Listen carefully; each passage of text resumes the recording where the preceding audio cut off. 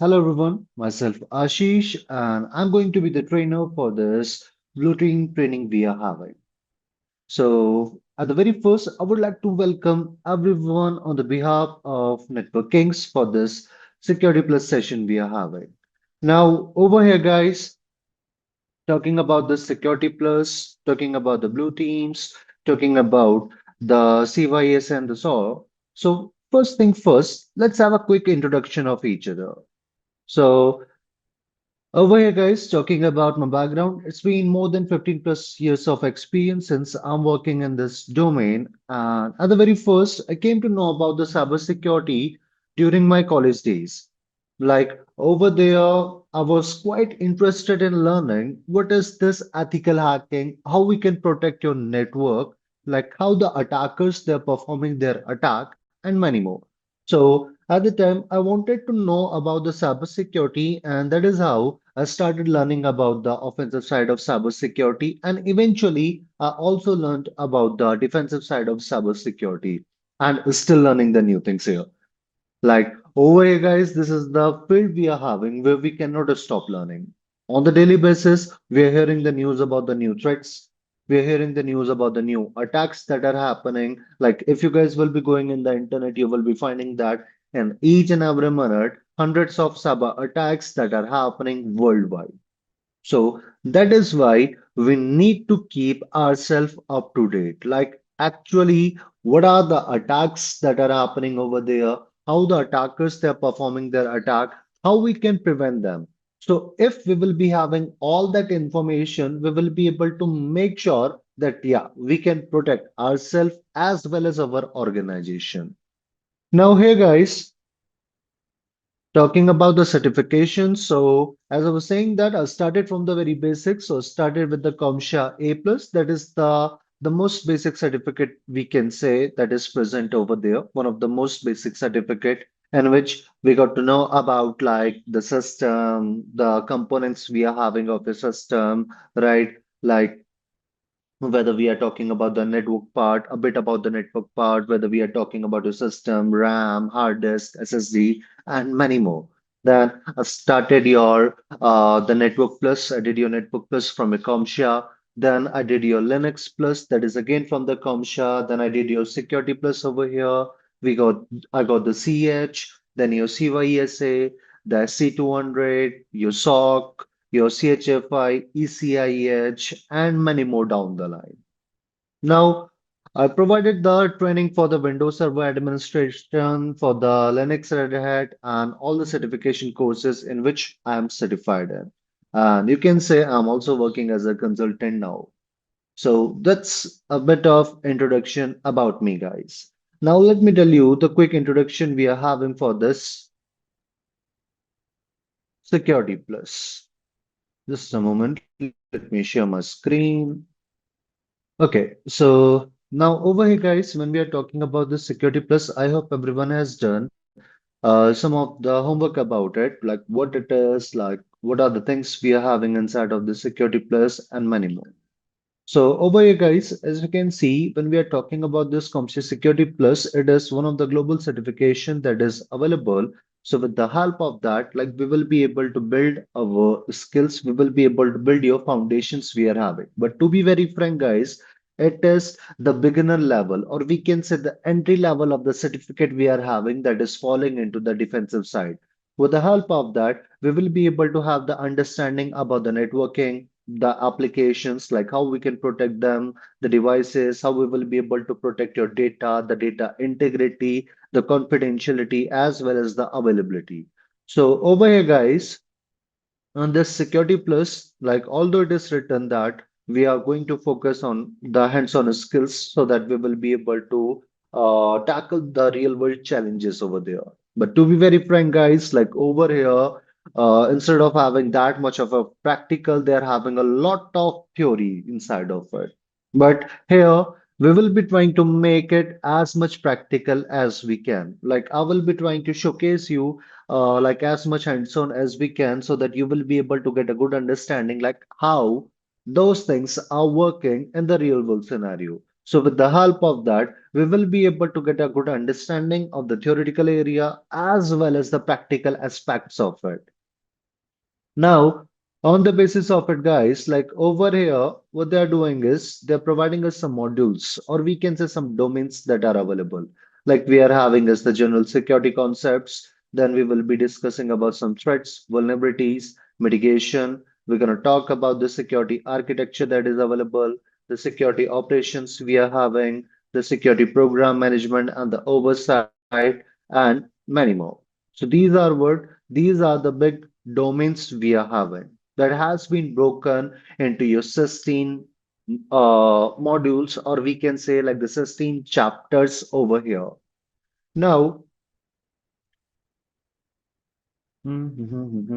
just a moment, let me show you the exam information about it.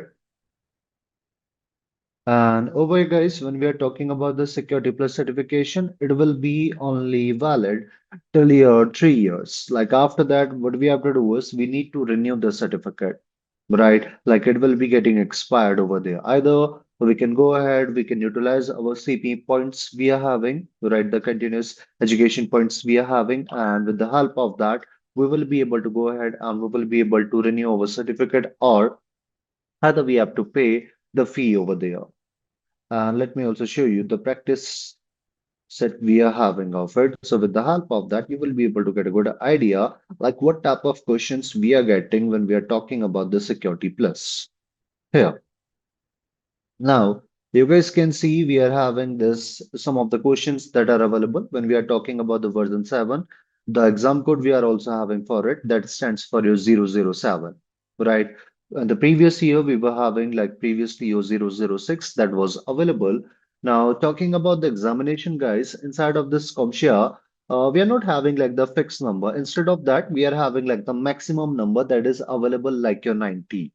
So over there, when we're talking about 90, like we are not having any type of guarantee that whether we will be getting like 80 questions, 85 question, most probably the number will be getting fluctuated over there. Like in my case, I received the questions that was near of like your 71, right?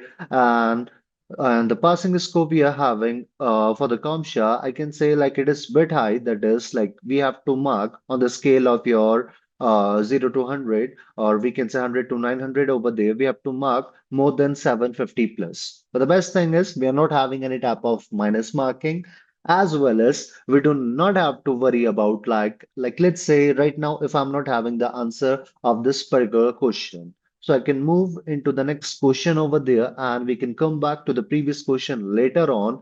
And for completing all these questions over there, we will be getting the time of your 90 minutes, right? It's a proctored examination, guys. We are having the two methods for giving the examination of it. Either we can provide the question, either we can provide our examination by sitting at our home on a virtual basis, or either we have to go in the exam centers.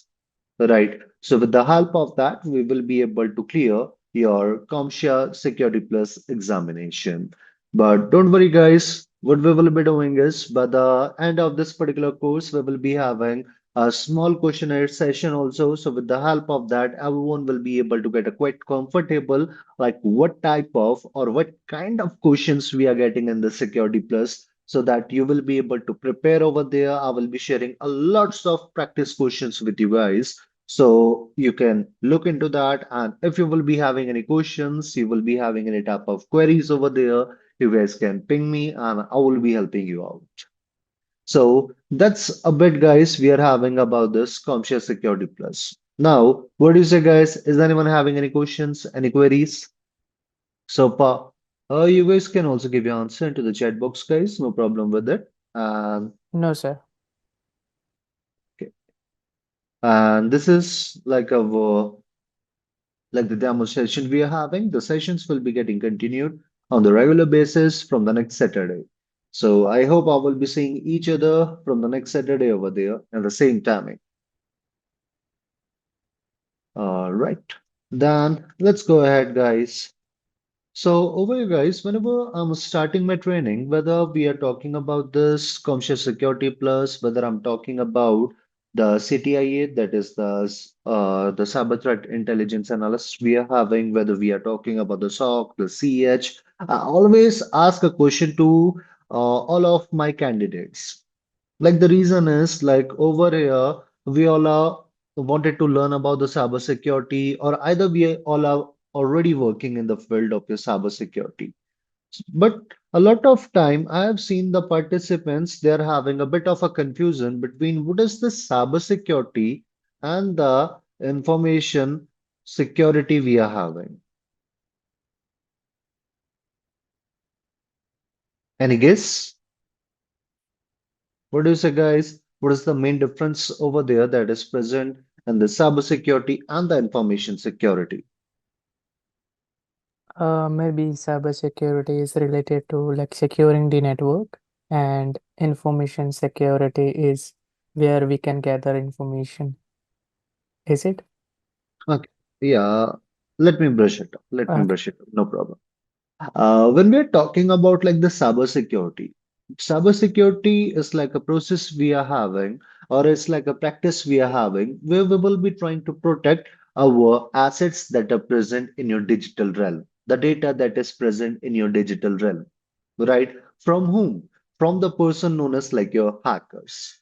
Whereas when we are talking about this information security is like a big umbrella we are having, and the cyber security is one of the domain of it. Like a lot of time, I've seen the participants, they're having the confusion. Many of them, they're saying that the cyber security is the part of information security. Some of them saying the vice versa of it.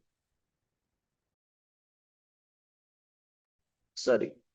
Now, over here, guys, actually, the information security is like a big domain. Like, that is not just talking about protecting our digital data, that is also talking about protecting your physical data, the data that is moving in our network, and many more. So, over here, the information security is a process where we are having three things that are related with the security, which we call as the CIA, or we are also calling it as the AIC, so that the peoples they won't be getting confused between the intelligence agency that is available in the US.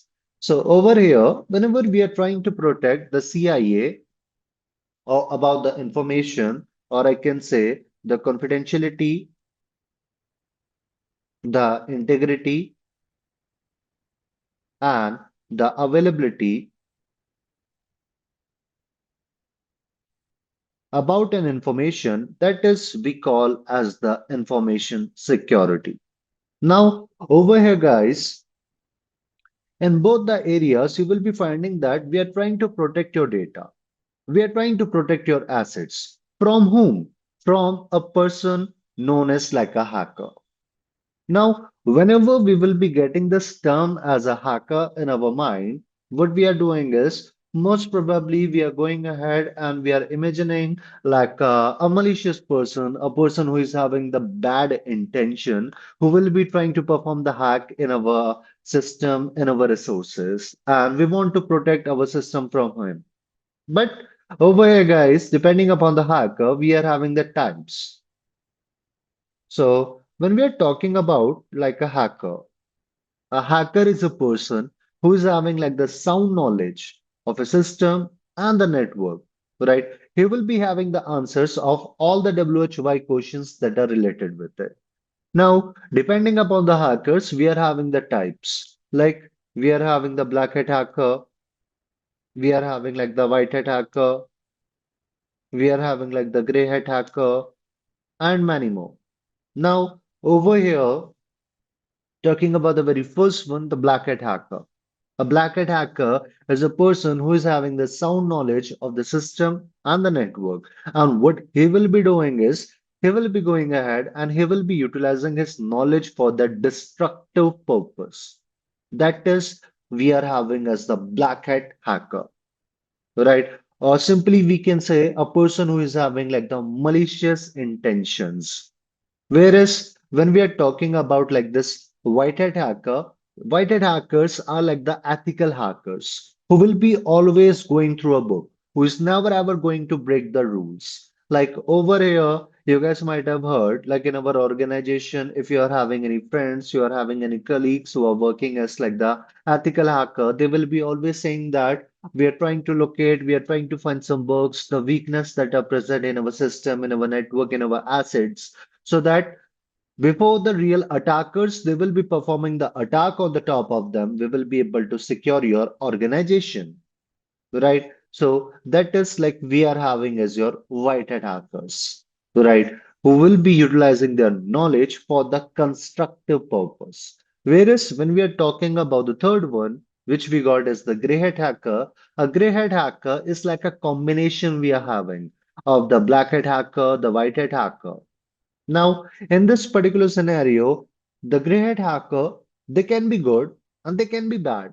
Like simply they are going to depend upon a situation. Now, let's say over here, we are having a hacker with the name, a gray hat hacker with the name of Ashish. What he will be doing is, he will be going ahead, he will be trying to find the weakness in the organization's assets, in their resources. Right. Now, over here, on the daytime he will be discovering all those weakness, right? And then later on, after getting all the information about the weakness, what he is doing is he is sharing all that data to a third party. Maybe he is getting a better opportunity over there. He is finding that the third party and or any other organization or any other hackers, they are providing him the more amount of money. So he will be going ahead and he's going to provide them all that data for that money. Now, because of that, our organization, they have to be a huge amount of loss. That is like we are having as a gray hat hacker, right? In the daytime, he's working as like ethical hacker who will be finding the weakness, who will be reporting to the organization, like, hey buddy, these are the weakness which I have discovered in your system, in your resources. So please try to fix them before the real attackers will be performing the attack on the top of them. Right. But in the evening, he's also selling that information to a third party. That is like we are having as the gray hat hacker. Similarly, if we will be giving the example for it, we are having like the bug bounty hunters also. Like the bug bounty hunters, they will be performing the exploits, they will be performing the attack in our resource. And after that, once they will be able to discover the information about the weakness, then they are going to report it to the organization. So that is like we are having as the bug bounty hunter. Now, over here, guys, that is what we are having like the hackers and the information security and the cyber security. Like over here, guys, after that, you guys can see we are having these three terms that are available, which we are having as the confidentiality, the integrity, and the availability. Now, I hope you guys are having the good understanding. Like, what are those attackers we are having that will be trying to threat, that will be trying to attack on our resources, and how we will be able to protect them, whether we are talking about the cyber security, whether we are talking about the information security. Now, over here, guys, when we're talking about this confidentiality, let me go ahead and let me brush it up these concepts for you so that you will be able to understand what they are. Now, over here, guys, like with the advancement of time, these three were not enough, right? They are known as like the elements of information security.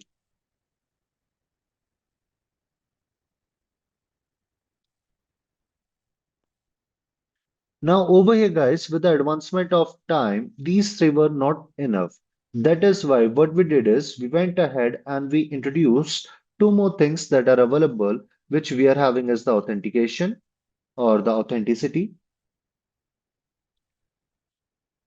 and the non-repudiation over here.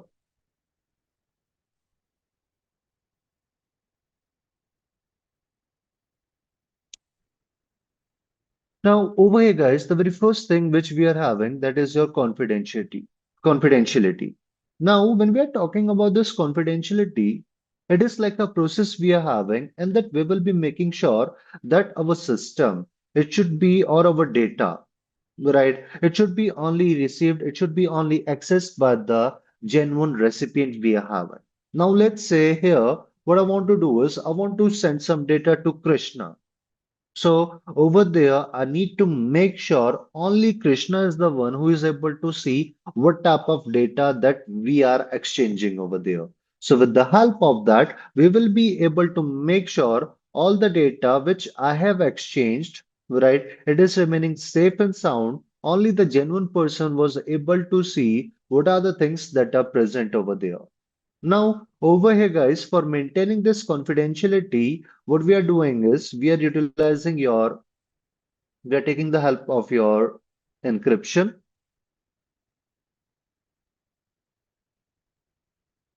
as well as we are taking the help of your access control, as well as we can also use the steganography, and we are having as your secure disposal of data. So these are some of the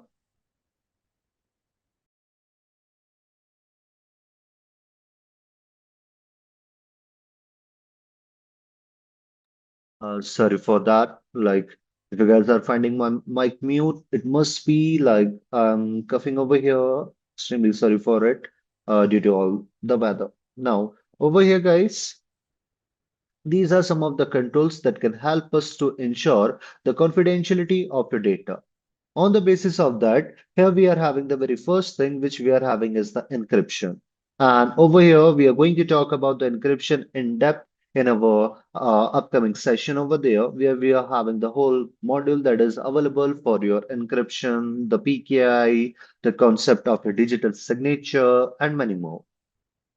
Now, encryption is a process we are having, and that we are going to convert our plain text into a cipher text. Now, let's say, for example, if I will be giving you the example over here, J, G, and then Q. What do you say, guys? Is this making any sense? This J, G, and then Q? Nope, right? Yes.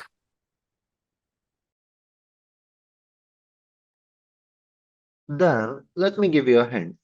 Go ahead and try to subtract two letters from each one of them. So I hope we are going to get H, E, L, L, O. And all together, it is making your hello over there. So that is what we are having as the plain text. Let me also mark it. And this is the cipher text we are having that is hiding the true meaning of our data. And over here, this minus,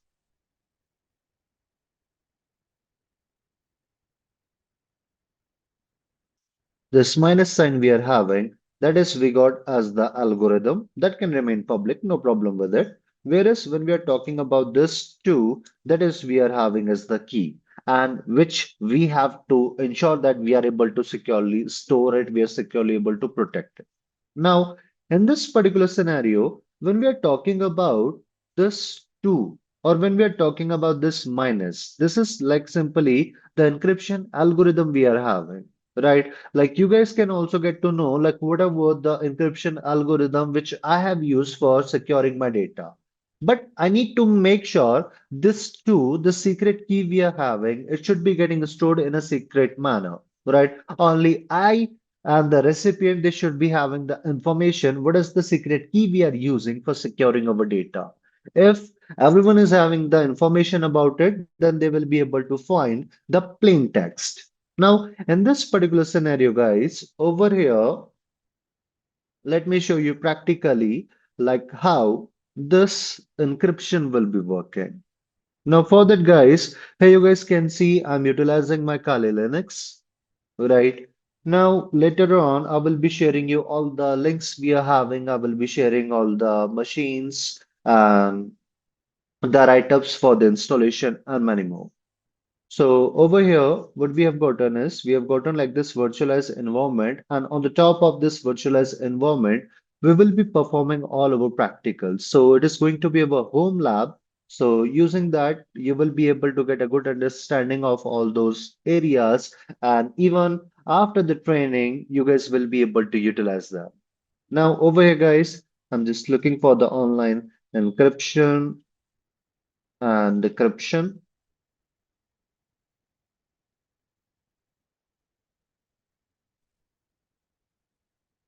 Now, let's say here I'm having some data which I want to encrypt, right? So for that, let's say the data which I'm writing it is like, hey folks,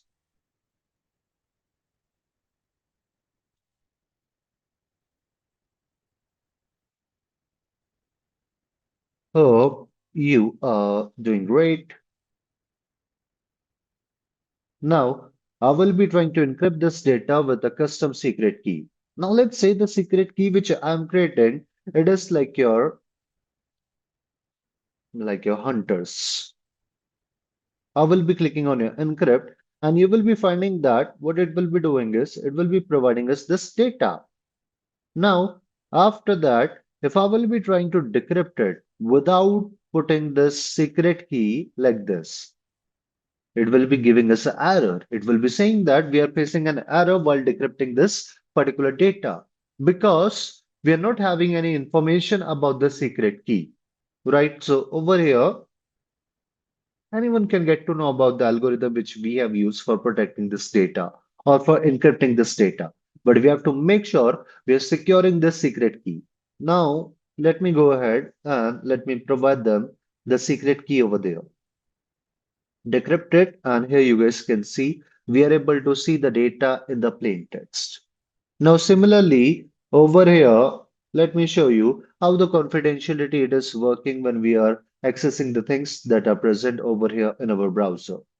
So for that, I'm going to use a tool with the name Wireshark. Right. When we are talking about this Wireshark, it is like a network protocol analyzer tool we are having. With the help of that, we will be able to keep an eye on the data, on the traffic that is moving in our network. Right. Whether we are talking about the inbound or the outbound. So from here, I'm going to provide the information about the interface, right? And that is we are having as the Eth0. And from here, I will be able to see all the communications, the conversations that are happening over there. Now,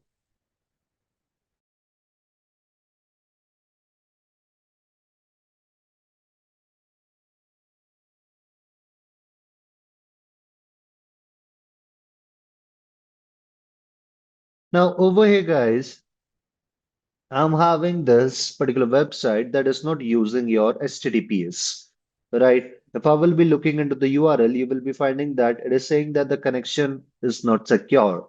They're using the HTTP, the Hypertext Transfer Protocol, which will be helping us to access the things over there, but it will be sending all of our data in the plain text. Now, let me show you if we are not using the encryption, how the attackers they will be able to find all of the data that is moving in our network.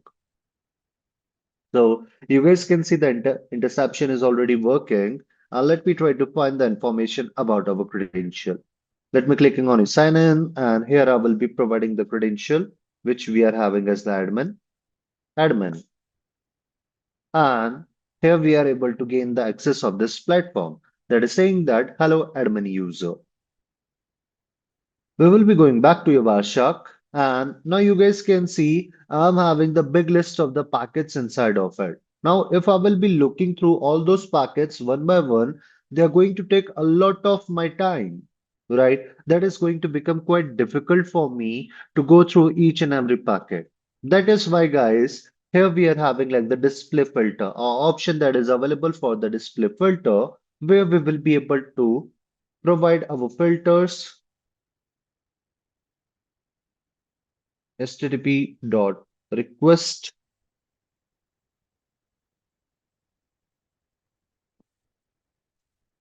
equals to post.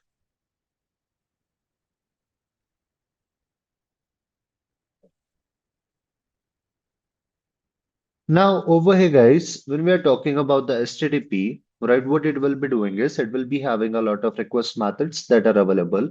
And here we are having the post. The post that is getting used when we are trying to perform the login over there. Now let me try to open it.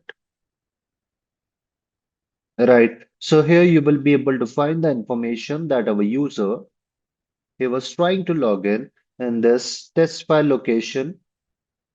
You will be also able to find the information about the user agent that is getting used, right? You will be able to find the information about the encoding, the language over there, the connection, the link we are having. We are also able to see the information about the session ID, the keys, right? The server information. Now, if you will be reading all the content later on, you will be also able to find the information about the username and the password which we have given.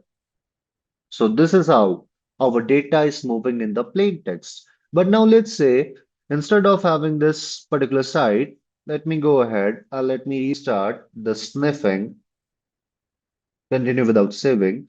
And this time I will be looking into the HTTP side. GitHub.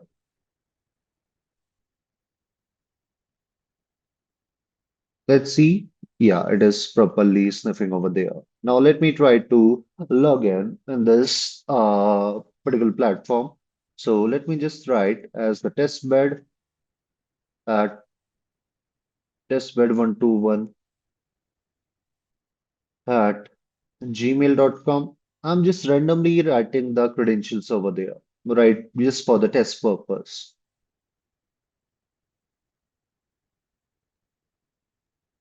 If I will be clicking on the sign in, it will be saying that incorrect username and the password since both of them are incorrect. Now, if again I will be going ahead and I will be trying to look for whatever the data that was present over there. So what it will be doing is it will be providing us the protocol. It will be providing us the port number that is available like your 443, right? And the address we are having for this GitHub, it is providing us like a 140, then something, something, something. Right. If we will be going ahead and we will be looking into over here, this is the area that is containing the information application data. But the problem is this time, this whole data, you will be finding that in an encrypted manner, right? That is not going to make any direct sense we are having over there. So that is how we are having as the encryption that is available over there. With the help of that, we will be able to make sure if the user is having the information about what is the key that is getting used over there, the secret key, then only they will be able to access our data. Otherwise, what will be happening is they will be just getting like this cipher text that is not going to make any direct meaning. That's we got as the encryption. Later on, we will be discussing about the types of encryption we are having, like whether we are talking about like the symmetric encryption, asymmetric encryption, right? As well as we will be discussing about the types of like the cryptographies and many more. Then afterwards, we are having as the access control. Now, when we are talking about this access control, it is like a process we are having, and that we are going to define like what are the privileges as well as what are the restrictions that are being allotted to a particular user. Now, let's say over here, we are having an organization, and in the organization, it is not like that. We are going to provide all the privileges to our users. Instead of that, we will be going ahead and we are going to use this access control. We will be just providing them the privileges so that they will be able to perform their day-to-day tasks, so that they are not going to face any type of difficulty while performing their work. Right. So for that, we are having this area as the access control. And we are going to talk about the access control in depth when we will be discussing about the IAM, that is the next module we are having after your encryption. Right. With the help of it, we will be able to go ahead. We will be discussing about the access control, right? As well as what are the attributes we are having, the types we are having of the access control, and many more. So for this access control, let me also show you a quick example. With the help of that, you will be able to get a good understanding like how we are utilizing it. Now I'm just showcasing you from the basis of your Linux. So over here, guys, As you guys can see, I'm running some commands over there, right? So do not worry about it. Like, although when we are talking about the prerequisites we are having for the security plus, that we should be having the good understanding about the network as well as the system over there. But no worries, when we will be starting our session, we will be first trying to cover our prerequisites so that the participants are not going to face, you won't be facing any type of difficulty later on when we will be talking about those abbreviations, when we will be performing all those practicals and many more. Now, over here, guys, I gave the command which we are having is the sudo su, which stands for the super user do switch user. And with the help of it, we will be able to switch to the, you can say we will be able to gain the access of your, like the admin, or in the Linux, we call it as the root, right? In Windows, we call it as the administrator. But over here, when we are talking about this Linux over there. In the Linux, we are calling it as the root. Now, in this particular scenario, what I will be doing is I'm going to create some files, right? So when we are talking about this environment for checking all those policies, for checking all those permissions, we can simply give the command ls-la, right? That will be going ahead, that will be listing our files as well as our -la. It will be providing us the information about all those files and the programs that are present, the detailed information about them, as well as whatever the permission that are available. Right. So over here we are having D that stands for directory, R the root, the read. Then we are having is the write. Then we got the execute. That is we are having for the root. Then after that we will be having like the groups. Then we are having like the others. So let me go ahead and let me create a directory.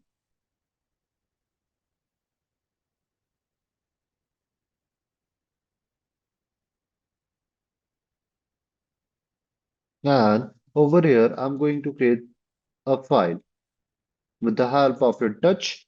That is like a editor we are having, which will be helping us to create a file.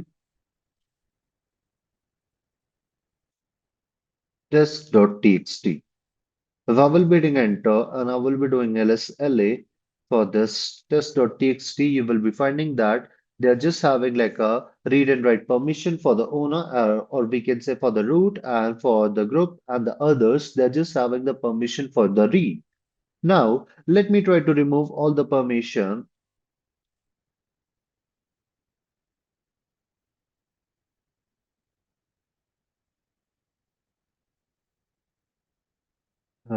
With the help of the command chmod, and I will be just giving the permission to our owner, which we are having as the 7, and for the others, I'm writing as the 00. Right. Then let me write the file name. So over here, guys, the 7 stands for read, write, execute, right? And the 0, it will be denoting that for the groups and the others, I'm removing all the permission. If I will be doing it, you guys will be finding that only this person is having the all the access to perform the task with that file. Now, let me switch to a normal user. So Kali, and over here, you guys can see we are having this test.txt file. Now, let's try to edit this file. You guys can see it is saying that permission denied. So that is how what will be happening is we will be able to go ahead and we will be able to define what type of privileges, what type of the restrictions the users they will be having with our data. And this type of you can say the access control is known as your DAC, which we call as the discretionary access control, in which the owner of a resource is going to define like the privileges and the restrictions with its resource. Now, after that, guys, we are having the next one as the stenography. Now, when we are talking about this stenography, it is like a process we are having, and that we will be going ahead and we are going to hide the data behind of some other type of media. Now, let's say what I'm having is I'm having some image, I'm having some audio file, I'm having some video file. Now, behind of all those areas, what I will be doing is I will be trying to, you can say, hide my another data. So if you're having the information about it, like what type of data is present or what type of data we are hiding behind over there, then only we will be able to find the information. Otherwise, we are going to simply skip that part. Now, for that, let's try to look into it, like how we will be able to perform it. Mhm. Or how the steganography is getting performed.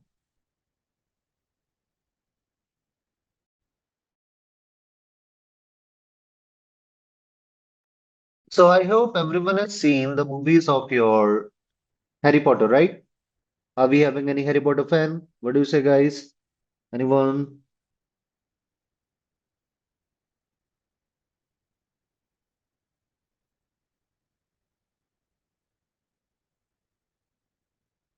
Yep. Now, over here in this particular area, guys, I'm just trying to download some image. It can be any, right? I'm just randomly selecting any image. I'm just going to make sure that it is like the JPG, not the web page. Save image as uh like your JPG. Okay, let me save it. All right, the file has been saved. Just a moment. Let me drop that particular file inside of a folder so that we won't be getting a lot of data over there. Now, over here, guys, what I've done is I just saved this particular image inside of my system. Let me open it for you. What do you say, guys? Are we having anything suspicious in this image? Or No. everything looks normal? Yes, normal. Normal, right? Now, let me try to show you the properties for this file also. Anything suspicious, guys? No. Nope. Mhm. Right. So over there, we are just having like a complete normal image file over there. Now, in this particular scenario, let me try to create some text files and then I'm going to put those text files behind of this image.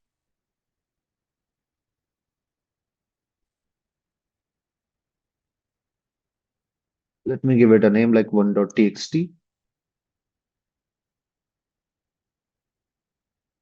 And let's say I'm just writing some data. Hey folks,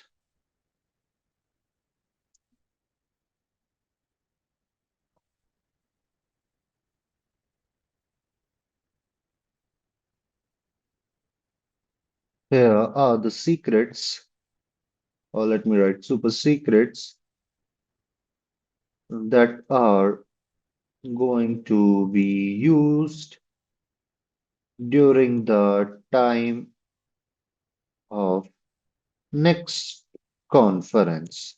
Let's say I'm just trying to make a secret message and I'm just saving it. After that, let me create one more file with the name 2.txt and secret codes to join the next conference. I'm just randomly tapping anything over there and I'm going to just simply save it. Now over here guys, we got this one.txt, we are having this 2.txt, simply we got the two txt files that are available and we are going to put both the files behind of this particular JPG image. Now let me select both of them and I'm just going to compress them so that they are not going to affect that much to my the storage of my this JPG and from here I'm going to delete the originals. And here we got our zip folder that is containing our one.txt. Let me show you. And this 2.txt.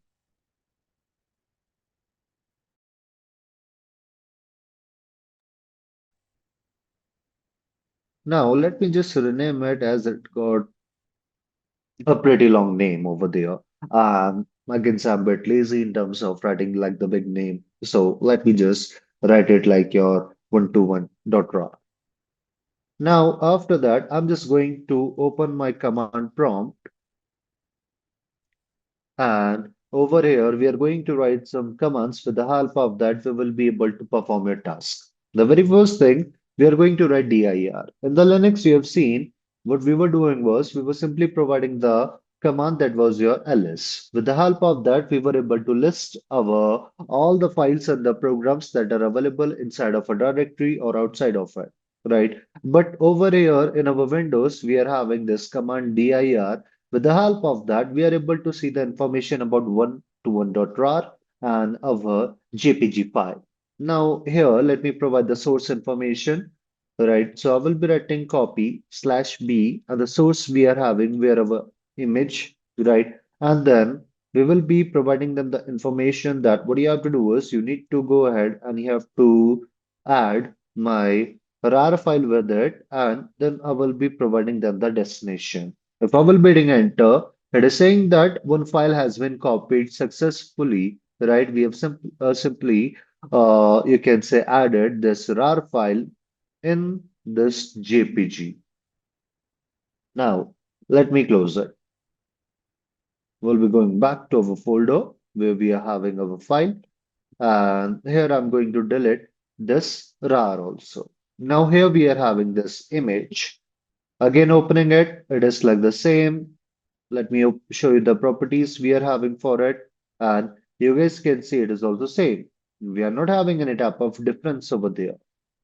But if I will be trying to open this image with the help of my WinRAR, here you will be finding the information about your TXT files which we have previously created.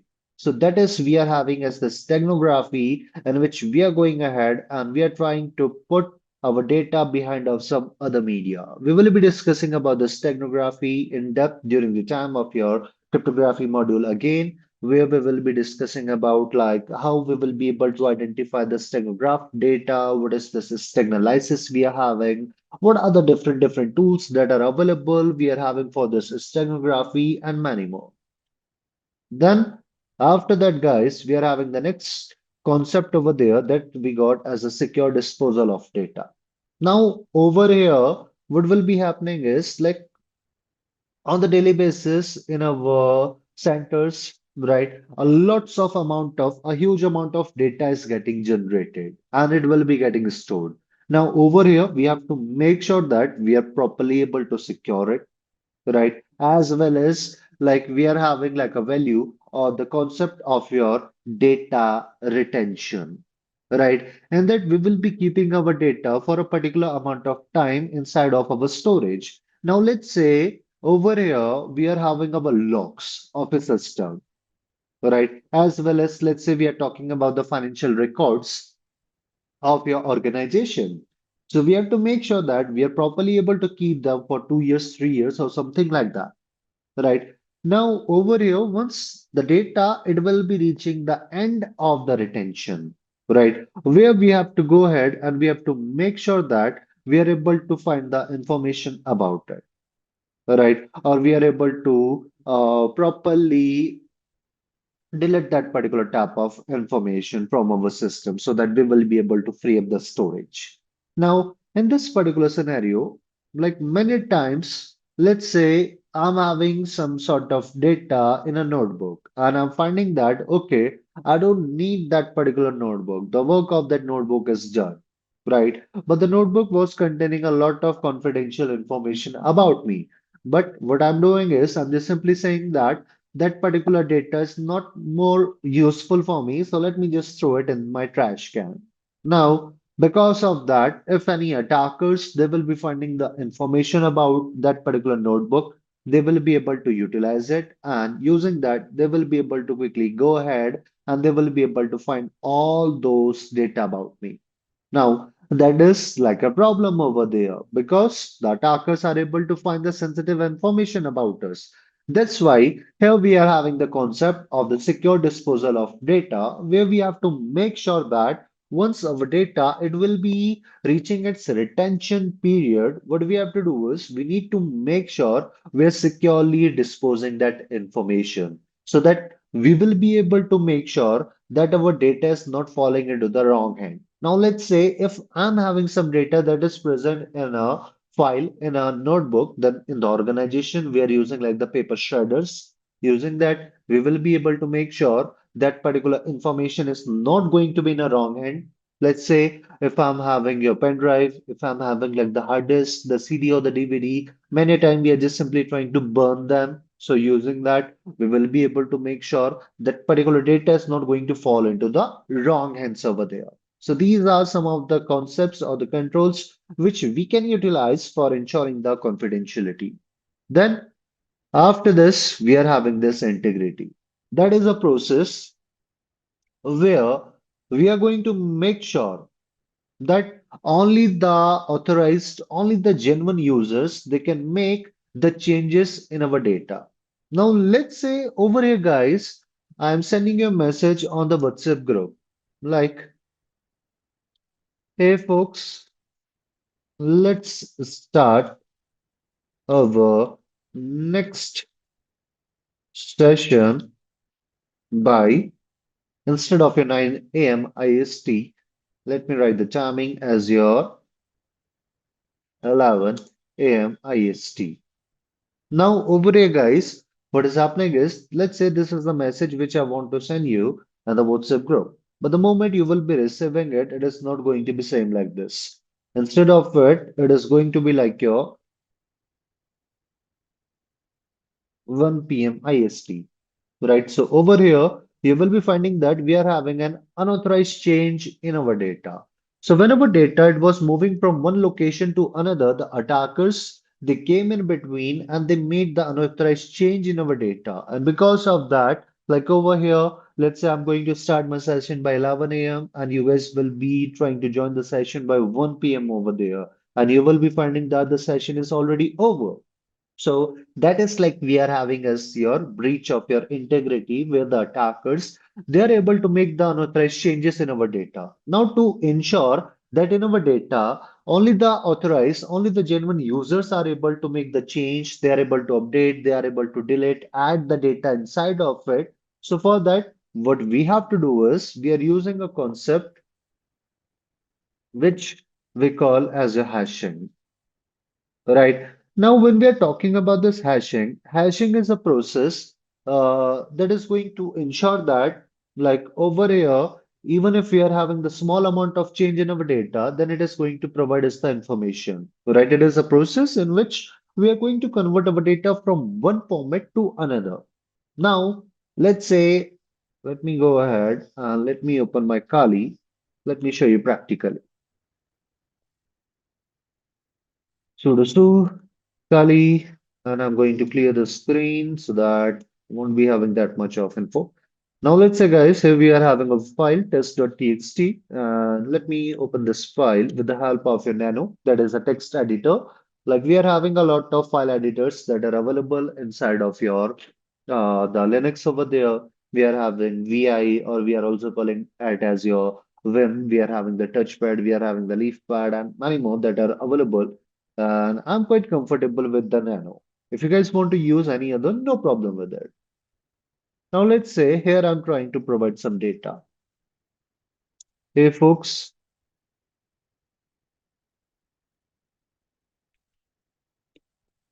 welcome to the session of Security Plus.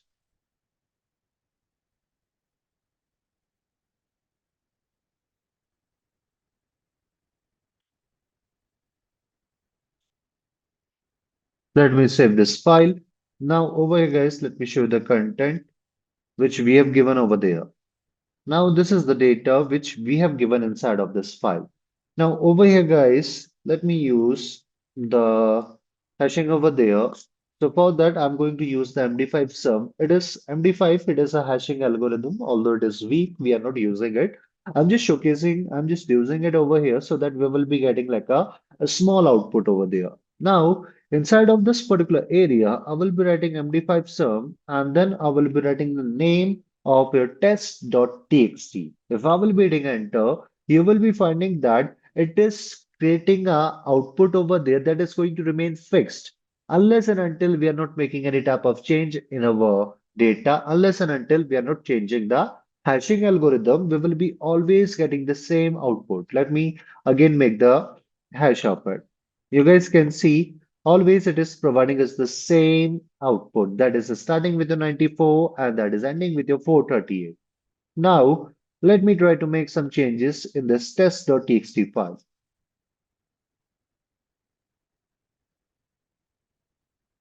And over here, I'm not even going to touch the data.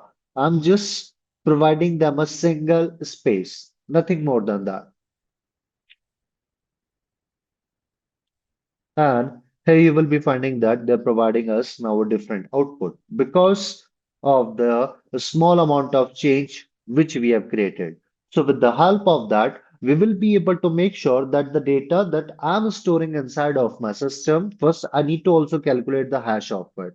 So later on, I can store the hash of the original file inside of my system. Later on, whenever I need to check that whether that particular data is the genuine, whether it is having any type of unauthorized changes or not, I can again calculate the hash and I can compare with the hash that is present in my database. If both of the hash, the new one which we have just calculated, are the previous one which we are having inside of the database. If both of them are matching over there, then we will be able to make sure that in our data we are not having any type of unauthorized changes. Now, over here, guys, along with that, it is not like that we are just using this hashing over there for the integrity purpose. We are also using the hashing so that we will be able to keep our passwords, the system's password we are having in a secure manner, right? We will be also discussing about that, like how we are utilizing the hash, how the hash is getting generated over there, how we will be able to secure it, like how the passwords that are present inside of your database are getting converted into your hash, how the attackers they're performing the attack on them, how they are trying to, you can say, find the plain text, right? So for the hashing, guys, you can here a word which we call it as like cracking the hash. But actually, in a frank manner, I can just say that we are not actually cracking the hash. Instead of that, we are simply trying to map the hash when we are using the attacks against of them so that we will be able to find what sort of plain text is behind of it. Now, that is we are having like your hashing. Now, after that, guys, we are having as the availability.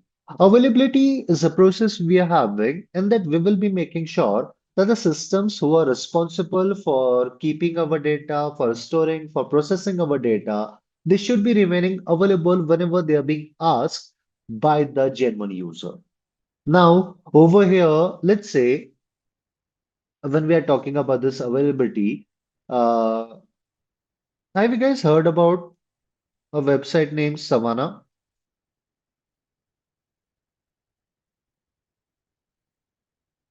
Is it related to song like music?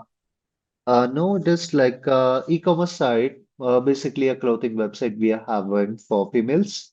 Let me just change the example. Okay.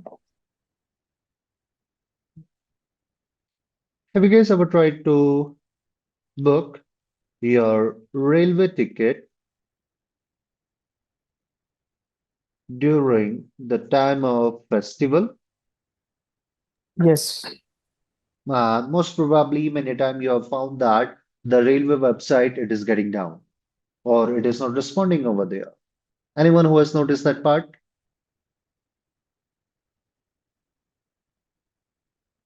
Yeah, I've seen. Yeah, quite normal we are having. So Yes. in that particular scenario, guys, what is happening is like over here, like the huge number of requests, right? Over here, a lot of users at the same time, they're going ahead and they're trying to make the huge number of requests over there. And because of that, what is happening is that particular website is getting down. And because of that, we as a normal user, we are not able to book your railway ticket. Now, to mitigate all those things, what we are having is we are having like this availability, right? So using this availability, we will be able to make sure that particular website should be remaining available whenever it is being asked by the genuine user.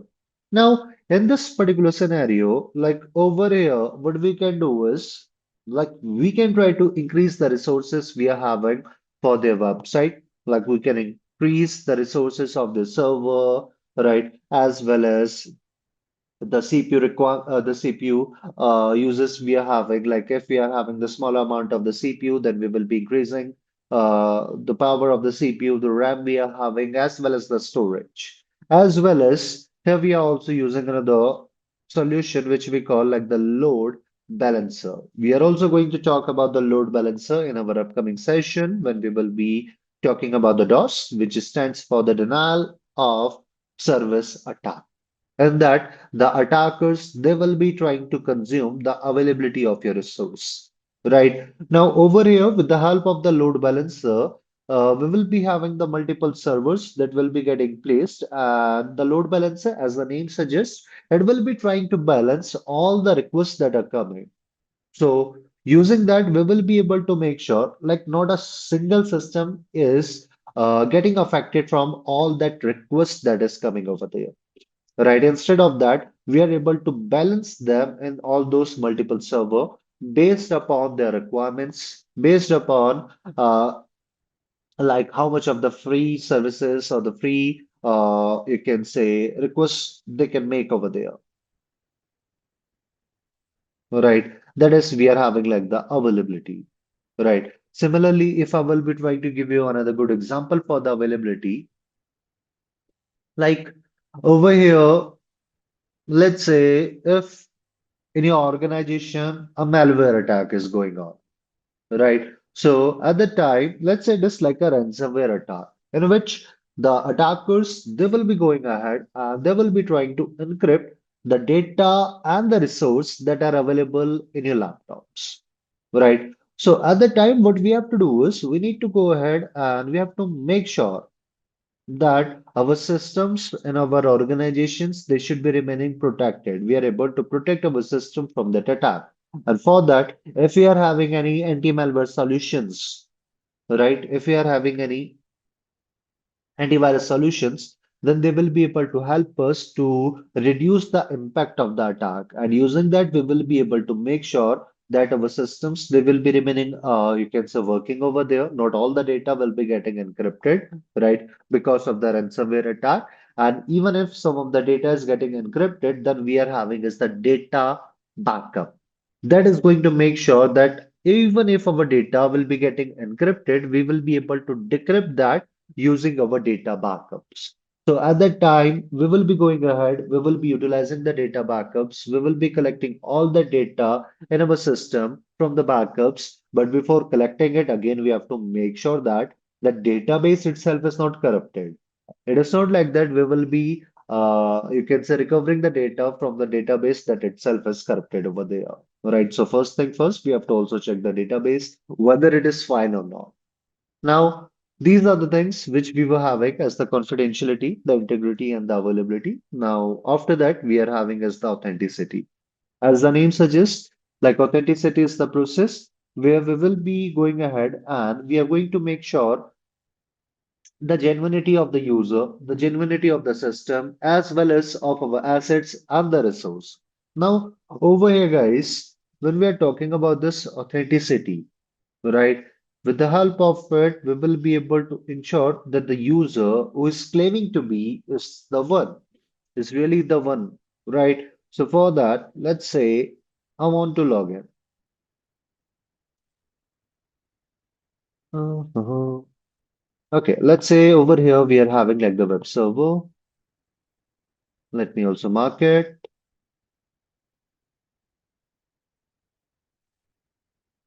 And here we are having the application front, the web application front.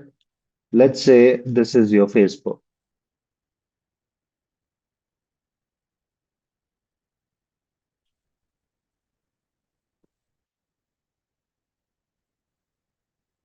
And here then we are having as the database.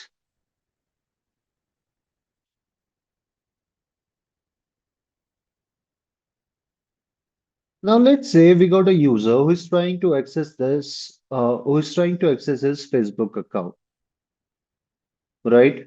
We got this user who is trying to simply access his Facebook account over there. So for that, what he will be doing is he will be going ahead and he will be looking into the login page for the Facebook. And once he will be finding the information about the login page, he will be going ahead and he is going to provide his credential, right? He will be providing his username and the password.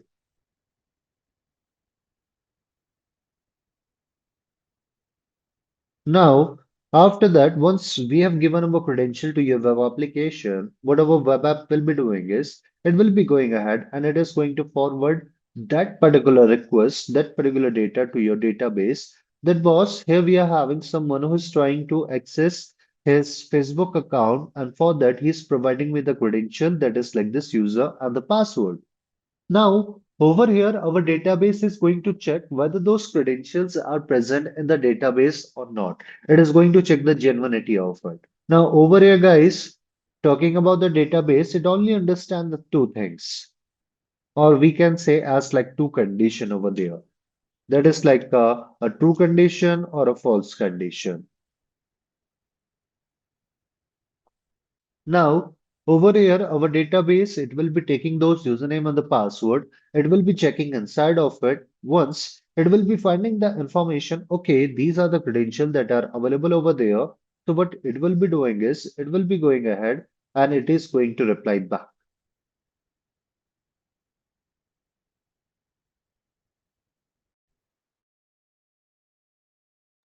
It is going to reply back to the web application, and that particular reply it will be happening on the basis of the true condition, since those credentials are available in our database. And then later on, using that, our user he will be able to log in into his Facebook account and he will be able to perform whatever the task he wanted to do. Now, after that, let's say we are having another scenario, right, where user he will be providing his username and the password. Same scenario, like the credential will be sent it to the database, and they will be getting checked over there. Now, let's say if those credentials are not available, so at that time again, the database it is going to reply back, right, and that will be in terms of your false condition, right, and the user he will be simply getting an error message that will be saying that incorrect username or the password.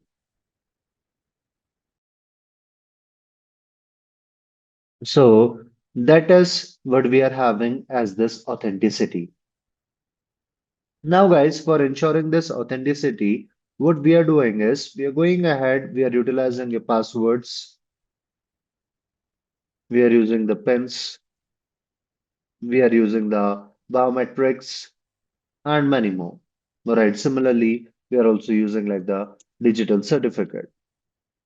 Any guess? Any idea, guys? Like whenever you're trying to access any particular website on your browser, how you're finding the information that whether that particular website is the genuine one or not. I hope you guys have gotten a lot of ads or you guys have seen the ads whenever we are surfing over our Instagram, right? You will be finding that we are having a lots of ads that are getting presented over there, whether we are talking about the clothings, whether we are talking for the accessories and many more, right? And many a time we are actually liking those products and we wanted to purchase. And I've seen a lot of time the users they're going ahead, they're clicking on all those links, right? They will be trying to purchase the product, they will be giving their money, but they are not going to get any type of resource from that location. Simply means that they are getting scammed. So what do you say, guys? How you guys are finding that particular website is the genuine one, not like a fake?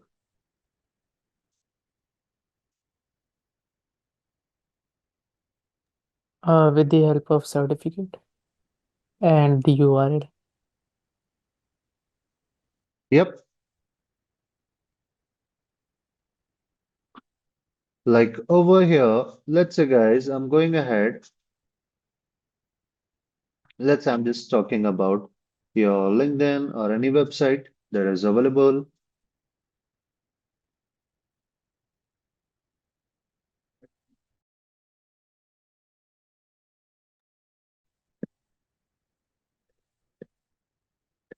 Now, let's say I've just opened this particular platform we are having for the LinkedIn. Now, in this particular area, you will be finding that we are having this padlock that will be saying that this particular area is secured. Right, like over here, you will be finding the information about that what they are doing is they are using like this HTTPS, right? So we will be getting this S, which is stands for the secure, that will be helping us to convert the HTTP to the HTTPS. For that, we are having your SSL TLS certificate. And using that, we will be able to make sure that our resources are going to remain available in a secure manner. Connection is secure. It is saying that our this particular site, right, we are securely connected to the site verified by the DigiCert. That is an organization we are having, which is providing us the digital certificate, view certificate. And here, guys, we are having the digital certificate that is available for this particular area. Now, what do you say, guys? How many times you are checking the digital certificate before opening any website? I hope most probably zero or once in a moon, right? Yes. Great. So over there, we are having something known as your OCSP, the Online Certificate Status Protocol. Now, let's say, guys, whenever we are accessing any particular site like this one or any of the website which we have accessed previously, so in that particular scenario, it was not like that. I was always checking the digital certificate. So over here, whenever we are trying to access them on behind of our browser, this OCSP, this protocol, it will be working, the Online Certificate Status Protocol, that will be going ahead and it is going to check whether that particular location is having a digital certificate or not. If they're having, that's a great one that we will be able to access it. If they're not having, then most probably they are going to provide us like a warning message that will be saying that security risk ahead. Do you want to access it or not? So using that, we will be able to go ahead and we will be able to specify that whether we want to, you can say, proceed, whether we want to go back in a safe location or not. So that is what we are having as the OCSP. Using that, we will be able to ensure that, yeah, the certificates are valid over there, they are available. So we will be also discussing about it during the time of this cryptography. Then after this, we are having is this non-repudiation. Non-repudiation is a process we are having, and that we will be going ahead and we will be ensuring that, like a preparator, cannot later deny on performing those tasks. Now, over here, guys, you have seen we got the CCTV cameras that will be available nowadays almost everywhere. So a person later on cannot deny on being performing those actions. Now, let's say we are in our office and let's say we got some sort of grudge, right, against of our colleague, against of our staff, or something like that. Just for the example, guys, it is not like that we have to perform these type of things. Now, over here, one day I will be going to my office and I will be start racking the things.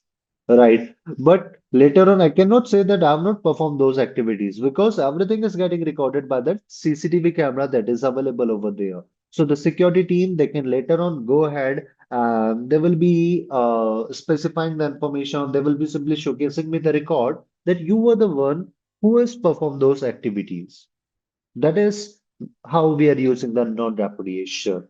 Right. Similarly, if we are talking about in the terms of your cybersecurity, so over here we are using like the digital signatures.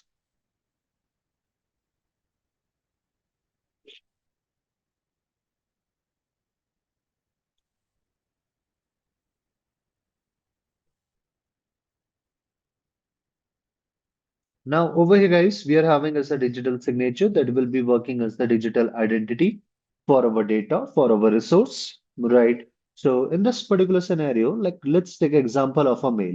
Now let's say if I'm sending you a mail, so over there, what will be happening is later on, I cannot say that I've not, you can say, sended you that particular mail.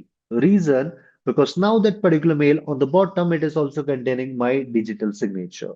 So later on, I cannot deny that I have not sent you the mail, and also you cannot later on deny that you have not received the mail, right? If in our organization we both are using the digital signature, we are going to have this particular area to make sure that everything is working fine. Like previously, if I will be going back, like your 10 to 15 years from today, right? So at that time, if we needed to make any type of request for the leave, or if we needed to make any type of request for the holiday, so at that time we used to write like a letter, right? Like physically, we will be going ahead, we will be taking a paper and the pen, and we will be writing a letter, then we will be sending it, right? But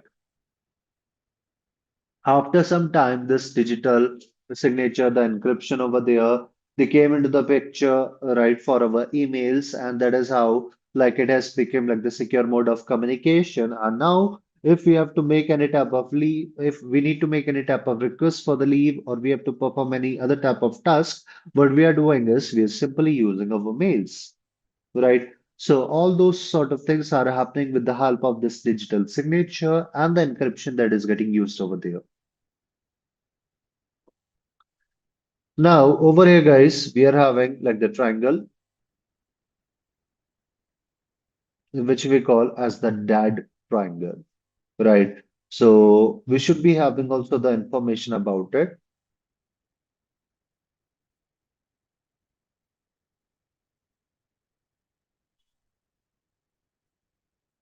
Here we are having the disclosure, then we are having as the alteration, then after that we are having as the denial. Now, over here, guys, this dad triangle, it is getting followed by the attackers. Right. So that is why it is going to be remain quite opposite of the things which we have discussed over here as the confidentiality, integrity, and the availability. Now, over here in the confidentiality, we were making sure that only the intended recipient will be able to find what type of data is getting sent. Right. But here, the attackers, they will be trying to disclose that particular information. They will be trying to find like what is written inside of that particular encrypted area. Then we were having like the integrity where we were making sure that in our data, we are not having any type of unauthorized change or we are not having any type of alteration in our data. But here, the attackers, they will be trying to make the unauthorized changes in our data. Then after that, we were having like the availability where we were going ahead and we were making sure that our system or our resource, they are going to remain available. But the attackers here, they are using like the denial. Now, after that, guys, over here, we are having like our next topic, which we got as the CSS, the Cyber Security Framework.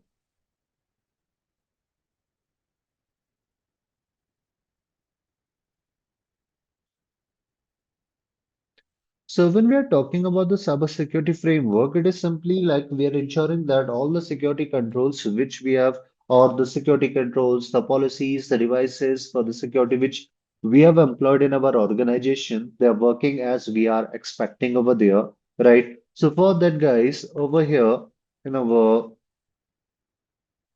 Security Plus, we are having like the Nest, right? The NIST cybersecurity framework that is available over there. Now, on the basis of it, guys, here, right, they're having like the five functions. Like, although if you will be looking into the NIST cybersecurity framework, that is like the latest one, you will be finding that they got the six functions inside of it. But in our Security Plus, they're just having the five functions, right? So we are going to talk on top from that. We are having like the identify, then we got the protect, then we got the detect.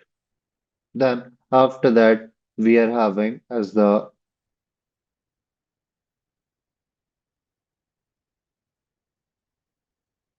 recover, right? Now over here, let me simply grab an image that will be having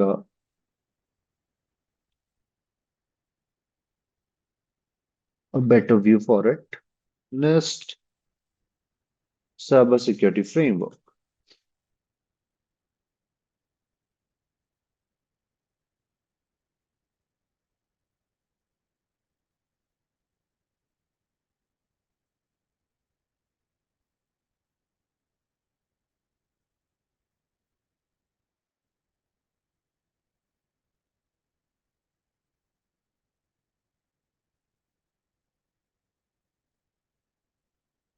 Now over here, guys, you can see what we are having is we got this cybersecurity framework that is available over there.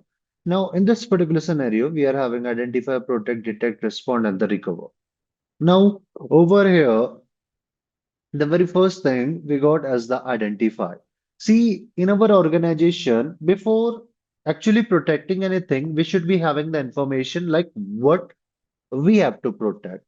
Now, let's say in the organization, I'm having like your hundreds of systems. I'm having the hundreds of different sets of data.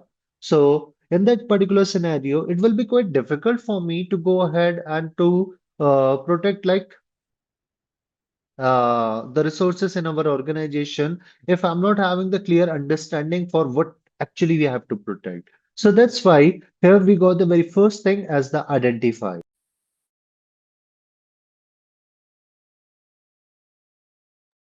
Sorry. So identifies the state in that we will be going ahead and we will be trying to find the information about the assets which we have to actually protect in your organization.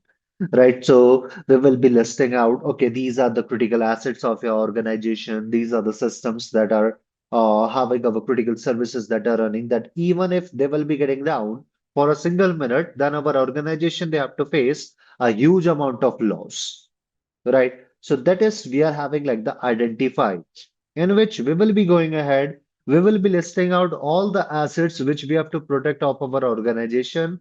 We will be finding the methods, how we can protect them. We will be defining the policies for it and many more. Once we have done this identification, then we will be moving into this protection, where we are going to protect those previously identified assets to make sure that they are not getting compromised easily, right? So for that, like we will be using your firewalls, right? We will be using like the intrusion prevention systems and many more. Now, when I'm talking about the firewall, a firewall is always going to act as the first line of defense, right? That is going to work on the basis of the rules that we have already given inside of it. But the problem is we are having a lot of limitations of the firewall. Now, let's say the attackers, they are able to find the information about the rules of your firewall in which our firewall is working, then they can easily bypass it, right? We are having the intrusion prevention system, right? That is also a security solution we are having. Then the attackers, they can also find the information about the rules, like how it is detecting the things, how we will be able to bypass, and many more. So we will be also talking about the firewall and the IPS in our upcoming session, right? So over here, guys, on the term of your protection, right? I'm not saying that we can achieve like the 100% of security. It is like a concept or it is like a good dream we are having, because maybe let's say in this particular moment, I'm able to achieve the 100% of security. But let's say in the next moment, what is happening is some new threats are getting introduced, and the attackers are again able to find the ways to compromise your assets and the resource, right? So that is why, like over here, we will be having this protection step that will be helping us to protect your organization to remain intact so that we will be able to withstand against the attacks. But now let's say if the attacker is able to bypass this protection layer, then over here we should be having some sort of detection components that should be generating the alarm, that should be providing us the information that buddy, an attack is going on. The attacker is present who is performing the attack on your resource, on your system, or the services. That is why here we should be having some the detection method. So for that, like we are using the IDS, the intrusion detection system. right? We are having the user analytic behavior analysis, UEBA solutions, right? We are having the SIM solutions, the security information, and the event management tools, and many more. That will be going ahead, that will be keeping an eye on your resource file like your 24 by 7. So using that, we will be able to find if in the future any type of suspicious activity will be occurring, right? So that is how we will be able to detect, we will be able to identify that boss an attack is going on. And once we are able to find the information about that particular attack, then after that, we are having the next phase, which we are having as your response. Now, in this response, we will be going ahead and now we are going to take the actions against of the previously identified attacks. Now, let's say,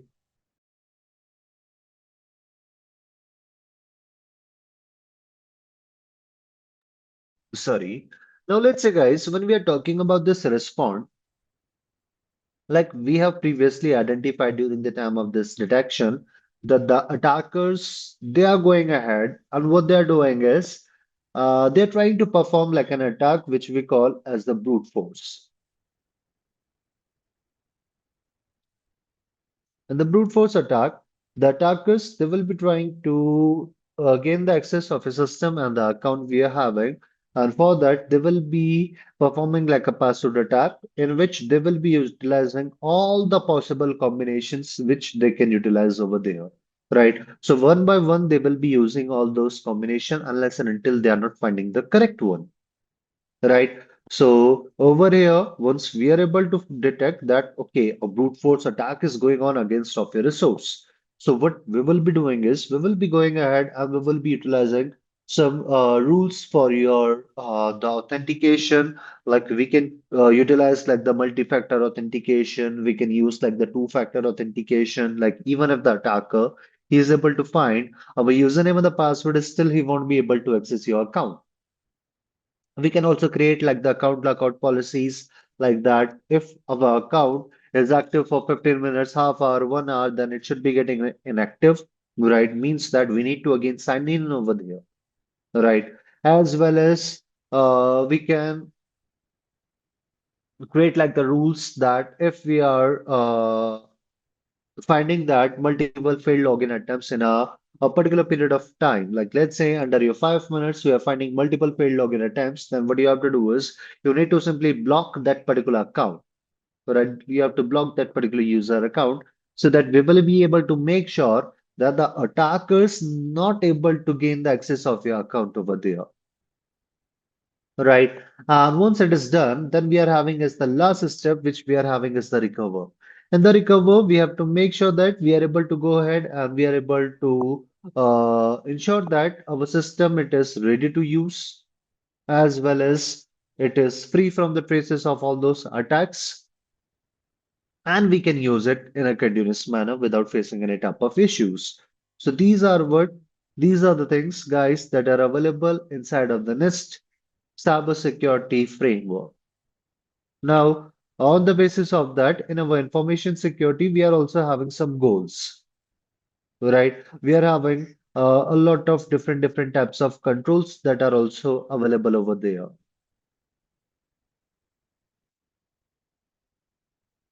that we should be having the information about them.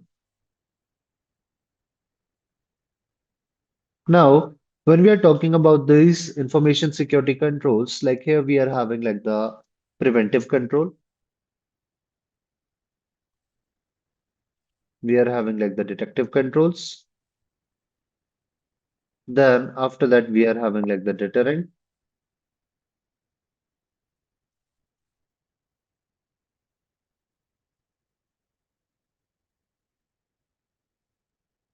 And we are having like the recover. Now, in this particular scenario, when we are talking about this preventive controls, it simply means to say that we will be going ahead and we will be ensuring that we are putting all the security solution the policies, the tools that will be helping us to ensure that our organization is not getting compromised over there, or we are able to make sure that our organization will be able to withstand against those attackers. Whereas when we are talking about the detective control we are having, and that particular scenario, we will be going ahead and we have to make sure that even if any attack is happening over there, then we have to go ahead and we have to prevent, we have to, you can say, quickly detect it. If the attackers they're able to bypass the prevention layer, then we have to at least identify like if attack is going on or not. Then after that, we are having guys like the deterrent control, right? In the deterrent control, like it is not going to directly help us to stop the attacker.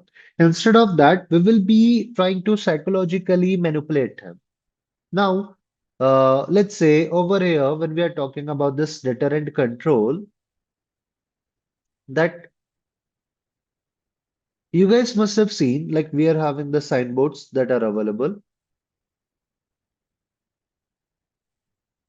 like be aware of docs, sign.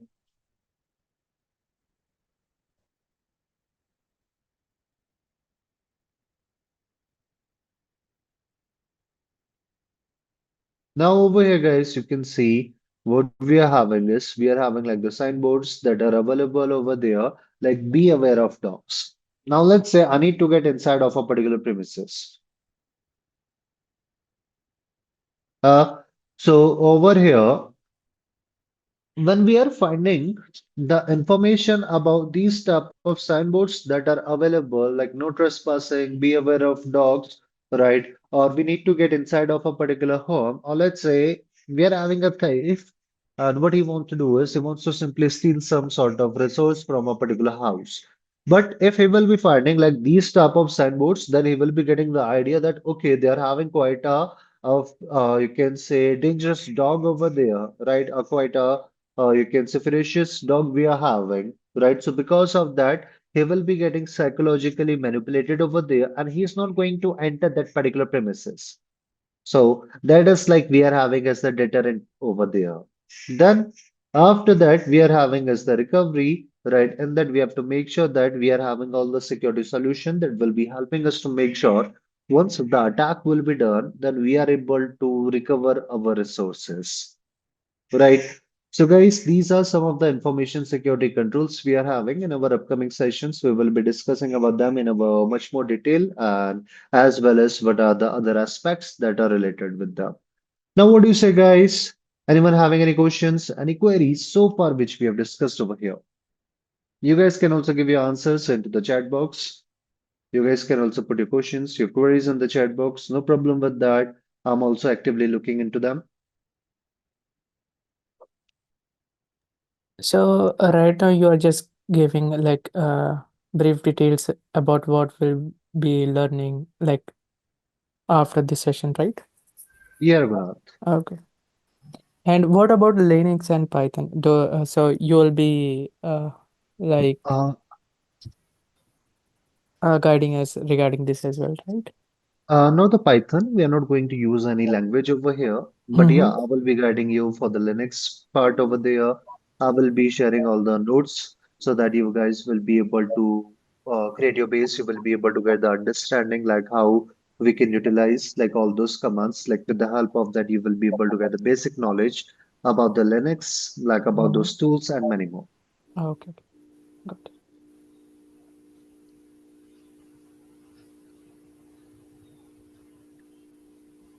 What do you say, guys? Is anyone having any question, any queries?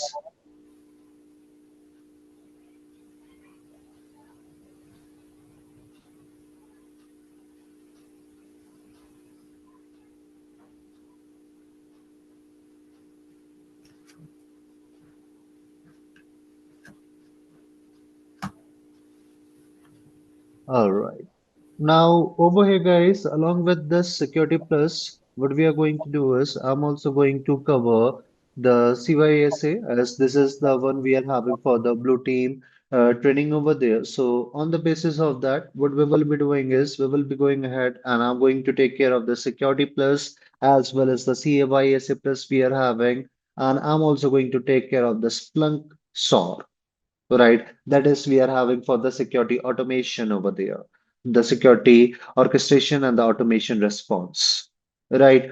So I hope it was like a, you can say, a knowledgeable session, and you guys are able to find some interesting topic. What do you say, guys? Like any feedbacks for me?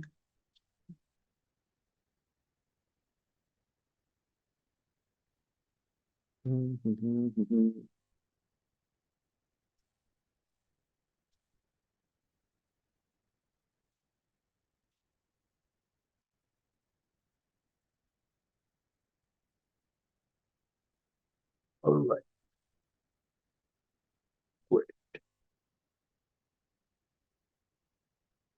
All right then, guys. So thank you, everyone. Thank you for joining in.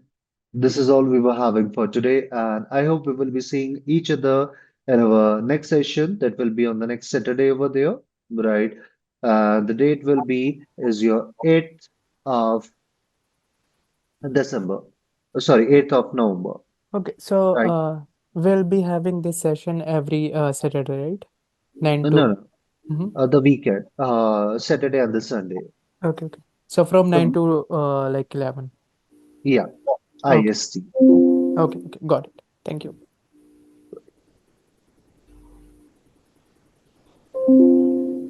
Okay, thank you, Ashish. Bye. Thank you, everyone. Thank you for joining uh, in. where we can Have a get the recording.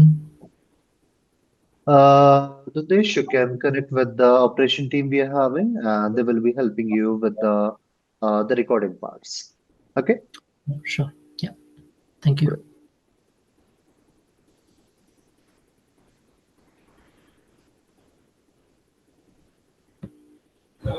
Thank you, Ashish sir. Thank you, Anuj.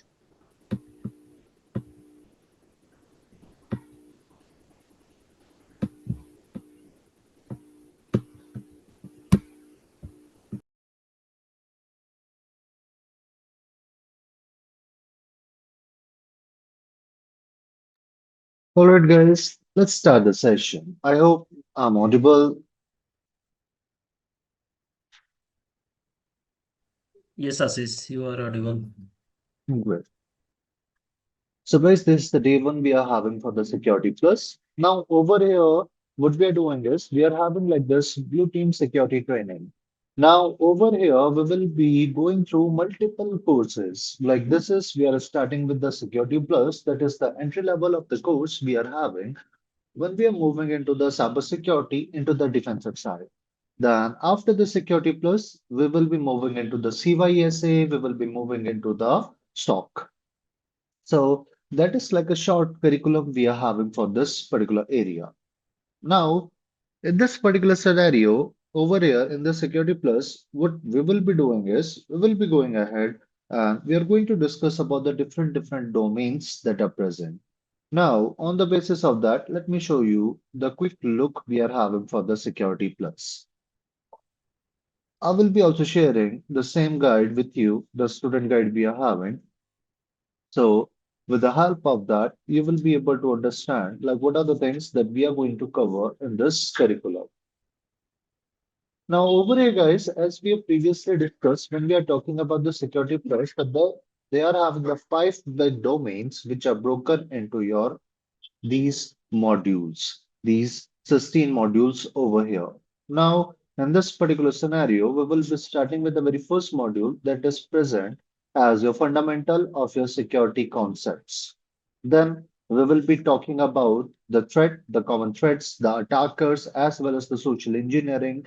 Then we will be moving into the cryptographic solutions, the IAM we are having, the network architecture, the cloud network architecture, then we will be discussing about the resiliency and the site security concepts, the vulnerability management, the network security capabilities, and then the endpoint security, application security, the IR, and the digital forensics. Then here we will be talking about the malwares, the malicious activities. We're gonna then discuss about the governance concepts, the risk management, and in the very last, we are going to end it with your data protection and the compliance topics. So that is going to be the curriculum for this Security Plus. Now, over here, what I will be doing is we will be going ahead and we will be starting with the very first module that is present over there, the fundamental security concepts. But along with that, we are also going to cover some of our the prerequisites over there. Now, when we are talking about the prerequisites for the Security Plus guys, that is, we are having as a system a bit network as well as the Linux. Now, for this network and the Linux part, we will be covering some of the major topics that we will be requiring over here, as well as when we will be moving into the practical end, we will be performing all the tools, we will be using all the tools, the process, so that we will be able to see how all these things are working in the real life scenario. Right. So for learning about these parts, what I will be doing is, guys, I will be sharing you some topics, right? I will be sharing some labs with you, the free labs, like the Triad we are having, as well as we got a lot of lab that will be helping us to cover the network, the basics of the network, and the limits. Now, using them, you will be able to create your base, you will be able to create your foundation around these topics that are present so that later on, when we will be moving into the practical ends, you won't be facing any type of difficulties. So, guys, that is going to be the curriculum over here for this Security Plus. Now, over here, guys, on the daily basis, on the weekends, we are just having the session for the 2 hours, right? But somewhere, if we will be finding that we need some extra time, then we will be trying to expand it. Now, going ahead, and to the very first chapter that is available, which we got as the security concepts. Along with that, guys, when we are talking about the Security Plus examination, over here, we are getting the questions between of your 65 to your 90, right? We are having like the maximum number. Now, along with that, when we are talking about the examination of the Security Plus, we are getting like the MCQ, the multiple choice question, and the performance-based question. Now, when we are talking about this performance-based question, in that particular area, they will be asking us to perform some task. Now, let me show you how generally a performance-based question will be looking like. 701 performance-based questions. Now, over here, guys, I'm just playing this video. So with the help of that, you will be able to see how generally a performance-based question looks like. Now, I have seen a lot of time the participants, what they're doing is they're giving a lot of time to their performance-based questions.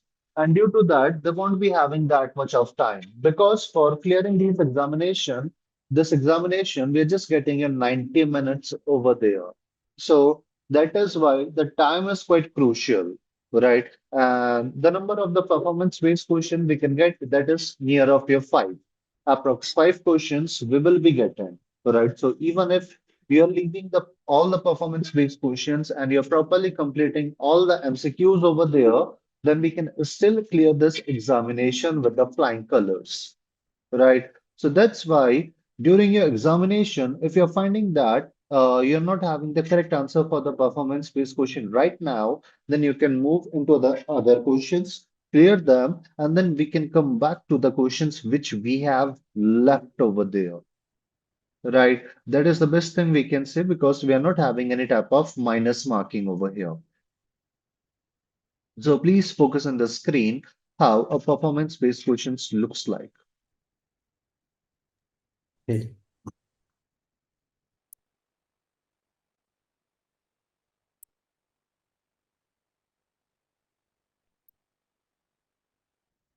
Now, in this particular scenario, guys, you can check what they're doing is they're providing like a test question that you have downloaded, a gunzip file, a compressed file, and which we have gotten from the internet, and it is present inside of the current users directory, right? The system credentials are these.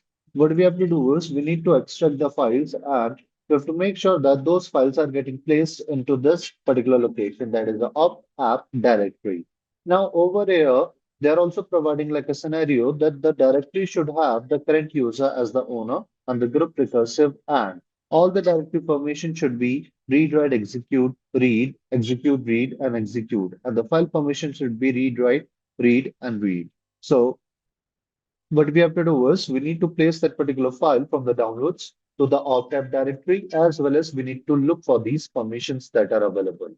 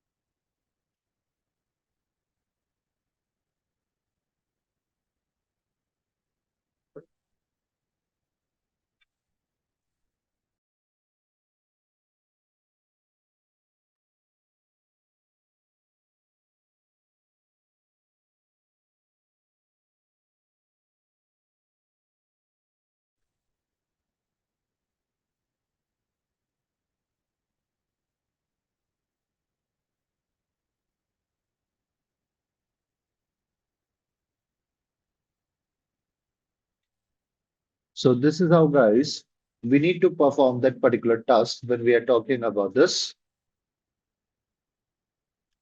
performance-based questions.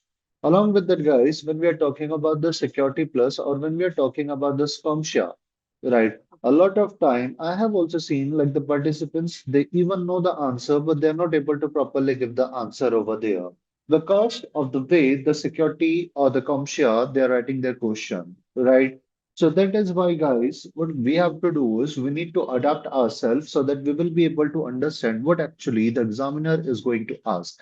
And your security plus examination, it is a proctored one, means that we can give the examination by setting into the virtual location as our home, or we have to look for the test centers that are available. But both of the examination, both of the ways are the proctored, right? Means that a proctor will be present over there and he is going to keep an eye on all the activities which we are performing. And it is not an open book examination. Means that we cannot carry any type of information with us, neither we can have any type of other device. We can only use on the screen that is available over there. Now, over here, guys, on the basis of that, we will be starting with the very first topic that is available over there. That is, we are having as the information security and the cyber security. Now, as we have discussed previously in our session, that when we're talking about the cybersecurity, it is like a branch we are having of your information security, where we will be going ahead and we will be trying to protect our assets, our devices, our data, and the resources that are present in your digital realm. Whereas when we are talking about this information security, generally this information security is related with the three things that are which we call as the CIA triad, and in many places we are also calling it as the AIC, so that the participants or the peoples they won't be getting confused between the intelligence agency that is present in your US. Now over here, when we are trying to protect the confidentiality about information, the integrity about information, and the availability about an information, that is what we call as the information security. Now, over here, this information security, it is just not going to talk about the digital data. It is also going to talk about the physical data we are having. Now, let's say we got some assets that are available, right? We are having some files that are available, the physical ones, as well as we are talking about the infiltration, we are talking about the intrusion. So, from all those areas, this information security, it will be helping us to protect them. Because what it will be doing is it will be acting as a big umbrella that will be containing your data security, the cyber security, the physical security, and many more. Now, with the help of that, we will be able to make sure that everything we are able to include over there and we are able to protect. So, that is what we got as this information security and the cyber security. But in both of the areas, you will be finding that what we are doing is we are trying to protect our assets. From whom? From a person known as a hacker. Now, whenever we are hearing this term as a hacker, what will be happening is we are always going to get a wording in our mind, or we will be always getting an imagination in our mind that a bad person, a malicious person who will be performing the hack so that he will be able to take the advantage of our resources. But actually, guys, when we are talking about a hacker,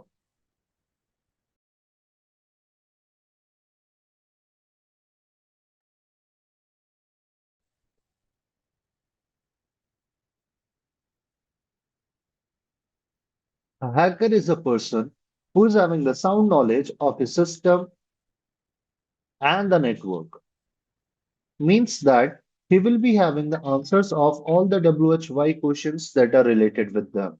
On the basis of a hacker, we are having the types. Like we got the black hat hacker, we got the white hat hacker, we are having the gray hat hacker, then we are having the script kiddies, then we got the suicidal hackers, then after that we are having the status sponsored, then afterwards we got the cyber terrorist. Then after that, we got your hacktivist. Then we also got some insider threats, and we are having the APT, which we call as the advanced persistent threats. So, guys, these are the general categories we are having for the hackers. Like if you will be going in the internet, you will be finding the big list, but these are the major ones. Now, here, the very first one we are having, that is, we have gotten as the black hat hacker. Now, when we are talking about this black hat hacker, a black hat hacker is a hacker that is available, and what he will be doing is he will be performing the hack for his own personal purpose, for his own personal benefit. Means that here we are having a bad person, a person with a malicious intention.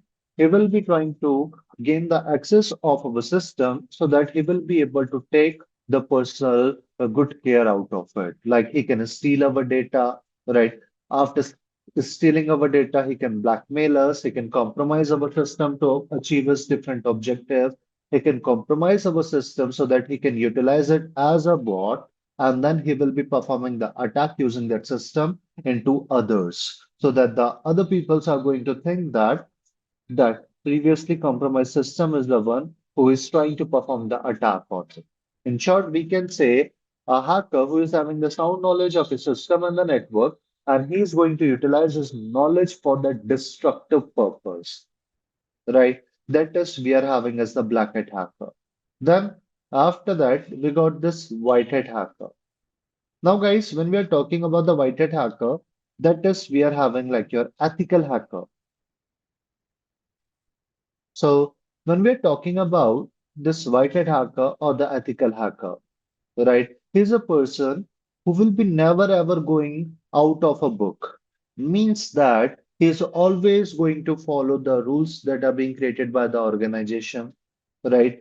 As well as he will be always going through the scope. For the ethical hackers, they will be having a scope in which we will be deciding like in what are the areas you can perform the attack and in what are the areas you cannot perform the attack, right? As well as what are the tools and the process which you are going to use.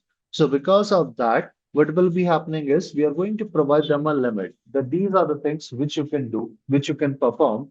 If you will be going out of the box, then we can consider it as unethical and we will be able to take the legal actions against of you. So that is what we are having as your ethical hacker, a person who got the sound knowledge of the system and the network, and they are going to utilize their knowledge for the constructive purpose. Then after this white hat hacker guys, we are having as the gray hat hacker. Now, as we have previously discussed in our demo session, right, as the name suggests also, this gray hat hacker, it is we are having the combination of a black hat and the white hat. Means that a person who will be like a opportunity based, right? What he will be doing is he will be going ahead and he will be waiting for the opportunities. Now, let's say in day, what he is doing is he's working as a black hat hacker, right? Or let's say he's working as a white hat hacker who will be following all the ethics, who will be trying to perform the attack, and then he will be reporting it to the organization that, buddy, these are the weakness which we have discovered in your system. Now, on the basis of that, please go ahead and try to take care of them.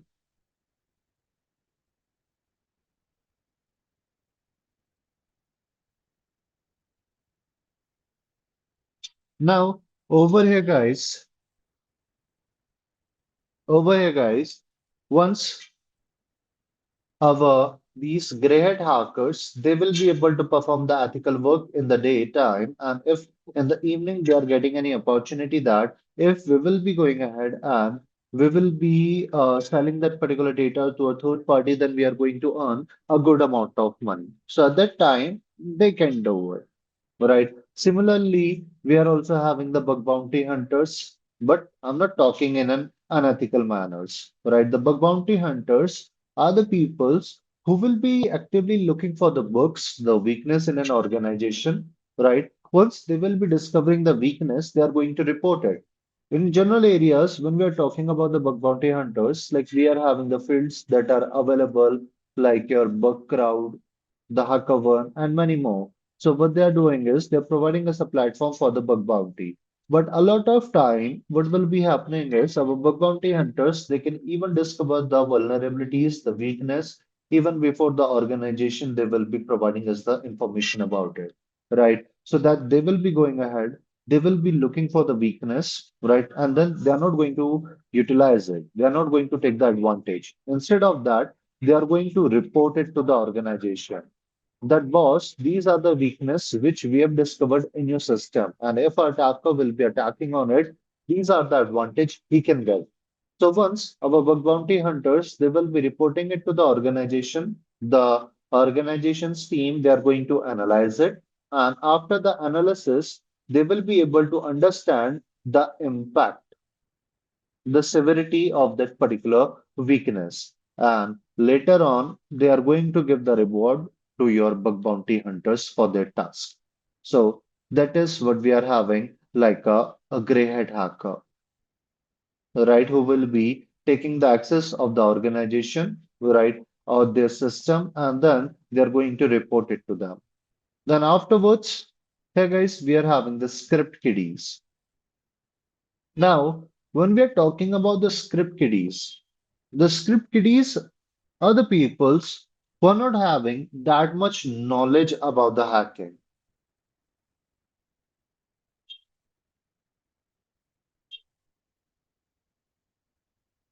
right? So over here, they're not having any that much knowledge about the hacking as well as what are the legal obligations that are around of them.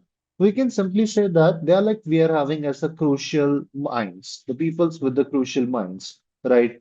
They will be going ahead, they will be performing the hack, and after that, what they will be doing is they will be just looking for that, like what type of results we are going to get, right? Similarly, when we are talking about the script kiddies, for understanding them, you can just say that these are the peoples like they will be going on the internet and they will be looking for like how to compromise or how to hack Zoom. Now, after that, whatever the links they will be getting in front of their screen, what they will be doing is they are going to directly utilize them. Right. They're not having any type of idea like what is the use of that particular link, the scripts that are available, the tools that are available. They're just finding and then they're just going to use it. That is like we got as the script kiddies. Then after that, guys, we are having as the suicidal hackers. Now this time, unlike our the script kiddies who were not having any type of information about the legal obligations, they were just going ahead and they were just performing the hack. Right, but this time when we are talking about the suicidal hackers, they completely know that if they will be performing the hack and they will be getting caught, right, and because of that they will be getting kept behind the bar. But still, these people, what they will be doing is they are going to make that call. They're not afraid of getting caught, or we can say they are emotionally convinced that now they are not going to worry about getting caught over there. So that is like a suicidal hacker we are having. Now let's say we got a person, what he will be doing is he's having some sort of rage, right? He's having some sort of grudges against of an organization. Now, after finding the information about the organization's weakness, he's going to take the advantage of it against of them. So by utilizing that particular weakness, he will be able to make sure that he is giving some negative impacts to the organization. And because of that, the organization they have to bear some sort of losses. Now, once he will be finding the weakness, he's going to take the advantage of it. Now, let's say while he will be performing the attack, in some point he will be finding the information, okay, that this can be the last point. Because if I will be performing the hack, then I will be getting caught. But at that time, our suicidal hacker, he is not going to stop his task. He know that he will be getting caught. He know that he will be getting kept behind the bar, but still is going to make that call. That is like we are having as a suicidal hacker. Now, after the suicidal hacker, guys, we are having the next one as your s- state sponsored. Now, when we are talking about these state sponsored hackers, right? So these are the peoples that are being employed by the government. When government is paying for them, it can be a state government, it can be a national government that is present to spy on some other government's activity, right? So for that,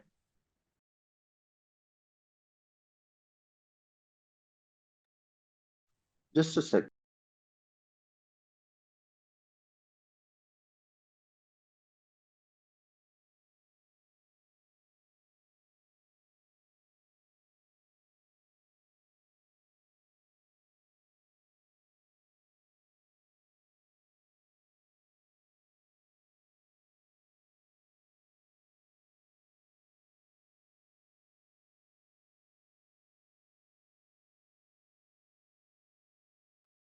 Sorry guys, like if I'm just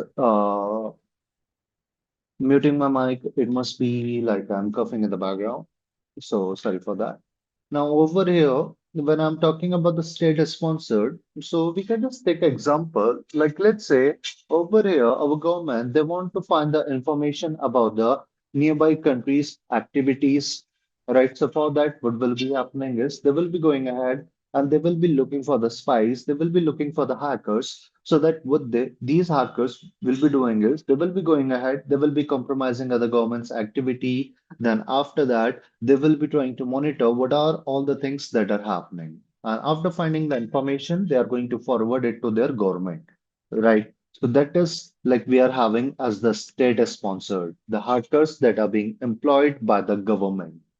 Then afterwards, we got this cyber terrorist. So guys, whenever we are talking about the cyber terrorist or whenever the word terrorism, it will be getting attached. there will be always a loss of human life. Now, any cyber activity that is leading to the loss of human life, guys, that is we call as the cyber terrorism. And the peoples who are responsible for it, that is what we call them as the cyber terrorists. Now, over here, what will be happening is when we are talking about the cyber terrorist. So, if you guys have heard, we are having attacks like your Stuxnet. If you guys have seen during the time of your COVID, the attackers they were trying to compromise the healthcare organizations, right, and many more. Now, over here, guys, when we are talking about the Stuxnet, the Stuxnet, it was like a malware attack that was done by US against of Iran. And at that time, they were able to compromise almost the whole nuclear power plant that was present at Iran. Right. Now, because of that nuclear power plant, it may have led to the loss of human life. That is, we are putting it in the list of your cyber terrorist, as well as when we are talking about during the time of your COVID, the attackers, what they were doing was they were going ahead, they were directly performing the ransomware attacks against of your healthcare organization. And the ransomware attack, the attackers they will be trying to compromise our system, right? And then all the data that is present in our system or the files that are available over there, they will be getting encrypted. Means that we won't be able to access those files. Now, over here, once the attackers they have successfully encrypted all our data in our system, then they are going to ask for money. And that particular money is known as your ransom. Means that they will be simply saying that if you want your data back, right, for that you will be requiring a decryption key. So you have to transfer us this much amount of money, then only we will be providing you the decryption key. With the help of that, you will be able to get your data back. But generally, guys, frankly speaking, when we are talking about these attacks, like the ransomware attack, we are not having any type of guarantee that really we will be getting our data back, right? So even if we are providing all the money to the attacker. So that is why we should be having a backup, the data backup, so that we will be able to go ahead, we will be able to recover our lost data from the data backups instead of directly sending the money to the attacker. Because it happened many a time that even after paying the money to the attackers, what they are doing is they're removing the data from our system and then they are going to post all the data over the dark web or over the internet, right? So that is like happening during the time of your the COVID. The attackers they were performing the attack on the healthcare organization and their system. It was quite crucial that they should be having always the information about the patient's data, like their healthcare, as well as their insurance, as well as their the prescription that has been provided by the doctor, and many more. They were always in a need for them. But over here, as the attackers, they were going ahead and they were compromising their data. So in that particular scenario, in that particular scenario, they were in a need of the data, and that's why they were trying to provide all the money to the attackers. So that is, guys, like we are having as the cyber terrorist, right? That is leading to the loss of human life, right? Even the attackers, they were trying to compromise the oxygen systems. Then afterwards, we are having the hacktivist. Now, over here, talking about the hacktivists, before that, we got like the activists, like the peoples who are talking about a particular agenda in the market, right? The peoples who are going to make a lot of noise. That is like we got as the activist. Similarly, here we got as the hacktivist, the hackers who will be performing the hack, who will be performing their task by depending upon an agenda. It can be their personal, it can be a political agenda. Means that now if these hackers they're thinking that whatever they're doing it is good, then they are going to perform it, right? They are just like we can say a self-righteous peoples that are present, or the self-righteous hackers that are present, who will be performing the hack on the basis of a particular belief, right?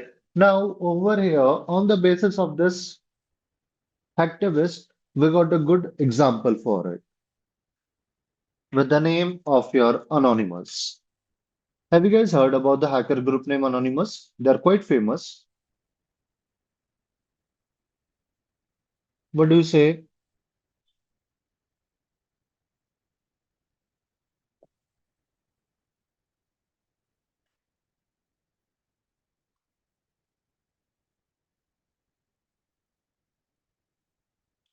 No one?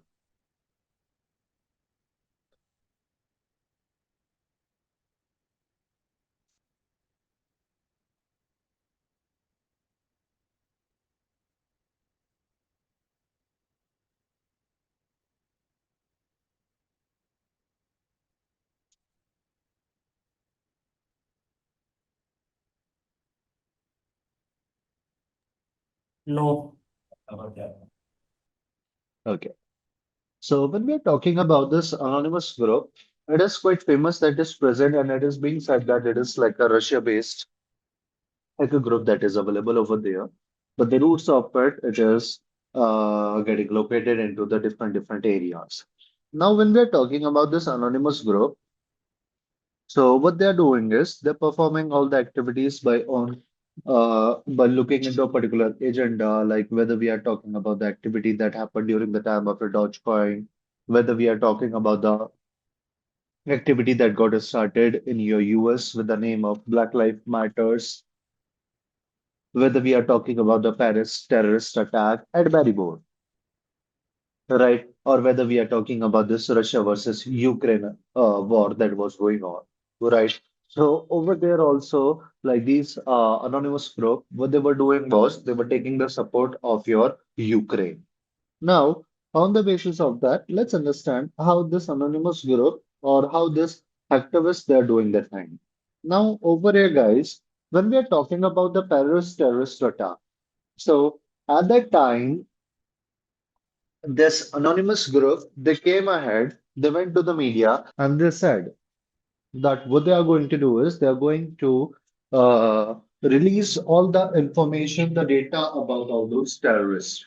Right. Generally, when we are talking about the FBI, we are talking about the CIA, as well as the Interpol. They are behind of this anonymous group. But at that time, the attackers they went ahead. They released the information about all those hackers after a week. Sorry, about those terrorists after a week.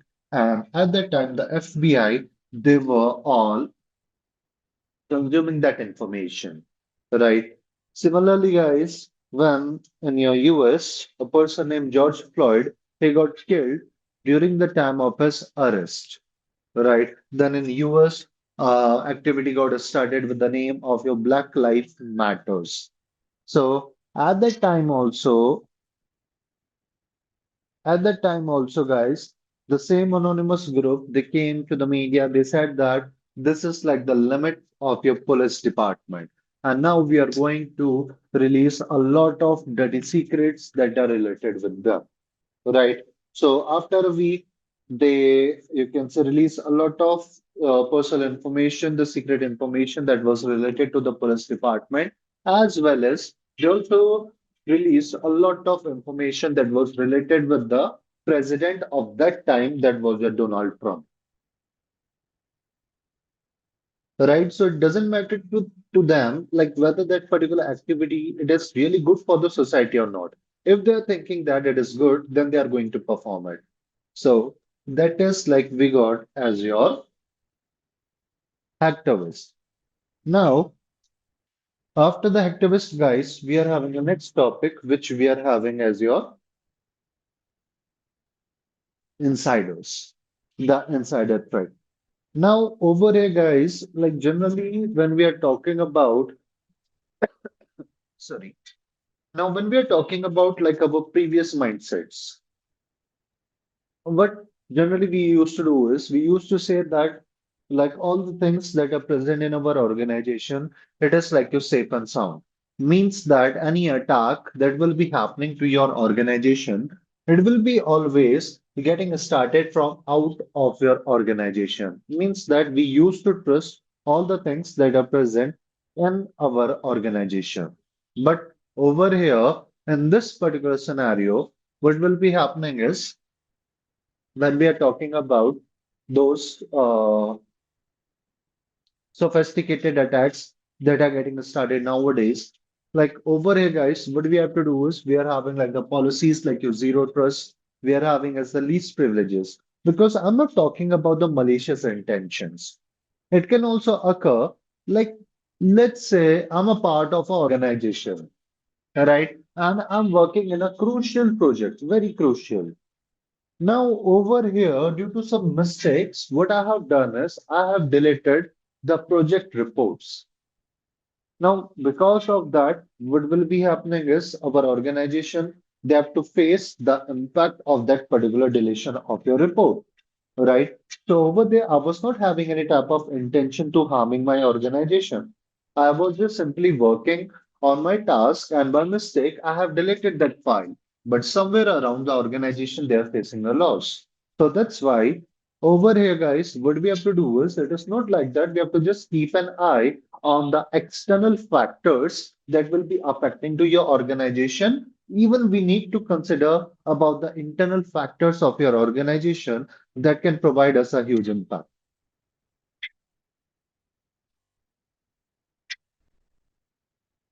So that is why when we are talking about this insider threats, we are having the two things. We are having the intentional and we are having as the unintentional. Talking about the intentionals. Now, over here, guys, we will be having the peoples, right, who will be having the full intentions of harming your organization. So, these types of people, so we call them as the malicious insider. Means that here we are having like a disgruntled employee, an employee who is not happy with the organization, who is not happy with his manager, right? Or who is not happy with the politics around him in the organization, then it tends to become malicious. Means that a person he is having the access of the very confidential data, very confidential systems that are present in your organization. And now, if he will be providing all that particular data to a third party, we can understand like how much loss our organization they have to bear because of it. Right. So that is like, guys, we are having as your malicious insiders. And the unintentional one, like they're the part of the organization, but due to some mistakes, what is happening is they have performed the actions that they generally are not going to perform it. Now, let's say like I was working in a server, and because of some mistakes, what I have done is I have powered off the server. Now, because of that, our organization, they're bearing some loss, but actually, I was not having any type of intentions of harming my organization or the systems. So that is like we are having as a insider threats. Then after the insider threats, guys, we are having the next topic as your APT, the advanced persistent threat. Now, as the name suggests, advanced, the attackers, they will be using the advanced tools and the techniques for performing the attack. Then we are having the persistent, as the name suggests. The attackers, they will be trying to build the persistence in our system, means that they will be trying to remain in our system for a longer period of time. Like it can be some years, some months, or even a decade. Then after that, we are having a threat. Threat simply means to say anything that is having the potential to reduce the value of our asset. That is, we are having as our attacker.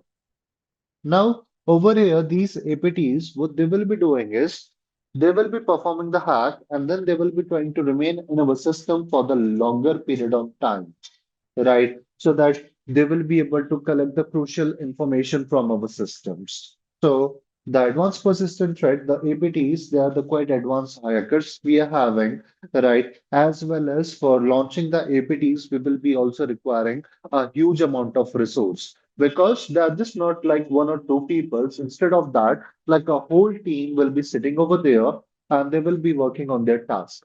Right. Many a time the APTs they even have to create their own malware. They have to create their own malicious payloads which they can drop inside of the target system so that they will be able to take the advantage of it. Right. So that is why generally the APTs are getting sponsored by the big organizations or by the government itself. Now, after this, guys, we are having like the steps of your hacking or the phases of your hacking.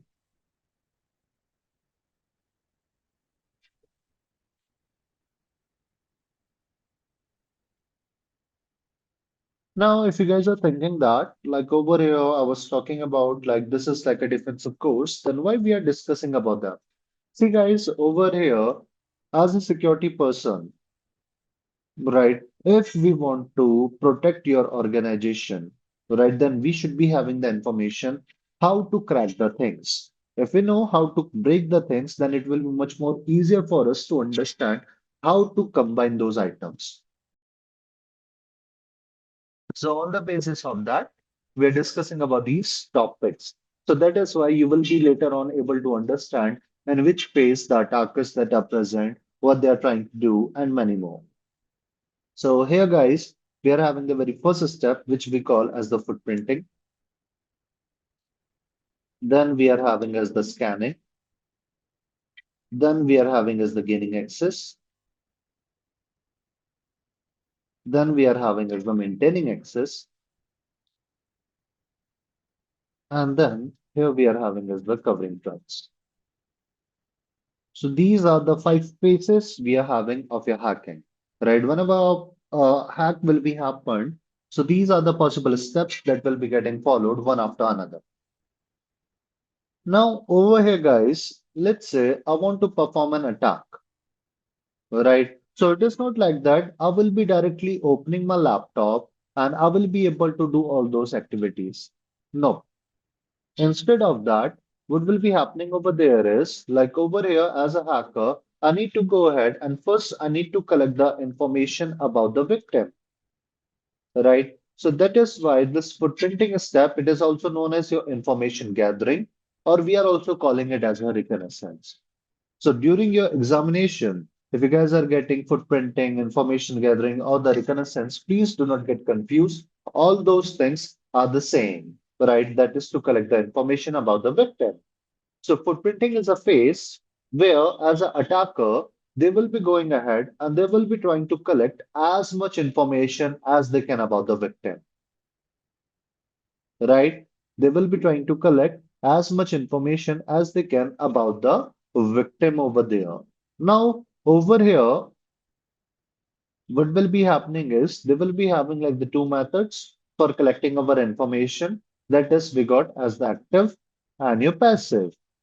So when we are talking about this active footprinting, the attackers, they will be going ahead and they will be trying to collect as much information as they can about the victim.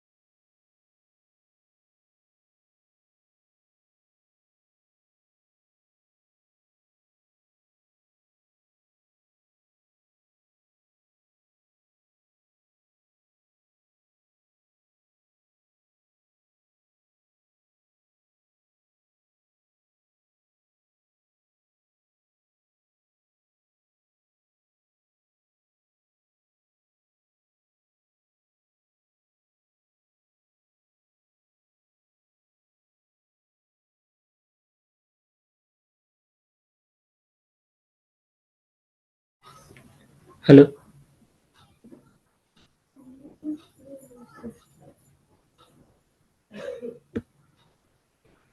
Hello.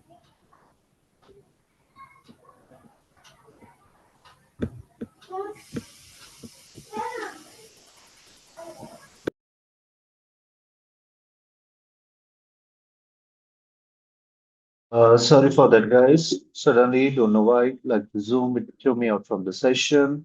Might be some glitch of the internet. All right. So over here, as I was talking about the footprinting, the active footprinting, in that the attackers, they will be directly trying to interact with the victim. And using that, they will be trying to collect the information about the victim. Now, over here, guys, when we are talking about this active footprinting. Like with the help of that, we can collect a lot of crucial information about the victim, right? We will be able to get even the detailed information about the victim. But the problem is, like, there will be the higher number of chances of getting caught. Means that, let's say, I'm the attacker and I'm trying to directly interact with the victim, right? And then I will be trying to collect the information from him. Then there will be the higher number of chances that he can also get some sort of suspicion that something fishy is going on with the system, right? And many more. And because of that, my step of gathering the information, it can be compromised. That is why here we are having the passive footprinting also.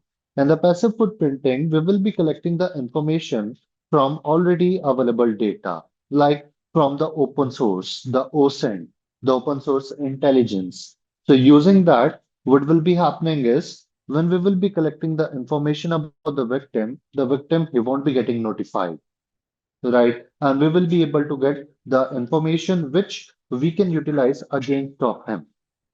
Now, on the basis of your passive footprinting, we will be using the OSINT, which we call as the open source intelligence. Now, in short,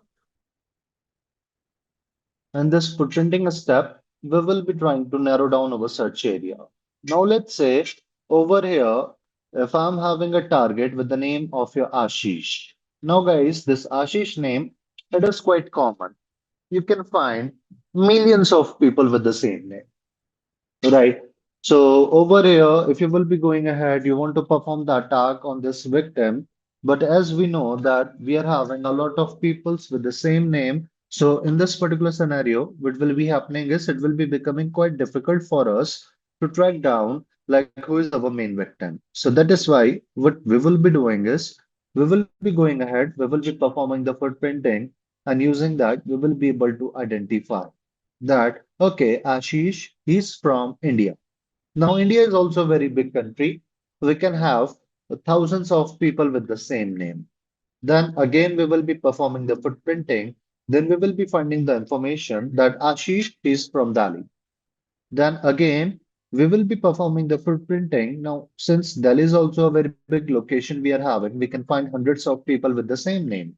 So again, we will be performing the footprinting. Then we will be able to get our particular target. Okay, like in this particular area, Ashish resides, and these are the personal information about him.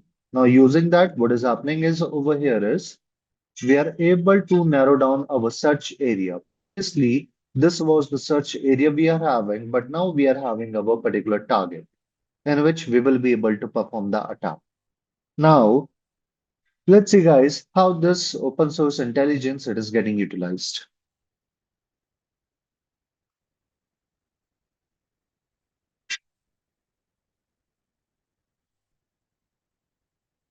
So over here, we are having this OSINT.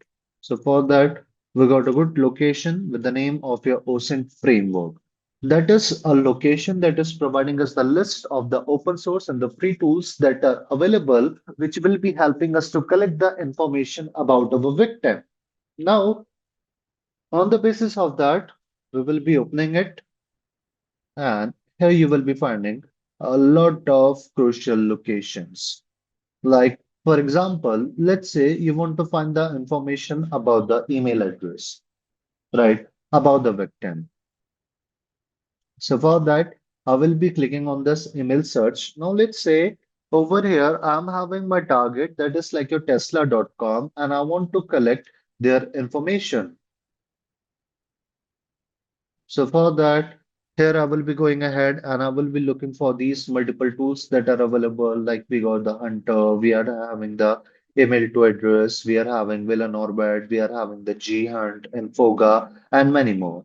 Right. So on the basis of that, they will be showcasing us the tools like this, and they will be asking us to go ahead and to put this particular tool inside of our the Linux system, then we will be able to utilize it. Now, similarly, we are also having a location, a good one, with the name of snow.io. So this is quite similar we are having with our harvester, but although our this tool, it can provide us the more data. Now, I will be clicking on the solution. I have not created any account inside of your Snow. That is why I'm just going to have some limited numbers. Email finder. Now, over here, I'm going to provide a company name. Let's say I'm writing as your Tesla.com.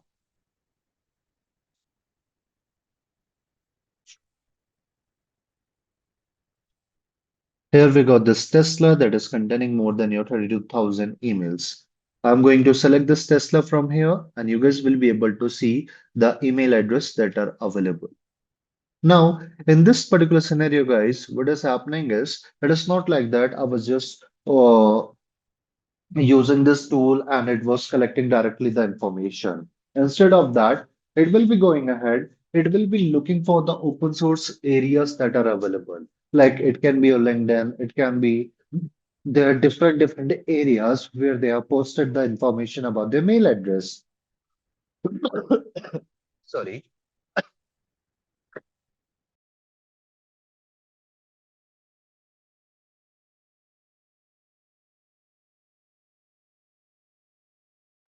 Okay. So as I was saying that, like from collecting the information from the different areas, it will be later on showcasing the result in front of your screen. So that is like we are having as your snow. Now, similarly, guys, I will be going ahead and let me show you how we are utilizing the harvester. Let me see if we got some free labs so that you guys can also perform it later on. Today itself, I will be dropping you the links of the tools of the virtual environment so that you guys can create the virtual environment in your system for performing the steps and all the practicals we are having. Just a moment.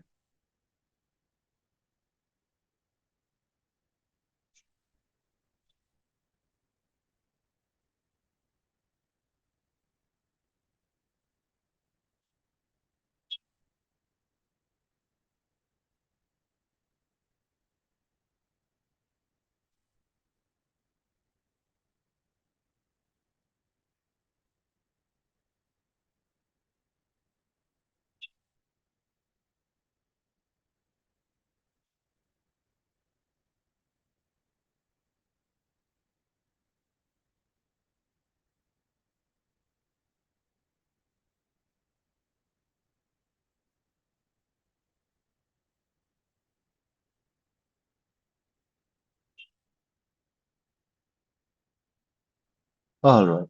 So over here, guys, we got this platform with the name of your Try Hack Me. That's a good source we are having, guys, for our learning purpose. Because with the help of that, we will be able to get a lot of free labs as well as the premium ones, the paid ones.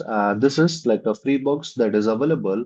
Now, on the basis of that, guys, what it will be doing is it will be going ahead and it will be providing us like a quick overview we are having about the footprinting, like how using this passive reconnaissance, we will be able to collect the information about the victim. So please go ahead, guys, try to create your account into this Try Me, and then you have to just complete till your task three. Right, you have to just read the content and you have to provide the answers for it. So first you have to click on join room, then only you will be able to perform this task. So everyone, please go ahead, guys, and please try to complete till your task three. Then the other tasks that are available, four, five, six, seven, you guys can complete later on. With the help of this box, you will be able to get a good idea how we are performing the reconnaissance.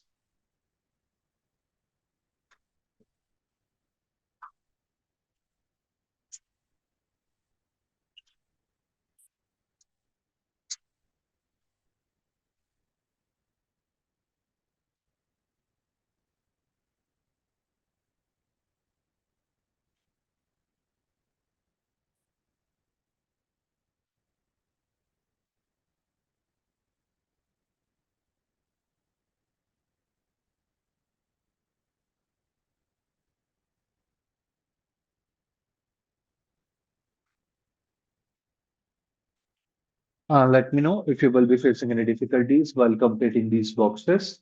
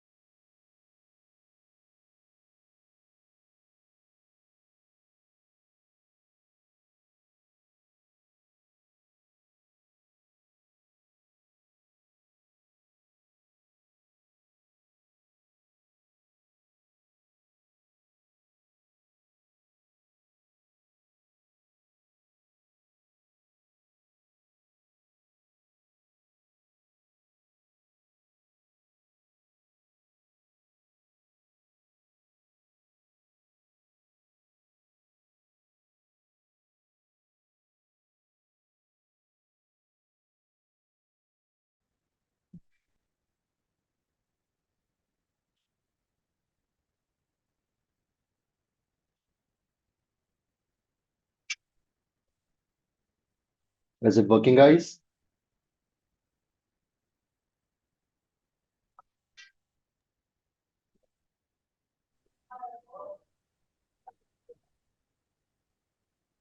Hi, Sis. Yeah, Mithlendra? Yeah, in talks to, can I share my screen? Yeah, sure. Let me stop mine. Okay, now you can share your screen. Mm,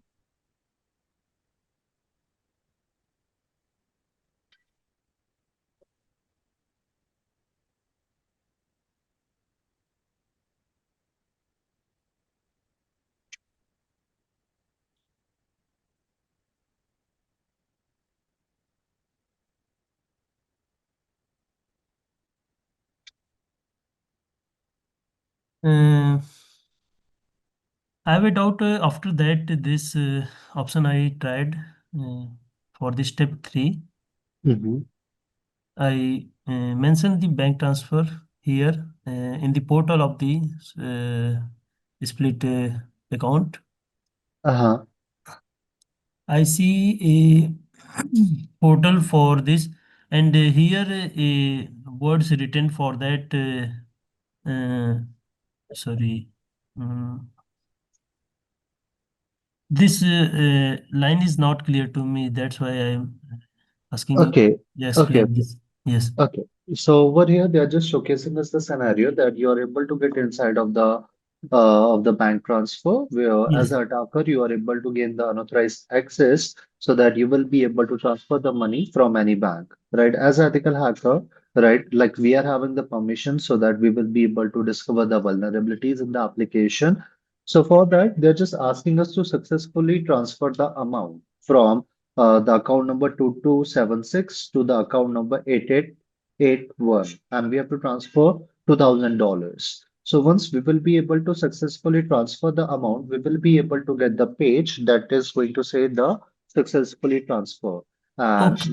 with the help of that, we will be able to make sure that actually a vulnerability is present. Actually, the attackers who are able to gain the authorized access of this bank transfer location, they will be able to transfer their money. Okay. Got it. So let me check that one. Yeah, 8881, the amount to transfer, that is your 2000.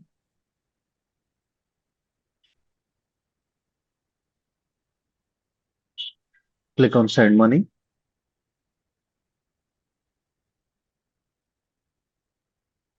Yeah. Now, over here, they are just showcasing us that successfully we are able to transfer the money. Okay. So,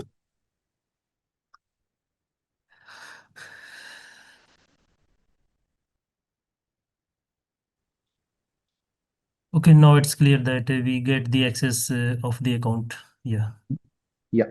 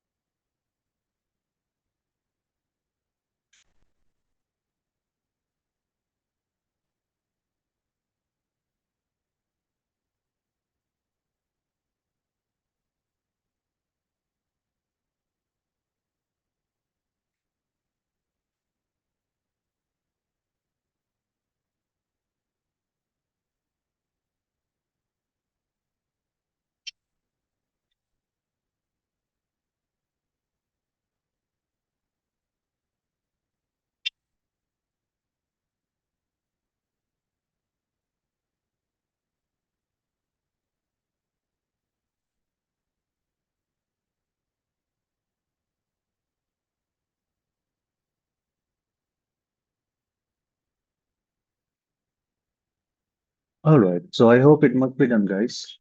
So let's go ahead into the next steps we are having. Now, over here, guys, after this footprinting, where the attackers, they're trying to gather as much information as they can about the victim. What they will be doing is now they will be, once they have collected all the information about the victim, they will be moving into the next phase, which we are having as your scanning. Now, over here, this scanning, it is also known as like your scanning networks, where the attackers they will be trying to collect the information about the target system. Now, over here, once we are able to confirm, okay, that is the main victim we are having, we have collected all the information, then we will be having the information about his network, which we have to collect, like in which particular network it is sitting, whether it is powered on or not, and many more. So inside of your scanning, we are generally performing the three steps. The very first one that we need to find whether the host is live or not. Means that whether the target system it is powered on, whether it is connected with the internet or not. So for that, what we can do is we can use like a small utility with the name of your ping. By sending the ping request, we will be able to find the reachability of the target. Once we are able to find the target's reachability, then we will be trying to see what are the ports that are open in your target system. When we are talking about the ports, ports are what? Ports are the gateways through which a computer will be providing its services. So for that, what we are having is we are having like the port number 80, we are having the port number 443, we are having like the port number 22, and so on. So in total, we got like the 65535 ports.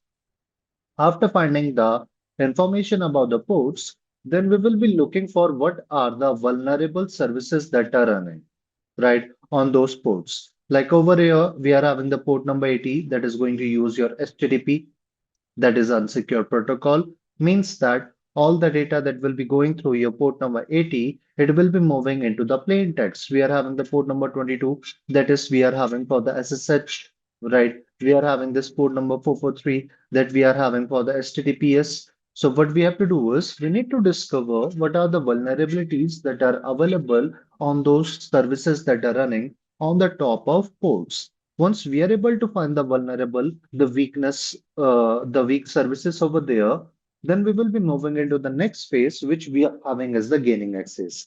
See, guys, once we have found the weakness in our target system, the attackers, what they will be doing is they will be going ahead and then they will be trying to take the advantage of all those vulnerable areas so that they can gain the access of that system.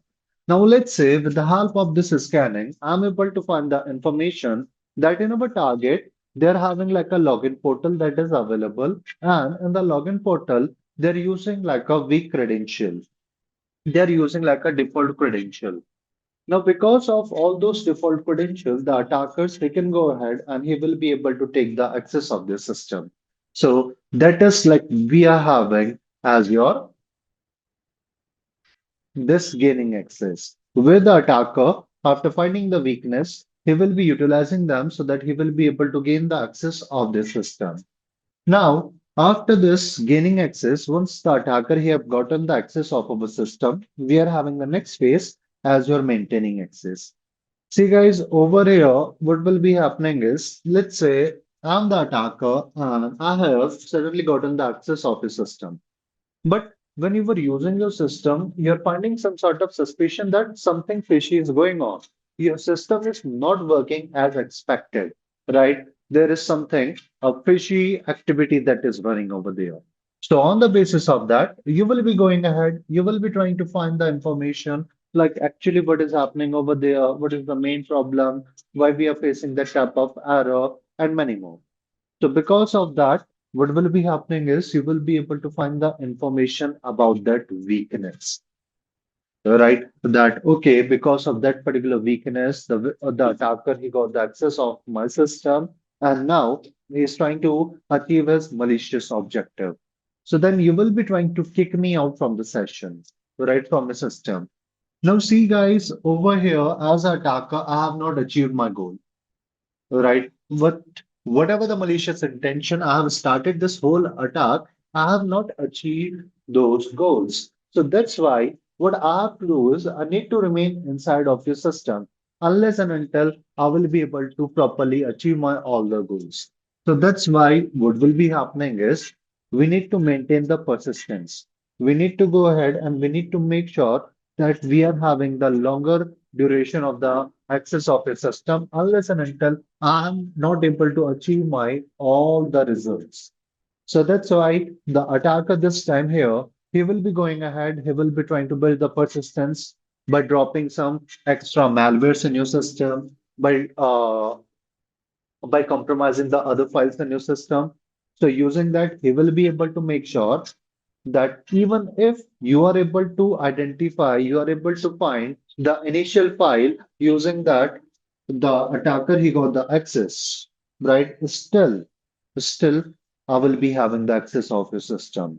Reason because now what I have done is I have installed more malwares, right? I'm having the you can say the longer duration of the access. So using that, what will be happening is even if you're deleting the initial files using the attacker, he got the access, still he will be having the access over there, right? So for that, the attackers they can install the malwares like a Trojans, the attackers, they can go ahead, they can install like your rootkits, they can install keyloggers, the spywares, so that they will be able to track our activities, they will be able to maintain the persistence. Many times the attackers even trying to create the account in your target system.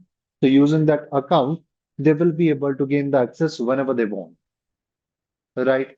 Now, once we have maintained the access, guys, then we are having the very last phase as your covering tracks.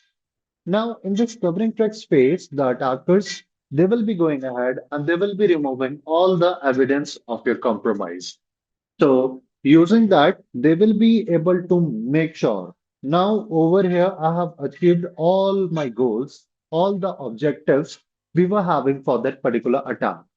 Now, after this, right, what I have to do is I need to make sure that I'm not getting caught. And see, guys, in the system, whatever we are doing, right, we are sitting in the Zoom session, I'm using this paint, I'm opening my Powerbox, and many more. So, whatever I'm doing over here, what will be happening is the logs will be getting created, right? And the logs are always getting considered. Sorry. The logs are always getting considered as that treasure trove for the forensic guys. Because of all those logs, they will be able to identify the answers of their questions, the WHY, like what happened, how happened, when happened, and many more. And with the help of that, they will be able to identify the information about the victim. Now, over here, guys, once our security team, they will be able to track the attacker, they will be able to identify the total information about him, and then they will be able to catch him. But as an attacker, they won't be having any type of intentions of getting caught. They will be trying their all the activities with the help of that, they will be able to make sure that they can freely roam in that particular area. So that's why the attackers over here, they will be trying to remove all the evidence of a compromise once their attack has been successfully completed. Now, similarly, for example, let's say instead of having this as a virtual class, we are having an offline class. We all are sitting under a same roof. Now, let's say, guys, my device is not working. My mobile is not working. So I will be asking you, hey buddy, can I please use your mobile phone? I need to make a very urgent call, but my mobile is not working. That's why I'm not able to do it. So can I please use your cell phone? Now, since we both know each other, so in that particular scenario, like let's say you are going to allow me to use your device. And because of that, what will be happening is because of that, I will be able to find the information to whom you called last night, what was the call duration, what was the number, right, and many more. So how I'm getting all that information from your call logs. Now, if you do not want me or anyone to find that information, you will be simply trying to remove all the call logs, right? So for that, either you will be trying to delete them or you will be trying to manipulate the call logs. The same sort of thing, guys, it is also being performed by the attacker. They will be trying to cover their tracks by deleting the log or by manipulating the timeline we are having for them. So that is what we are having as the phases of your hacking. Now, what do you say, guys? Is anyone having any questions, any queries so far which we have discussed today?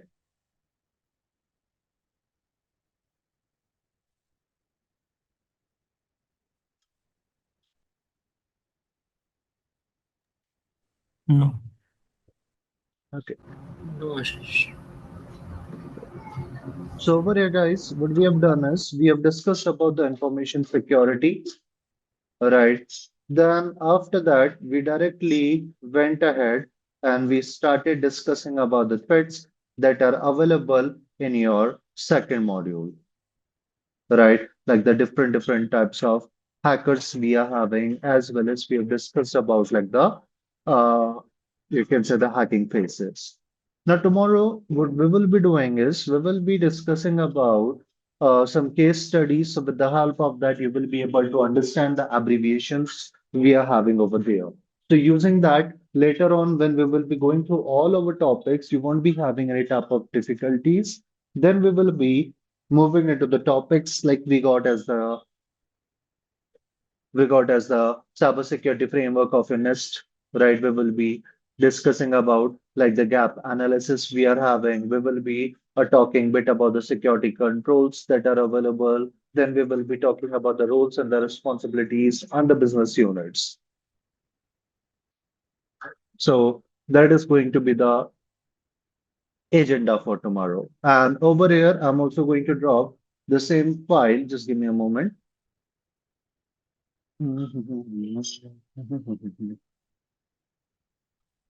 I'm dropping this file in the WhatsApp group. So with the help of that, you will be able to also go through that. Now, if you will be looking into this whole book, you will be finding that we are having the big list, right, of the topics that are available.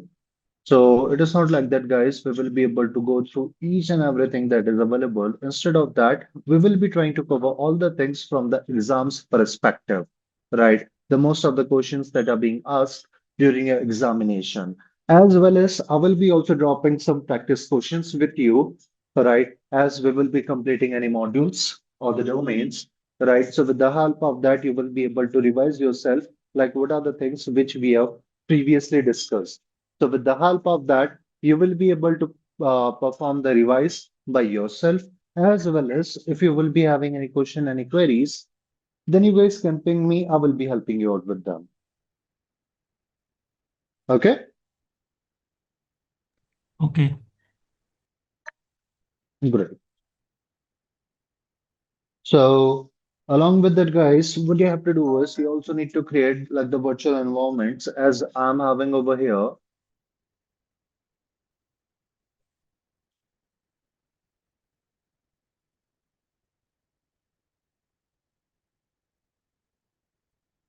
Like you will be requiring an Kali, a VMware, as well as you will be also requiring a Ubuntu machine, right?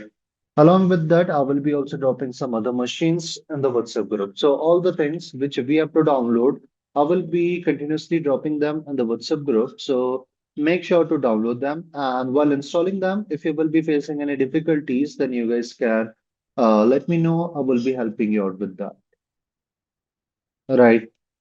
So this is all, guys, we are having for today. Now, tomorrow, we will be going ahead. We're going to discuss about some case studies and the prerequisites we are having for this course, right? Side by side, you guys can also go through the book. So thank you, everyone. Thank you for joining in and see you tomorrow. Have a great day ahead. Thank you, Ashish.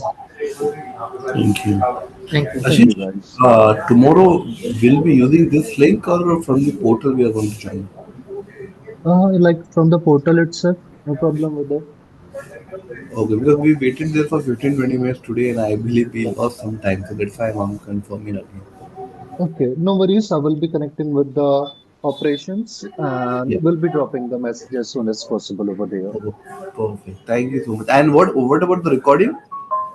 The recordings, I guess you will be getting by Monday, by the next working day that will be available. Okay, okay, perfect, perfect. Thank you so much. Thanks, Thank you, guys. guys. Bye bye. Hi guys, very good morning.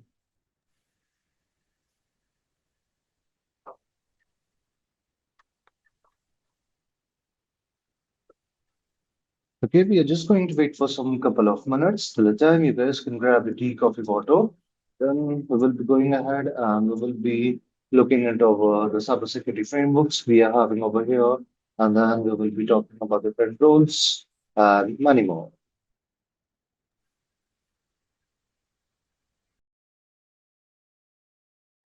Alright, guys, let's go ahead and let's start the session.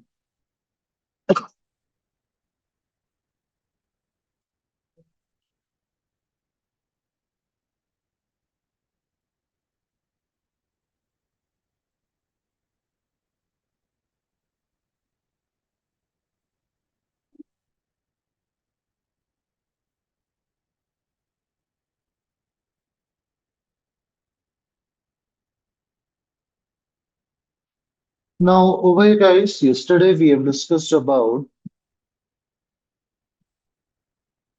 the information security and the cybersecurity. We were discussing about the CIA, as well as we were going ahead and we were talking about like the hacking phases, the types of hackers we are having, and many more. Now, after that, as I was talking previously, what we will be doing is we are just now going to talk about some case studies. Right, we are going to talk about a case study over here.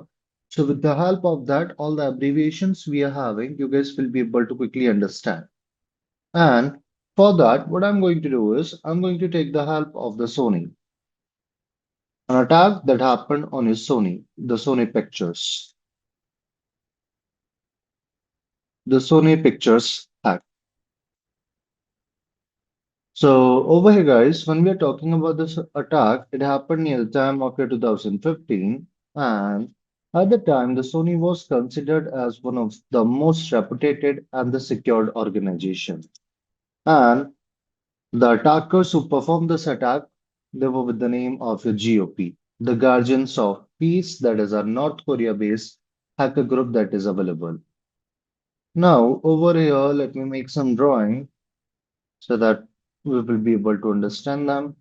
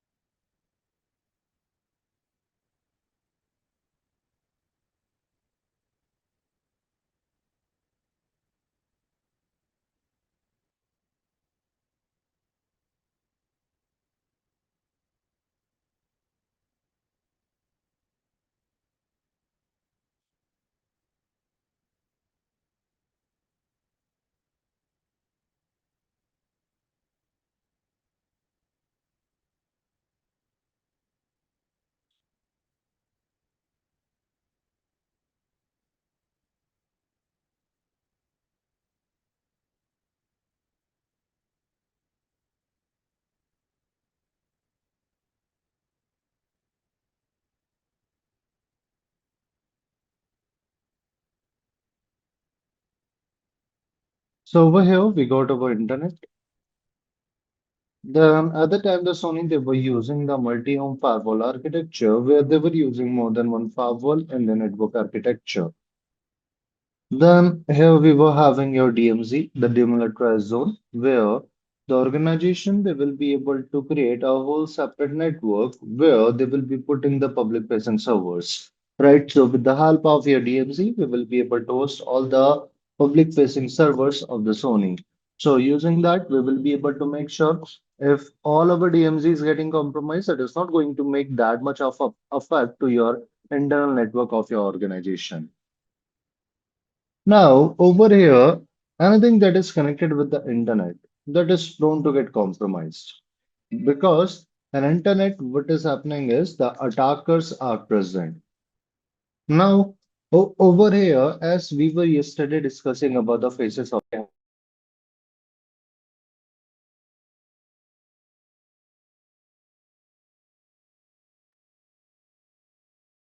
as we were previously talking about, like the phases of your hacking over there. So on the basis of that, what we have done is we were able to discuss like how the attackers they will be going ahead and they will be trying to, you can say, gather the information about the victim. And once they have collected the information, how they will be going ahead, they will be, you can say, performing the next step, like finding the information from our network, as well as they will be going ahead, they will be trying to find the weakness in our system and many more. Right? So same thing over here with the attackers they will be doing is they will be going ahead and they will be starting to gather the information about the victim. And once they will be gathering the information, guys, here we are having a technique which we call as your firewalking. A firewalking is a technique in that we will be going ahead and we will be trying to find the information about the rules of a firewall. A firewall, it will be always working on the basis of the predefined rule, right? That is our security device we are having. With the help of that, we will be able to monitor the incoming and the outgoing traffic. Now, over here, what will be happening is the attackers, they will be going ahead, they will be trying to find the rules of the firewall. And once they were able to identify the rules of this firewall over here, what happened is they created the malicious payload. And with the help of it, the attackers, they were able to bypass the first firewall. Then, after bypassing the first firewall, the attackers they got the access of the DMC, where the organization they will be putting their public-facing servers. Like we are having our mail servers, we are having our website which we can host over there, and many more. Now, once the attackers they were able to bypass this DMZ, sorry, they were able to bypass this firewall, they were able to then get the access of your DMZ, then they started trying to gain the access of the another firewall. They were trying to bypass the another firewall so that they will be able to gain the access of the internal network.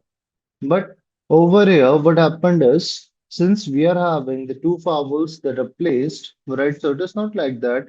We will be going ahead and we are going to use the same rule inside of them, right?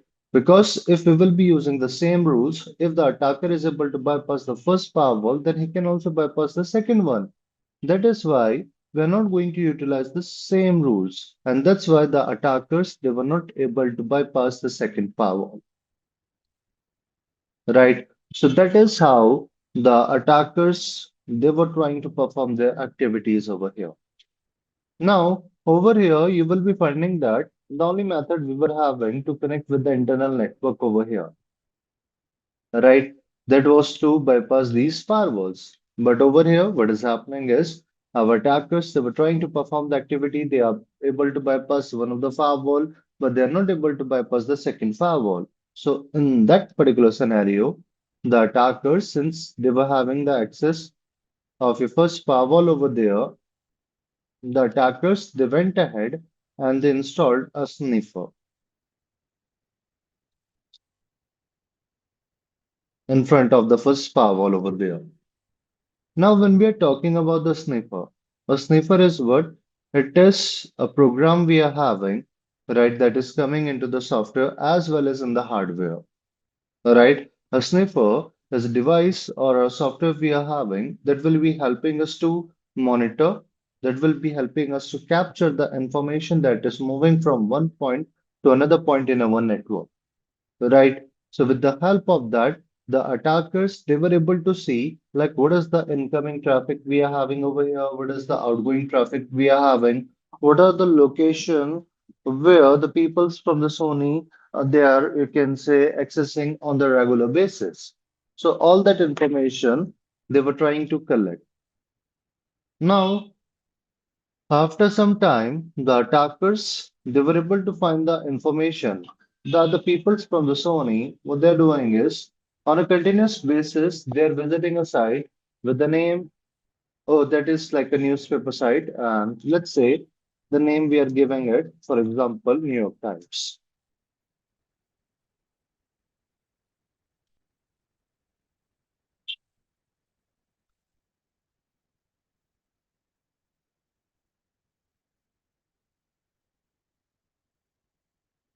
Now, over here, once the attackers they were able to find the information that the people from the Sony on the continuous basis they are trying to connect with this New York Times. So the attackers they went ahead and they installed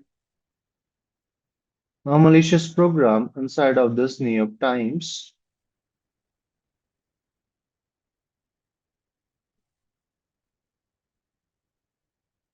with the name of Trojan. So, guys, when we are talking about this Trojan, a Trojan is what?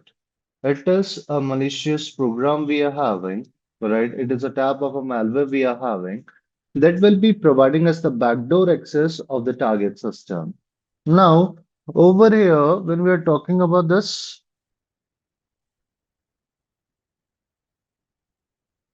Trojan, it will be working quite similar to as we are having your AnyDesk, right? We are having like the team view and many more applications like RDP, SSH, and many more that will be trying to provide us the access of the target system. But whenever we are utilizing those programs, they are always going to ask for our consent. They will be asking for the credential.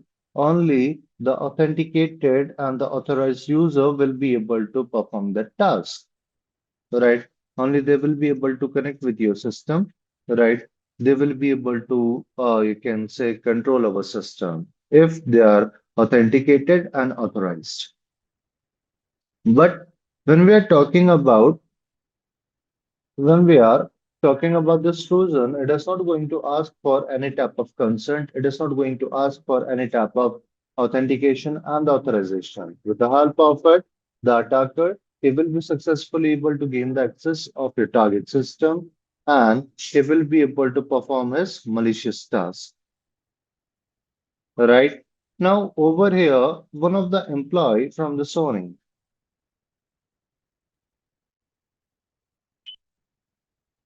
she visited the New York Times. Now, in a system, she got the warning that was saying that this particular site is malicious. It can harm your system. But now over here, since on the regular basis, that you can say user, right, she was accessing this New York Times, so we can say she was a subscriber of this location. So on the note of it, what happened is she ignored that warning. Now, along with that, she was also not from the technical background. Now, over here, what will be happening is like she was working as a in the front desk, I guess in the reception. So over here, guys, like previously in the organization, it was not like that. Everyone or like all the companies, they were having like the cybersecurity training as a mandatory. But nowadays, you will be finding that these are like the mandatory trainings, right? So everyone in our organization, they have to follow those trainings over there. Now, in this particular scenario, since she was not from the technical background, so that's why she ignored that warning. And due to that, what happened was the malware got installed. This Trojan got installed inside of her system. With the help of that, the attackers they were able to compromise the system. They were having the access of a system. Now, over here, in this particular case, the Sony,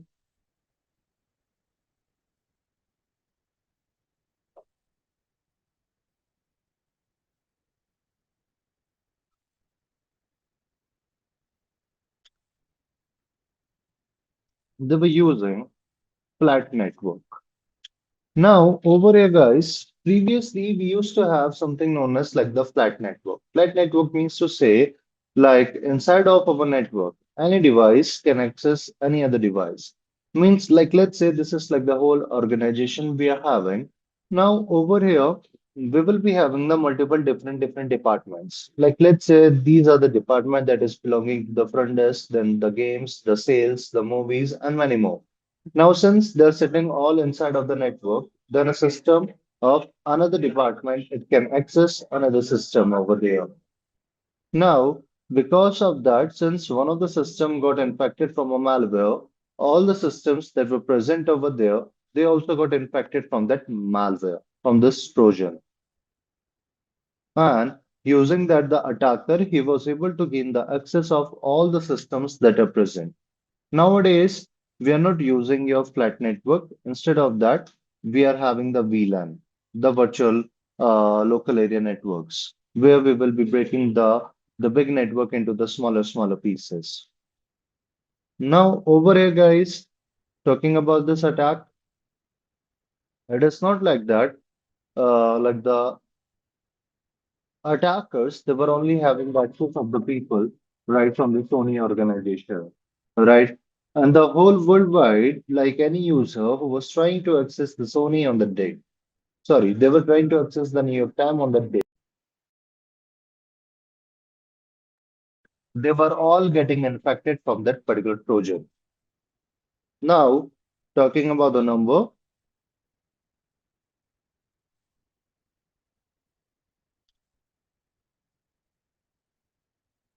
that was near of your 3.5 lakh. 3.5 lakh systems worldwide they got infected from this particular Trojan.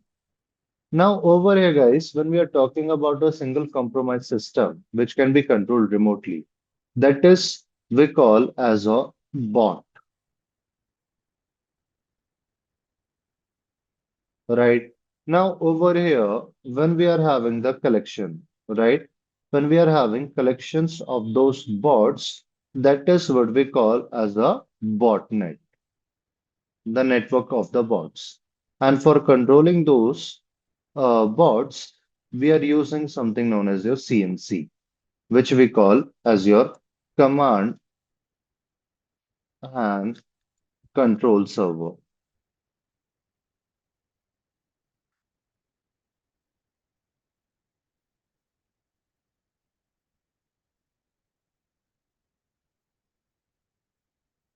Now, over here, with the help of that, what was happening was like the attackers, they were able to gain the access of 3.5 lakh system as well as they were having the access of the Sony.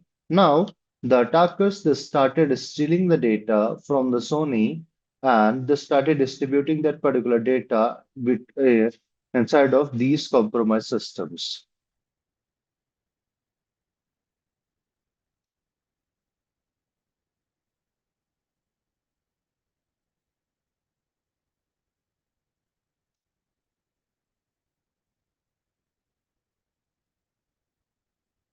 Now, over here, when we are talking about the data, that was the big amount of data that was near of a 10 trillion terabytes of data.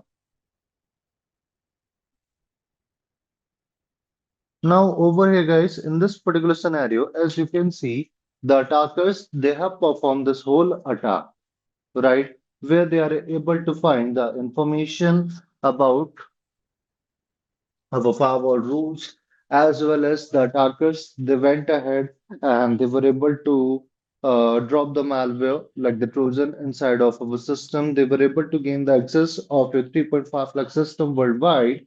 So over there, they can control all those systems for performing the other activities and many more. Now, in this whole scenario, what is happening is you will be finding that the attackers in the last, they were able to achieve their objective. But over here, guys, as you will be noticing that the attackers they have stolen a 10 trillion terabytes of data. All right. So in a normal scenario, what should be happening over there is those systems they need to generate some sort of a alert, right? That was a suspicious activity has just recently occurred around of a system, right? So for that they have to generate the alert. But over here, all those systems they didn't generated any type of alert. Reason because what happened over here is The attackers, they were taking the data in a set of your 100 MB. Now, over here, if I will be giving you example, like nowadays, if we will be talking about your mobile phones, right? So all the mobile phones, they will be having like the internal storage, right? The mobile phone, they will be having like an internal storage that is near of like your 128 GB or the 256 GB.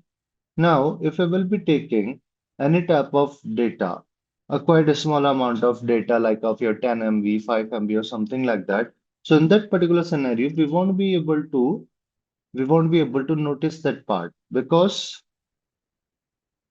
over there, that particular figure, it is quite a small, right? So over here, what is happening is as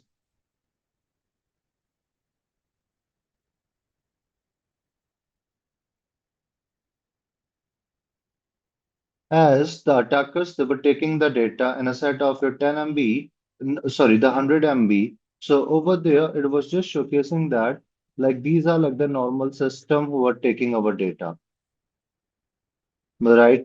So that is how the attackers, they were able to successfully take the data from the target system and they were able to achieve their objective. So this is how, guys, the whole attack got performed by the attackers with the name of your GOP, the Guardians of Peace. Now, the main reason why this whole attack happened over there, it was a movie with the name of The Interview. Now, over here, when we're talking about this movie, The Interview, it was a funny movie that was created on the North Korea, the leader of the North Korea. It was a funny movie about the assassination of the North Korea leader.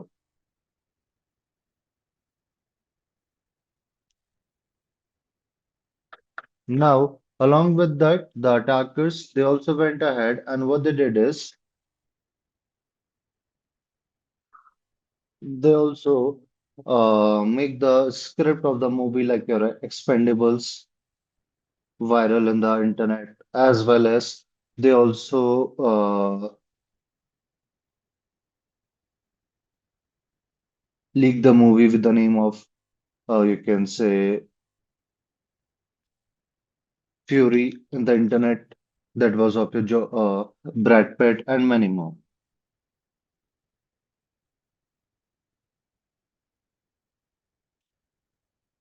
Now, over here, guys, on the basis of that, now let's try to understand what the thing the security team from the Sony they did next.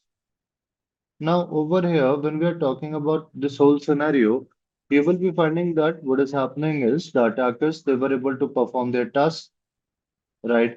They are able to steal our data. They are able to, you can say, launch their malicious activities over there. But over here, the next thing, what happened is the security team from the Sony, they were able to find the information that these type of malicious activities has been occurred.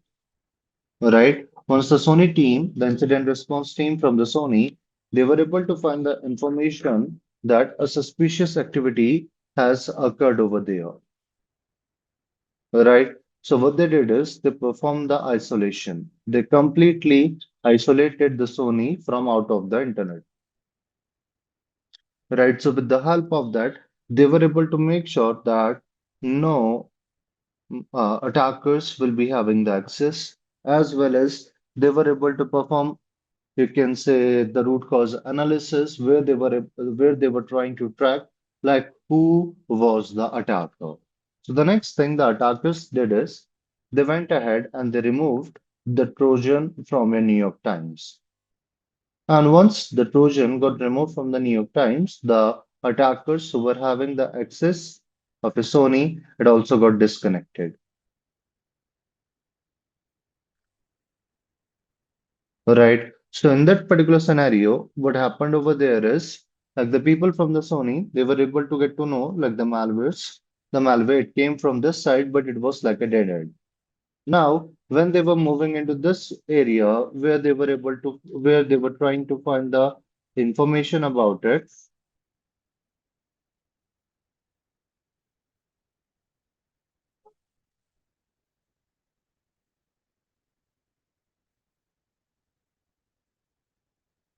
so what was happening was like it is like a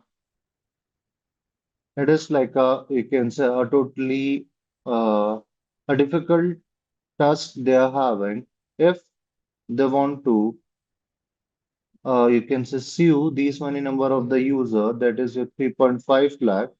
So in that particular scenario, since it was not possible, so then what happened was like it was also a dead end for the Sony team.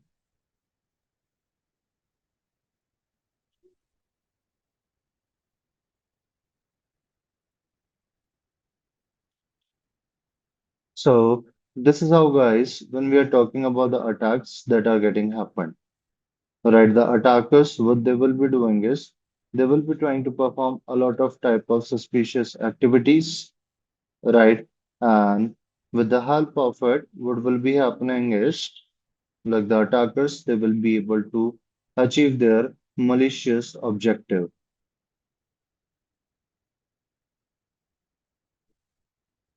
Right now, on the basis of it, guys, we are having some terms that are present over here that we should be having the information.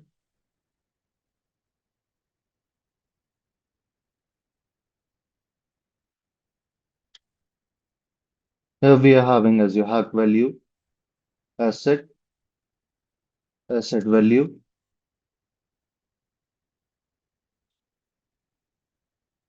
Then we got your risk, we got your threat, your vulnerability, the payload, exploit,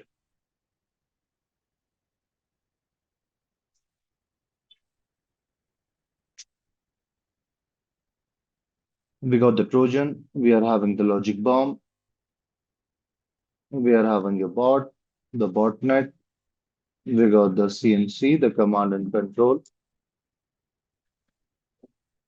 Then after that, we are having your doxing, we got the PII.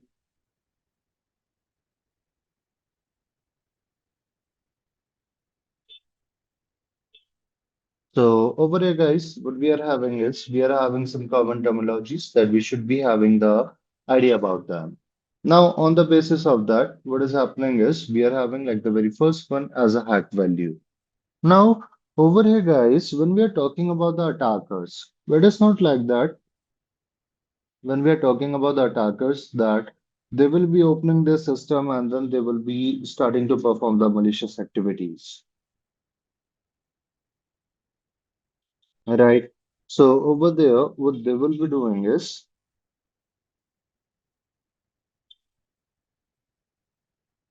like the attackers, they will be having some sort of motive, they will be having some sort of intention behind of that particular attack, right? So for that, what we are having is we are having something known as like a hack value. Sorry. So hack value is simply like a notion we are having between or among the hackers that will be defining like a sort of interest for them, right? Like the let's say the attackers like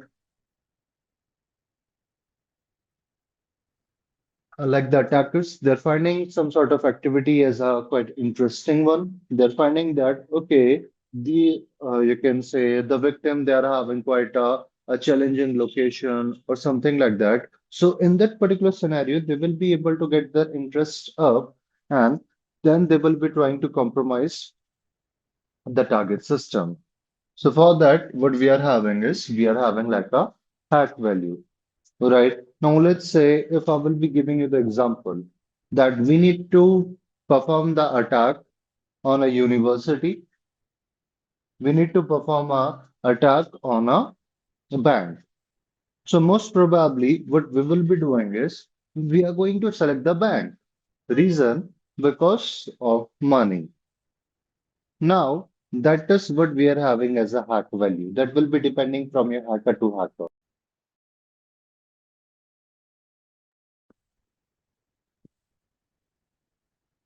Then, on the basis of that, we are having the next topic, which we got as a asset. So, when we are talking about an asset simply means to say anything that is resourceful to a organization. That's we are having as an asset. And on the basis of your asset, we are having the two types of assets. We are having the tangible asset and we got the intangible asset. Now, over here, guys, for the assets, we are also having like a asset value, right? And we are the one who will be defining the asset value, right? Like over here, let's say when we are talking about the tangible or the intangible, tangible simply means to say the assets which we can touch, which we can feel. Like let's say we got our laptop, we got our mobile phone, right? We got our system. That's we got as the tangible. Whereas when we are talking about the intangible asset, that simply means to say the assets which we cannot touch or which we cannot feel. Like we are having our repo, we got our reputation, the fame, the data that is moving from one location to another. That's we are having as the intangible. Now here, guys, talking about it, right? So over here, what will be happening is, let's say I got a tangible asset like a laptop, right? Let's say I got a laptop that is containing a lot of, you can say, the data about me. So what I have to do is, I need to, you can say, protect that particular laptop. So for that, what I will be doing is, I will be going ahead and I will be providing a price to it. Right, like this is the data, and this particular system, it is holding this much amount of data. So the worth of the system, it should be like this, right? Or let me give you another example, then you guys will be easily able to map it out. Now let's say someone has stolen your mobile phone and the laptop. So what do you say, guys? Which device first you guys are going to protect? Like if you will be just having an option to protect a single device, either your laptop or either your mobile phone. So what do you say? Which device can you protect over there or you want to protect?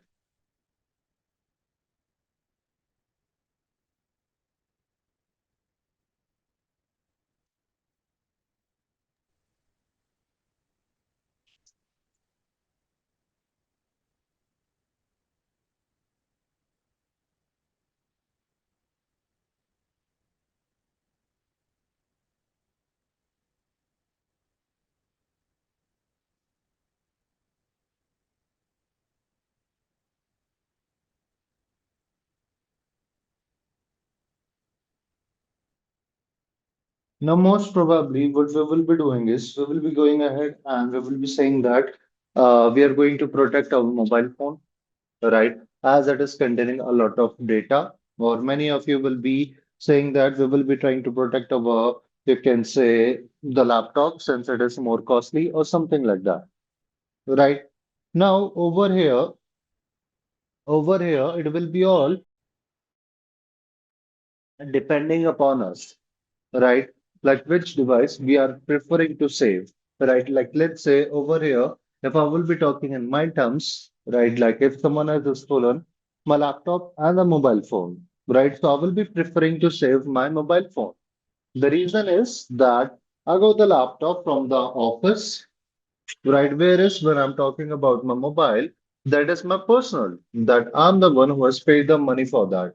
Although it is not like a, you can say, a proper scenario, but still, I will be going ahead and I will be trying to protect my mobile phone.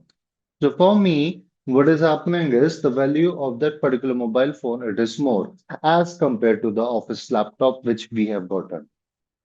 So that is like we are having as a asset value.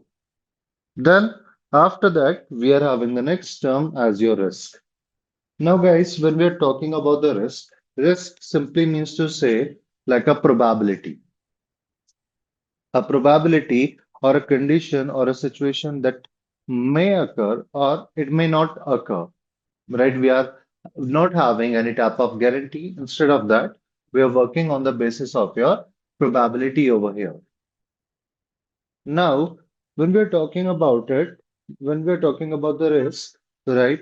So on the basis of it, like if I will be giving you example, like let's say near of my laptop on my table, I got a water bottle. Now, if that particular water bottle, it is going to fall down.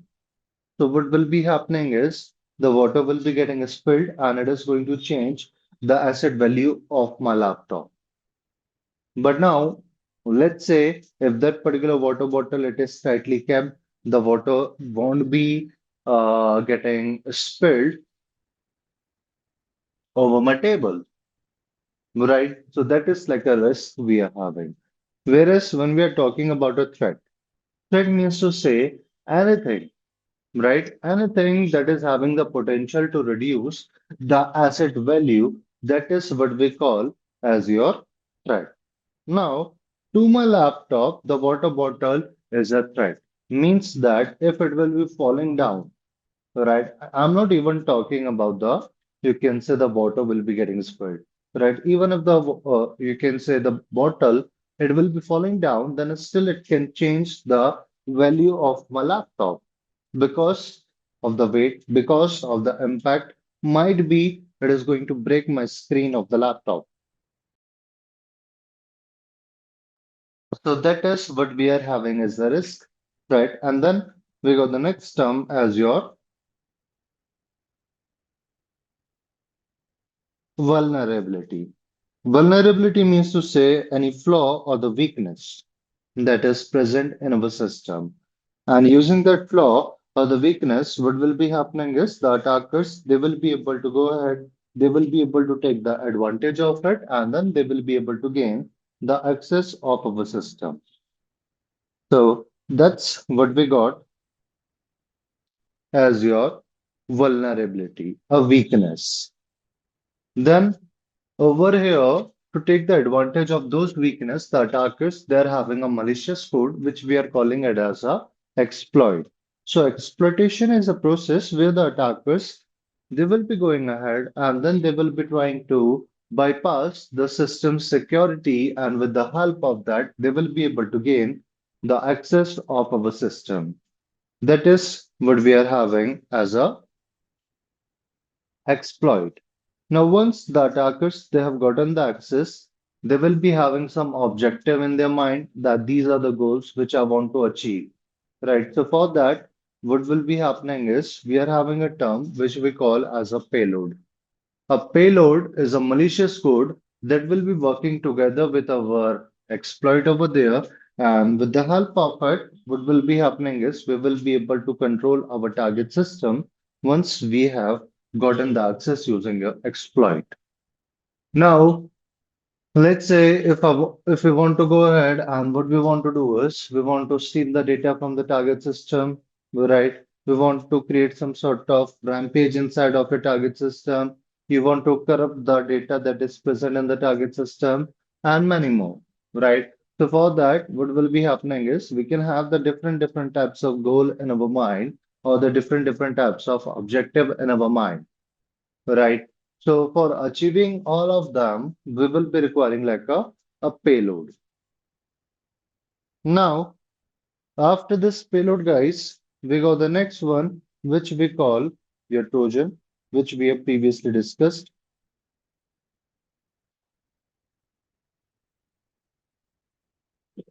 Payload means data only. No, that is like a data packet we are having. Right? Payload is like a malicious program or the malicious code that will be working together with our exploit over there. Then after this, we got the Trojan, which we have previously discussed. Like over here, what will be happening is we will be having a malicious software. Inside of this, we are going to provide a hard-coded IP address of your attacker. Now, what will be happening is, like let's say this is the Trojan which we have given inside of the victim system.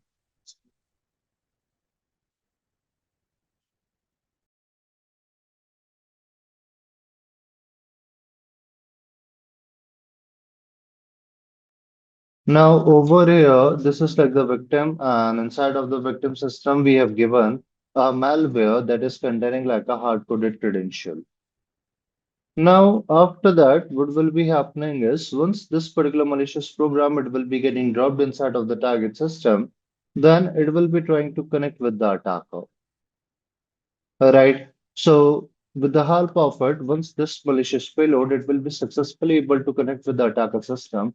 The attacker will be able to gain the access of the system, and then he will be able to send the data back and forth.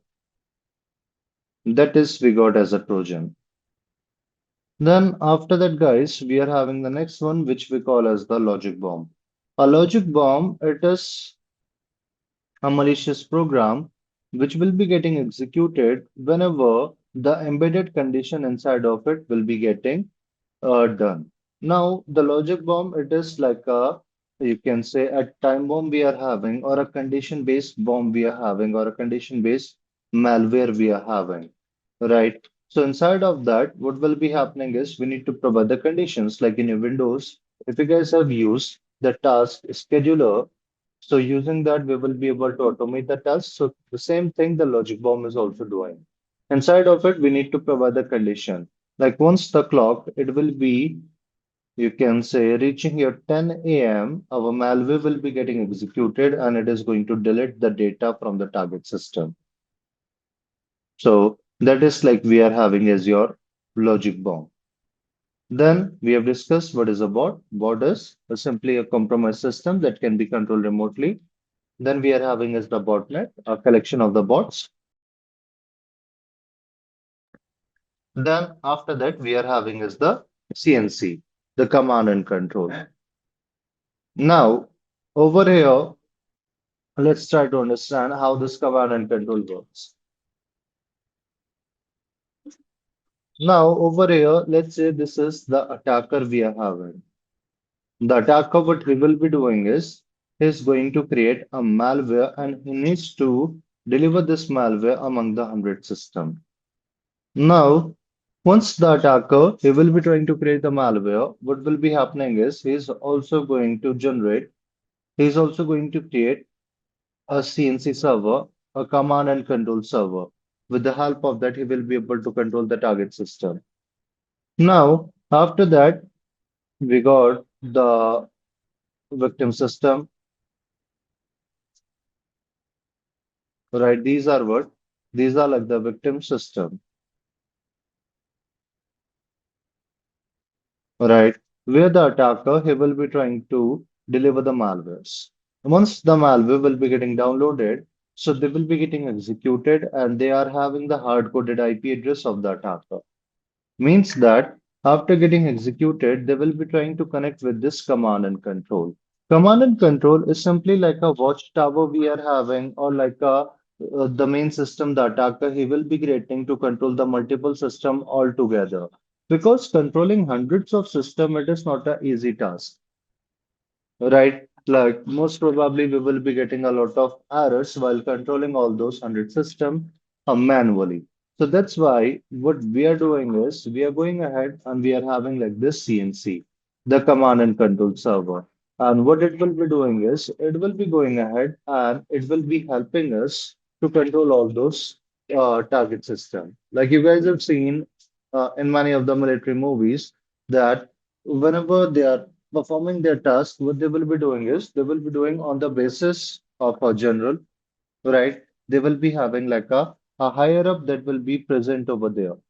Now, over there, what will be happening is the general, right? He will be giving the orders to all his troops. So over there, what will be happening is just by a single order from the general, the troops will be having the information what sort of task they have to do. So the same thing we are also having over here. But right, what we got is we got your command and control.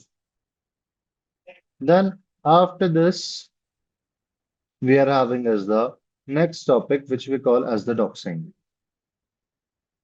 Now, when we are talking about this doxing is what? It is simply a type of a process we are having where the attackers they will be going ahead and what they will be doing is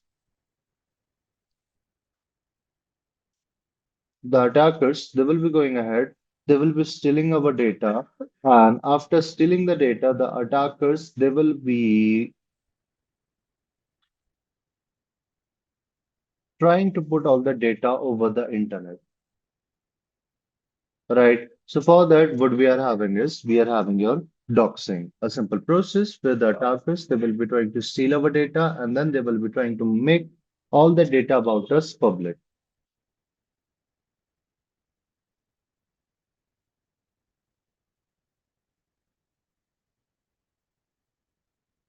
So these are, guys, some of the topics we are having. Then after that, we got this PII, which we call as the personally identifiable information, right? That simply means to say anything that will be helping us to identify a particular person. Like it can be their number, it can be you can say it can be their social security number we are having, and many more. So that's what we got as your the PII. Just a moment. Then we will be moving into the next cybersecurity framework.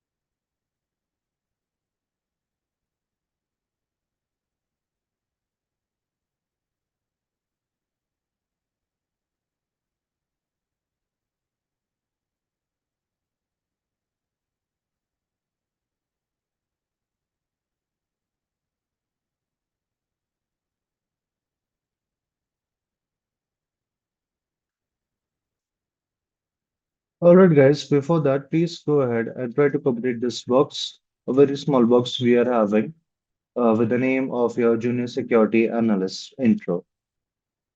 Right, so with the help of that, when we will be moving ahead into our cybersecurity framework, sorry, then quickly you will be able to understand like in which particular phase we are talking about.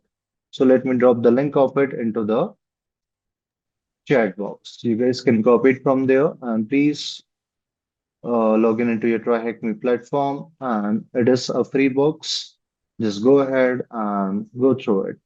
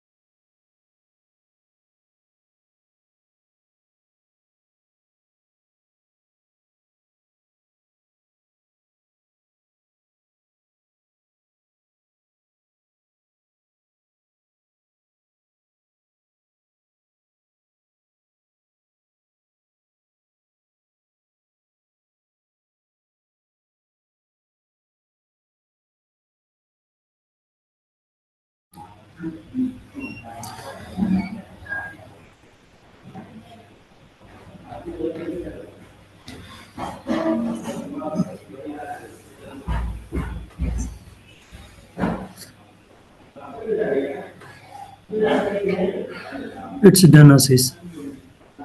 Great.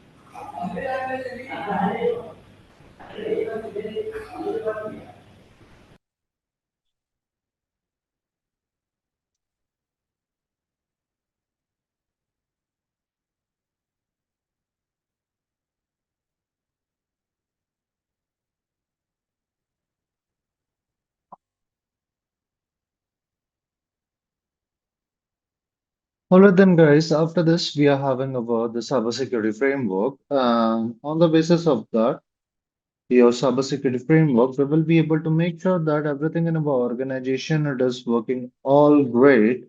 and everything is working as we have expected, right? In terms of the security, in terms of the policies and the controls which we have created.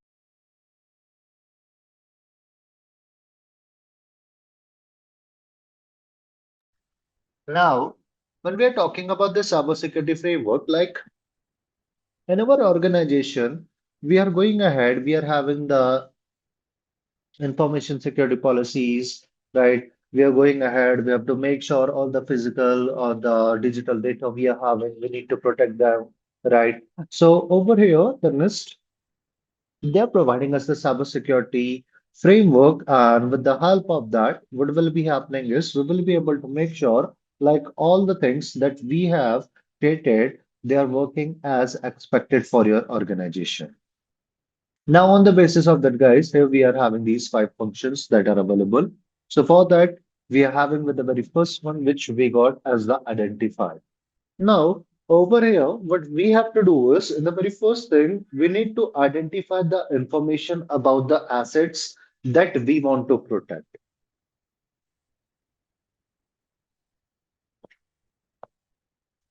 So once we will be able to identify the information about the assets, what will be happening is we will be able to go ahead, we will be able to define like what type of security controls we need to put together with them, what type of policy we need to create together with them, so that we will be able to understand like what type of risk and the threats the attackers they can create against of them. Using that, we will be quickly able to understand, okay, these types of attacks can be happened against of them. So these type of recommended security controls which we can place that will be helping us to ensure that everything in our organization is working fine. So for that, what we are having is we are having like the very first step with the name of your identify. Now, after this identification, we are having the next phase which we are having is the protect. Now, guys, over here, during this first phase, identification, your identify, we were able to go ahead and we were able to provide the information about the different types of security controls, right? We were able to define the information about the risk. We were able to define the information about the threats that are present. Now here, what we have to do is we need to go ahead and now we need to deploy those security controls. So using that, we will be able to make sure that in our organization, now we are able to have all the security controls that will be making sure that our assets are not getting directly compromised, right? The attackers, they're not directly able to go ahead, they are able to directly gain the access of them, right? What we have to do is we need to make sure that all of our assets and the resources, they're having all the required security functions inside of that. So with the help of it, we will be able to make sure that that system, that particular resource will be working fine. It will be able to continuously provide its services to us, and we won't be facing any type of difficulties regarding to that. So that is like we are having as the protection. Now over here, guys, even after having all the things for the protection, right? Like let's say what we have done is we are having all the tools, all the resources and the policies which we have created for the protection. They are on place. They are all are working totally fine. But as per, you can say, the daily basis, you will be hearing the news like the attackers, they are becoming more and more sophisticated. Each and every attack, it is becoming more and more sophisticated over there, where the attackers, what they will be doing is they will be trying to change the methods of their attack, right? And because of it, what will be happening is the previous security controls that we were having, they are no longer going to work. So that's why what we need to do is we need to go ahead and we have to make sure that we are making the changes into those controls. We are making the changes in the policies and many more. Otherwise, over there, what will be happening is the attackers, they will be going ahead. They will be writing the you can say new malwares, right? For that, we were not having any type of information as the security team, and the attackers will be easily able to bypass our security layer. Reason? It is all happening because the attackers they're creating a malware, and for that we are not remaining up to date. That's why In the organization, we are having like the threat intelligence and the threat hunting team that will be available over there that will be trying to help us to keep us up to date regarding all the things that are happening, regarding all the malwares that can or the attackers that can harm to your organization. Right. So for that, guys, what will be happening is over here we will be having like this detection layer, and in this detection layer we will be able to make sure that if any attacker who is able to bypass that protection layer that was preventing the attackers from performing the attack, then we should be able to ensure that we are having the capable systems that will be able to provide us the information about the suspicious activities that are happening.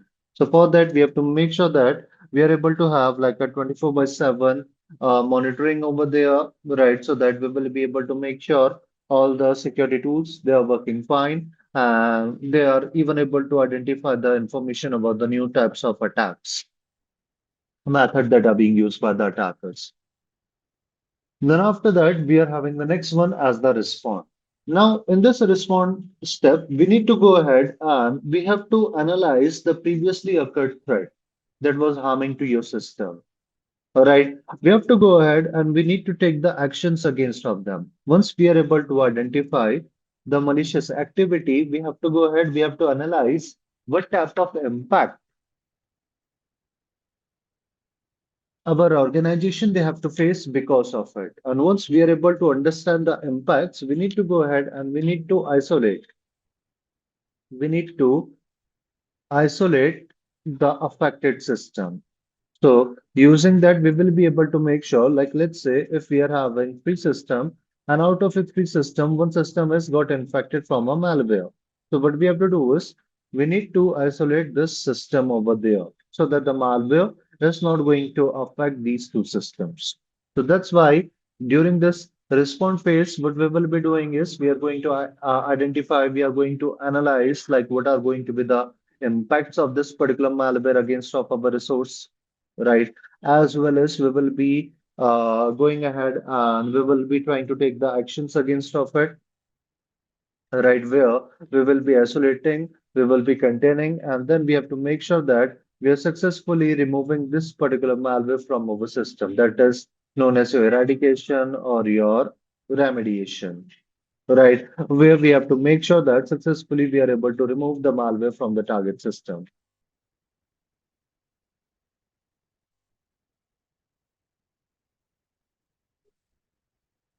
Now, once it is done, then after that, we will be moving into your recover phase, the very last phase that is available over there.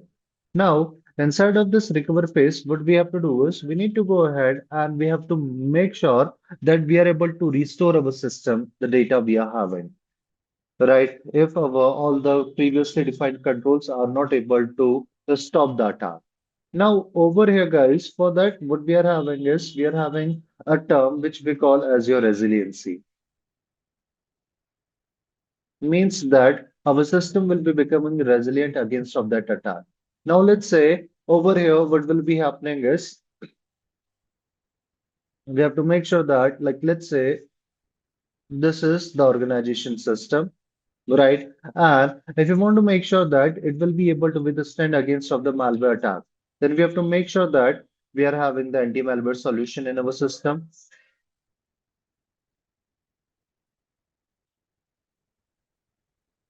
right? Along with that, we have to make sure that we are having the proper EDR solutions, the endpoint detection and the response. So with the help of that, if they will be identifying any type of suspicious activity, so that we can take the quick actions against of it. Along with that, over here, we should be also having the other security solutions that will be available, which will be helping us to take the actions against of it. So that our system, it will be remaining properly protected against of this malware.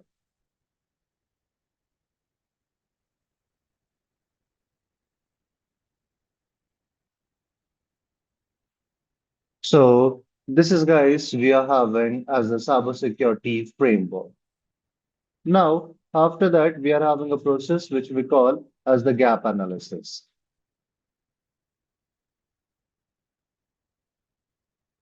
Now, when we are talking about this gap analysis, It is a simple process we are having, which will be helping us to identify like how far we are from our, you can say, defined goal. Now, let's say in our organization, what is happening is we are defining that by the last of the year, that this is the goal which we are creating for your organization, right? The business goal we are creating for your organization. So we have to achieve it. Now, for identifying the difference, we are having this process which we call as the gap analysis. Now, guys, it is not always related to the business goals. It can be also related to the cybersecurity. It can also be related with the frameworks, the policies, the you can say the configurations we are having for our control and many more. Now, let's say if in our organization, uh, the higher ups, they want to go ahead, they want to build a security program for your organization. So for that, what they have to do is they should be having the information about it, right? They have to create like a proper plan. They will be defining that, okay, by the end of the year, this is the thing which we want to achieve. Now, over here, after you can say doing our lots of work, what is happening is we are finding that we are nowhere near of your you can say that the defined goal, right? There are a lot of difficulties, there are a lot of difference. Now, for calculating that particular difference, we are having this process which we call as the gap analysis, which will be helping us to identify that how much far or how much in a different route we are against of our the previously defined goal. Right. So with the help of that, we will be able to identify the information like what type of changes we can make over there so that we will be able to achieve our goal. So that is what guys we are having as your gap analysis.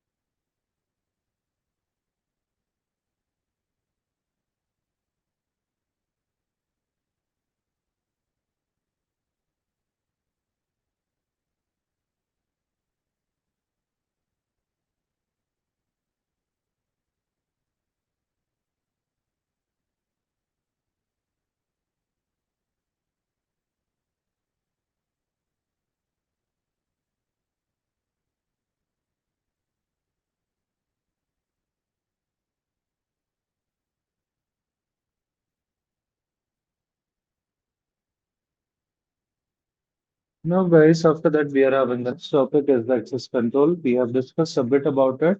Then we will be also talking about the access control in our upcoming modules. So I'm just looking for a good lab that is present for the access control. So with the help of that, you will be able to get a good idea about it.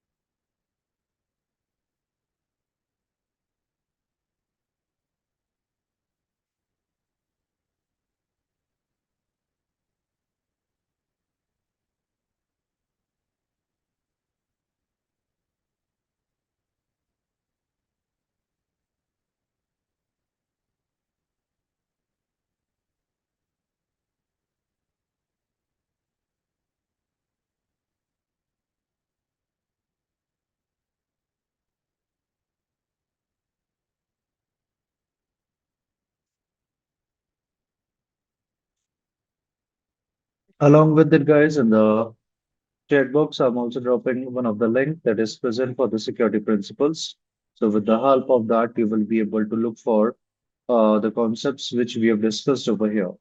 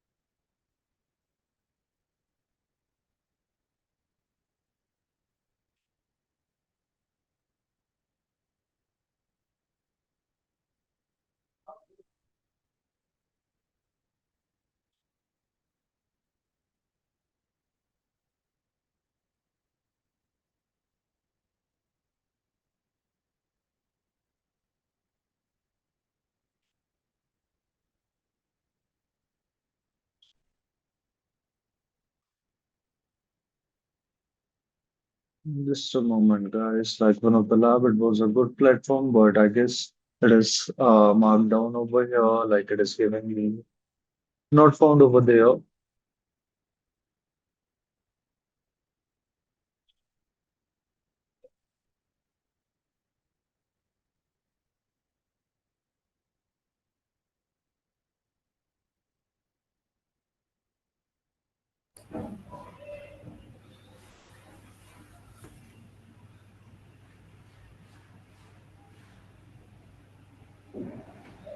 Says I go to through this link, but it's displayed as this room does not exist. Which one? Security dot principles. Okay, let me check.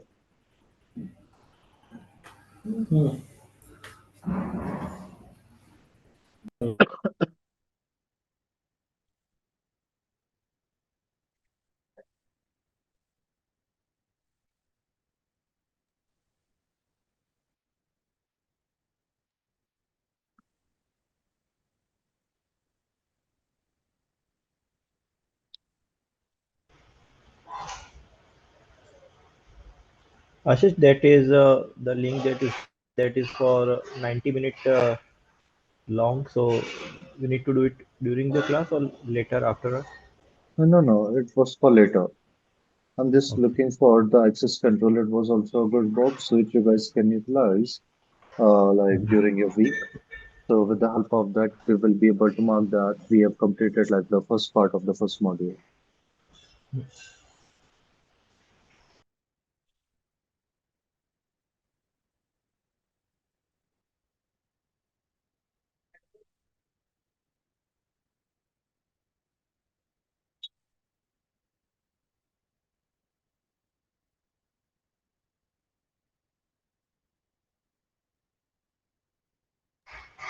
And Ashish, this Try Hack Me is like an NW King platform or open website general.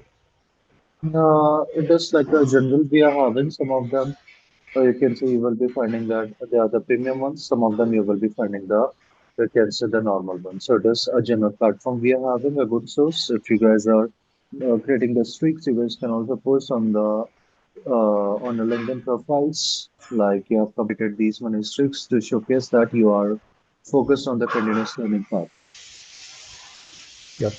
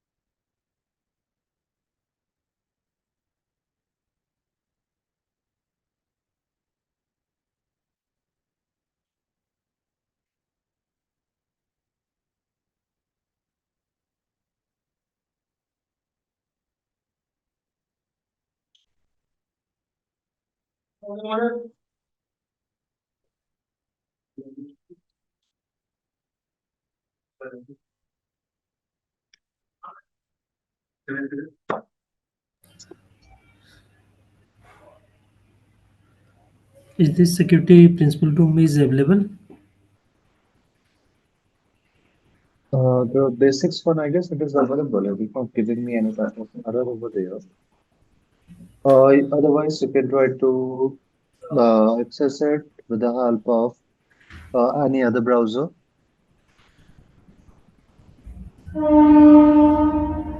Okay, because the last link is working, junior sec, it is completed, and when I try to this room, it shows error.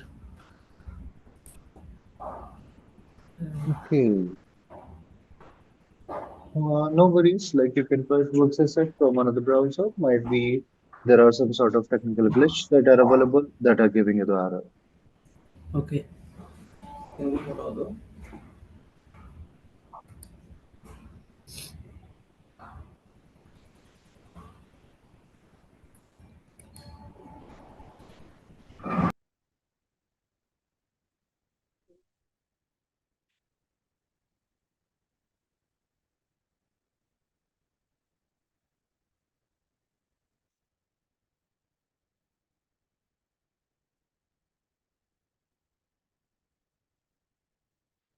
All right, guys. I guess they have just removed the lab, which was the free one now. And they're doing is they're making it as the premium box. That's why it is just showcasing that it is not working as a, it is not giving us the direct access over there. We have to again take the premium off.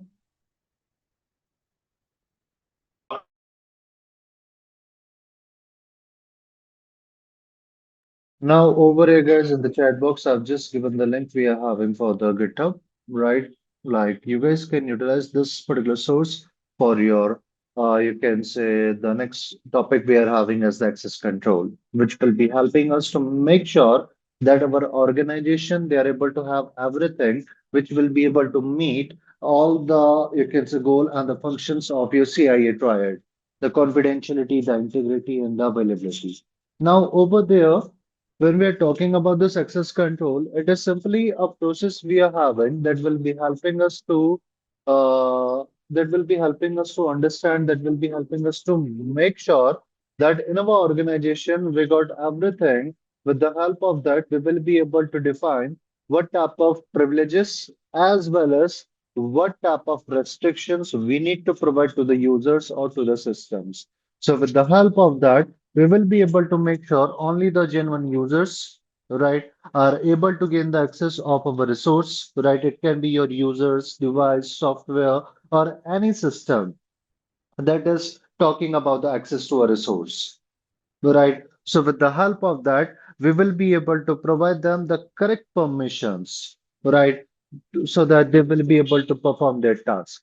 Right. We have to also make sure that we are not providing them any type of extra privileges because the attackers, they can take the advantage of it if they're able to gain the access of our system.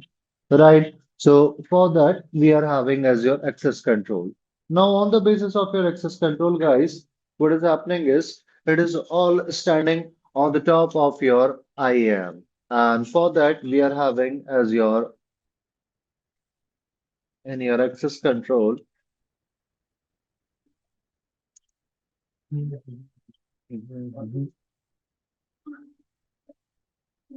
the access control, here you will be finding that we are having as the identification.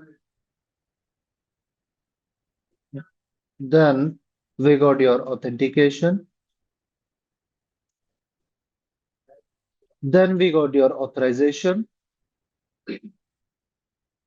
And in the last, we got your accounting. Now, let's say, guys, I'm a part of our organization. And what, or like, let's say I'm just joining a new organization over there. And what will be happening is I need to go ahead. Um,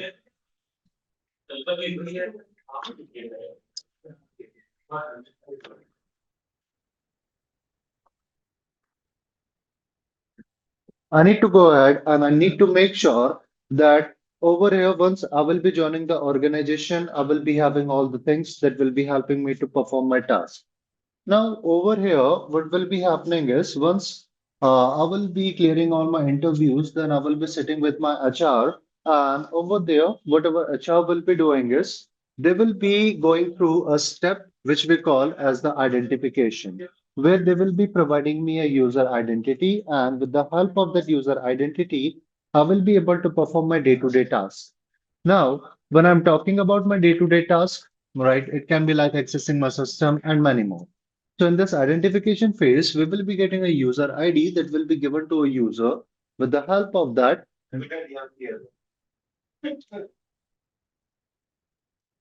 so with the help of that, we will be able to make sure that user is able to gain the access of his account using this identification. Now, once our identification will be done, the user will be able to gain the access of his resource. Then we will be having this authentication phase where we have to make sure that whenever that user will be trying to gain the access of his resource, what he has to do is he has to go through the same process where he will be using the credential that he has previously gotten.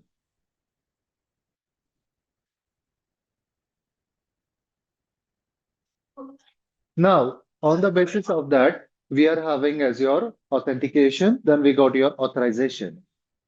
Now, in this authorization phase, we have to make sure that all the activities that are being done by the user, we have to make sure that they are all the, you can say, the Gen 1 ones, right? We have to make sure that first we are giving the permission to the user to perform the task, then only he will be able to do all the tasks. So for that, we will be having our authorization. We will be defining what type of permission he will be having once he will be opening a system. Then after that, we will be having your accounting, whatever the resource the user he will be trying to access. We have to make sure that what is happening is we are properly checking like what are the activities that has been done. So if in the future we will be finding that the user has performed anything malicious or the suspicious, then we can take the quick actions against of it. So that is guys, we are having as the access control over here. Now on the basis of that guys, what do you say? Is anyone having any questions, any queries which we have discussed today?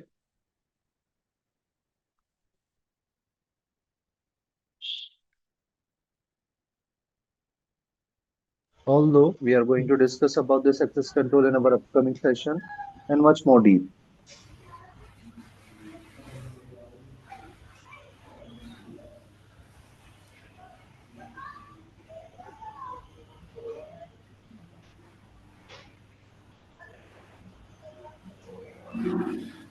Yes, Assis, the cyber task you shared earlier, Uh-huh. uh, The in GitHub which link? internal threat and external threat is over there. Yeah. So how we step by step perform or activities done in that task? Like in the GitHub, like I have not given it for the task, like that lab, it is no more, right? No, So, not the lab. The task you, as an example, you said that how the data recover and how they protect and how the attacker. So there are the two threats, internal and external. So how the activities will, as an example, can you explain how the data will attack by the internal threat or by external threat? Like, okay. Like when we are talking about the internal threat, in that particular scenario, what will be happening is, like, let's say we are having some insiders, the malicious insiders. Right. So because of the malicious insiders, like the disgruntled employee, what they can do is they can harm our system, they can take our data and they can share that particular data to a third party. That is like a okay, insider threat we are having, as well as it is not always intentional, right? Let's say we are having like a user who is, you can say by mistakenly deleted a data, was by mistakenly deleted our system's resource over there. That is also internal threat from which our organization they have to face a damage.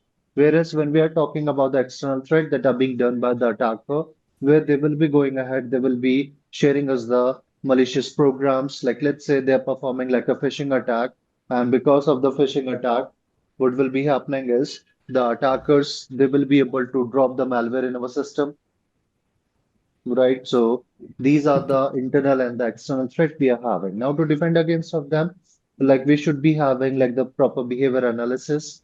We should be having IDS, IPS. We should be having the solutions like a UEBA and many more. So using that, we will be able to identify if some sort of suspicious behavior or the malicious activity that is happening. Yes, Okay? firstly we identify, the point I asked for the, firstly we have to identify and then we have to detect, Yeah. right? First we have to identify, we should be having all the solutions that will be present over there. What are the Mm. assets we are having, right? Okay, Now over there, once we got the identification, then we will be having a detection where we should be having the solutions like your SIM solution or the monitoring on the detection solution that will be able to detect the suspicious activity. Once we are able to detect them, then we will be taking the actions against of them. okay, Okay? so we will, so we respond of about as per the detection we taken. Yeah. Yeah. Okay, okay, Right, but many a time what is happening is the attackers they are even able to bypass our normal security solution. So that's why in that particular scenario, many a time we are also performing the threat hunting. That is like a hypothesis-based process we are having, and that we are just going to you can say take with the assumption that the attacker is already present in our network and he's performing the malicious activity, and we will be trying to find him. okay, So these are something which we are doing for finding the threats. No worries, okay, we will be talking about them in our upcoming sessions. okay, okay. Ashish, the GitHub link that you shared, awesome IM. Can Uh-huh. you open and share your screen and show like there what activity we are expected? Like we do not have to perform any type of task. Like what we have to do is, if you will be opening it, you will be finding that we are having a link we are having for the access management or the account management inside of it. Here, right? So with the help of that, you will be able to understand like how this IM works. Mhm. Sorry. Like how the users group roles and the permissions they will be working. Like let's say we are having a user who wants to get connected with the organization over there.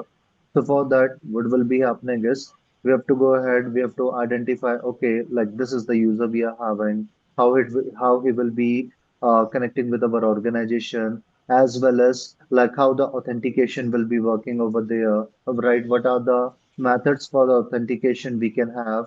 Then after that, how we will be securing the data, how we will be performing the, you can say the authorization. So only the privileged users will be able to gain the access, right? So these are the things that is present over there. Okay. Okay. Mhm. Okay. Like here you can see the authentication, the types of authentication, password-based authentication we are having, the multi-factor authentication, the SMS-based, the passwordless authentication, and these are the methods that are available. Okay. Okay. So we go through it the document once, right? Yeah, just going through the document. Okay.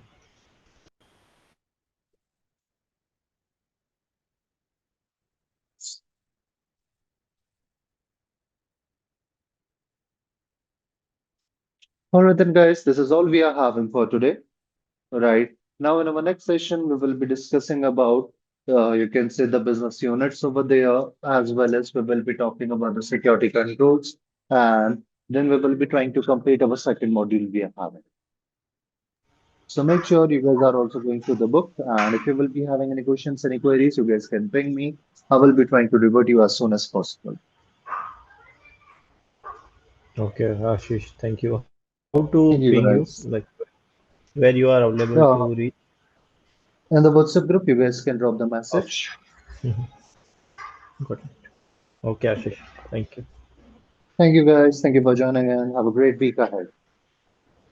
Thank you. Thank you, Ashish. Thank you, guys. Hi, guys. Very good morning. Good morning. Very good morning. All right, then let's start the session. Now, the last session, guys, we were discussing about the access control.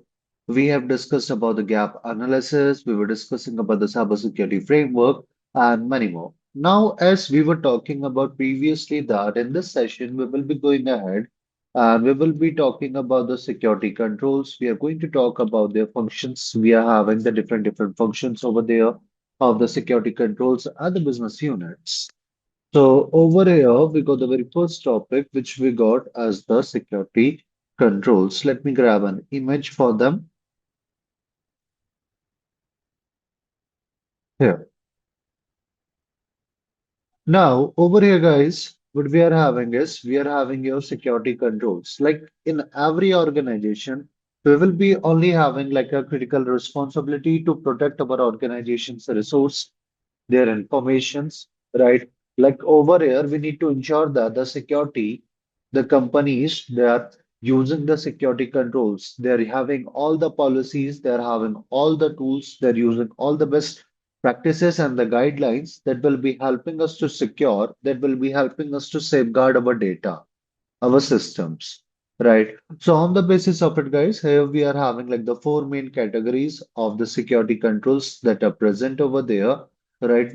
Over there, we are having like the manager control, we are having the operational control, the technical control, and the physical control. See, over here, these four controls, they will be helping us to maintain the four essential security properties, which we got confidentiality, that will be helping us to keep our information private the integrity to make sure that our information it will be remaining accurate without any type of alteration, right? As well as the availability to ensure that our system, our data, it can be accessed whenever they will be required, and your non-repudiation as well to prove that the data we are having, the systems we are having, as well as the authenticity of all the actions and the communication that is being done, right? So that is why, guys, these security controls they will be working together so that they will be supporting your organization to manage the risk, right? So generally, when we are talking about the security controls, like how we will be putting them in your organization, so for that we are following the governance frameworks that are being given by UNIST as well as from the ISO, the COBIT, the ITIL, who will be providing us the best practices like how we will be able to manage and how we will be able to secure our information. Now, depending upon their implementation, our organization they will be choosing what is the right control for their specific risk or for a specific scenario in your organization. On the top of that, here we are having the very first one, which we are having as the managerial control, who will be focusing on the oversight, like our the decision makers, the C peoples of our organizations. They will be utilizing it for oversighting on our organization, for making the plans, for making the decisions. With the help of that, our higher ups, they will be able to identify the risk they will be able to create the policies for that, and they will be able to choose the correct strategy for their security. Like, for example, we can utilize this managerial control for the risk assessment. We will be able to analyze what are the threats and the vulnerabilities we are having against of your organization so that we can decide what actually need the protection. Right. And on the basis of that, we will be writing our security policies that are going to work like a security written rule, right? Like in your organization, we can say that all the employees in our organization, they have to use the strong password, right? Then after that, we are having the operational controls, right, that are being performed by the peoples. Instead of talking about the technology, here we are talking about the peoples who will be ensuring that our daily activities are following the all the security policies and the procedure. Like in the organization, guys, what we are having is we got the security guards who will be helping us to protect our buildings. They will be helping us to verify the details, right? So these type of controls they will be depending upon the humans to doing the right actions on the everyday, right? So over here, they will be focusing on the procedures as well as the human behavior. as well as like in your organization on the quarterly basis, on the half yearly basis, or in a regular manner, we are going through the security training programs where we will be teaching our colleagues, our employees, like how we will be able to identify the security or how we will be able to identify the phishing emails we are having, the security risks we are having, the genuine websites we are having, or like what are the steps we have to follow during the time of the cyber attack, right? So that's we got as the operational control. Then after that, we are having the technical control, as the name suggests. Here we are going to talk about the technology, like your software, hardware, firmware, to utilize the security. Like here, we can go ahead. We will be trying to automate, right? Or we will be trying to put the protection on the basis of a system, right? So for that, we will be utilizing the systems like a firewall that will be helping us to block the unauthorized network traffic, right? We can also utilize the antivirus program, which will be helping us to detect and to remove the malware from our system. We can also use the encryption. With the help of that, we will be able to protect our data. So only the authorized people will be able to read it, right? So these are like the technical controls we are having. Then on the very last, we got the physical control that will be helping us to protect the physical environment of your organization or the assets, such as like your buildings, the room, the servers, the devices, and many more. So for that, like when we are talking about the physical control, we can have the CCTV cameras who will be helping us to monitor all the activities that are happening over there. So with the help of that, we will be able to make sure if we are having any type of malicious person, then we can go ahead and we will be able to identify it, right? Or if a person is trying to perform any type of activity, we will be able to find the information about it. Because like over here, guys, when we are talking about the attackers who will be trying to physically infiltrate, that what they will be doing is they will be trying to get inside of the organization. They will be trying to bypass the security guards we are having. But if we will be having the CCTV cameras over there in picture, then with the help of the CCTV camera, quickly we will be able to identify the information even at our black spots or the dark spots we are having. Then we can also use the smart cards, the locks we are having. So with the help of that, we will be able to ensure that only the genuine users we got, they will be going ahead and only they will be able to gain the access of the resources. If we will be having any type of suspicious person who is trying to get inside of the organization, so at that time, guys, what will be happening is we will be having your the smart card that will be helping us to ensure over there that the person who got like the smart card only he will be able to get inside of the organization. Then we can also have the fences, the gates we are having, right? We can have the fences, we can have the gates over there. So with the help of that, we will be able to control who will be able to enter inside of the premises and who cannot. Then afterwards, depending upon these guys, these controls together, right, we will be able to make sure that our manager control, it will be helping us to create the policies, like the users, they have to get the multi-factor authentication, even if we are talking about the admins, right? And our operational control, it will be helping us to identify the users before we will be allowing them the physical access. We can have the technical control in picture that will be helping us to make sure that if a user who is trying to access our system, then we have to utilize the biometric, right? And if the user who want to access our the last thing that is your data center, then it will be present in the locked server rooms where we will be using the CCTVs, we will be using the alarms.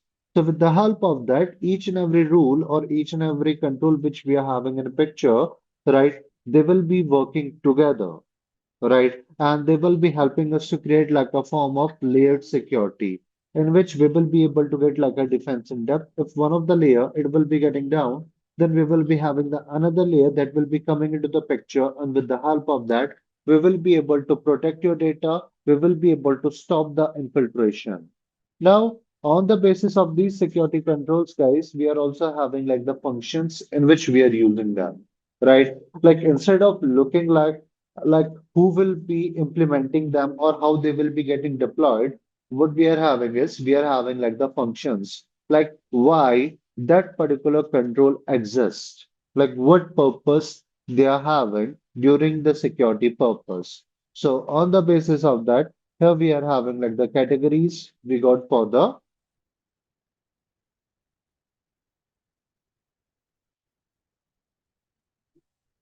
these security control functions. Just a moment, let me grab an image for it.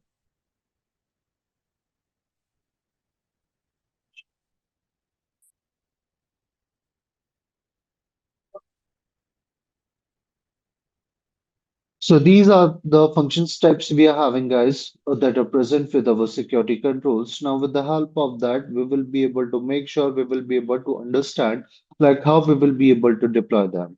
Now, with the help of these functions, our organization, they will be able to understand like how a control work before, during, and even after a attack. Now, on the basis of that, we got the very first one, which we are having like the preventive control. Now, as the name suggests, this preventive control, it will be helping us to stop the attack before it will be happening. So on the basis of that, this preventive control, it is going to work as the very first line of defense, where we can have the access control list, the ACL for your for the preventive control. Now, over here, guys, when we are talking about the firewall access control list, in that particular area, we are going to provide the information about the rules, like what should be getting considered as the authorized traffic. Now, anything that will be coming out of your authorized traffic, it will be getting considered as the malicious one, and we will be able to block the unauthorized traffic before it will be entering inside of your organization, right? So these preventive controls, they will be helping us to reduce the chance of your attack before it will be getting succeeded, right? As well as we can also have the antivirus or the anti-malware program. They will be helping us to stop those malware from getting executed, right? We can also have the strong password policies, which will be helping us to ensure that only the authorized users will be able to log in, right?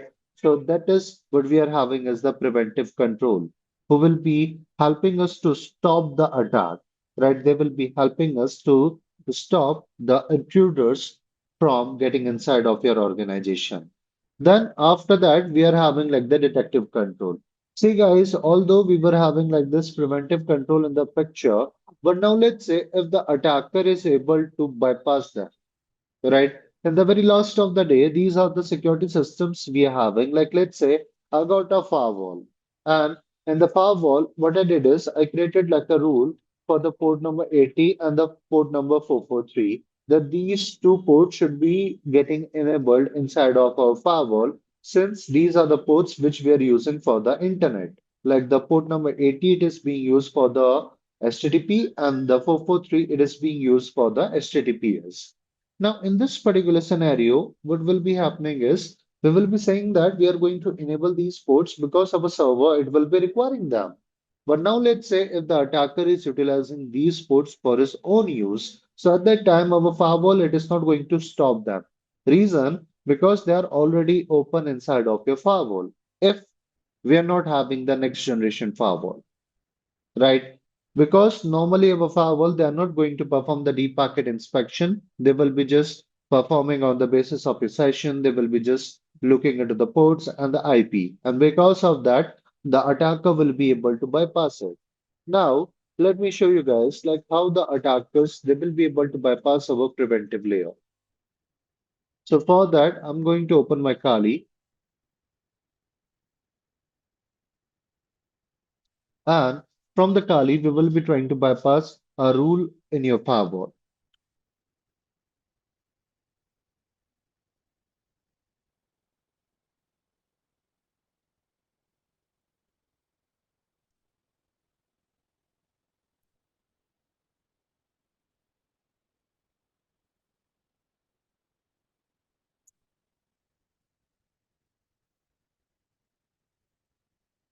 All right, guys.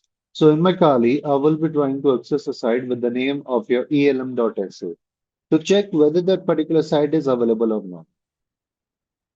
I'm just checking the reachability of that site.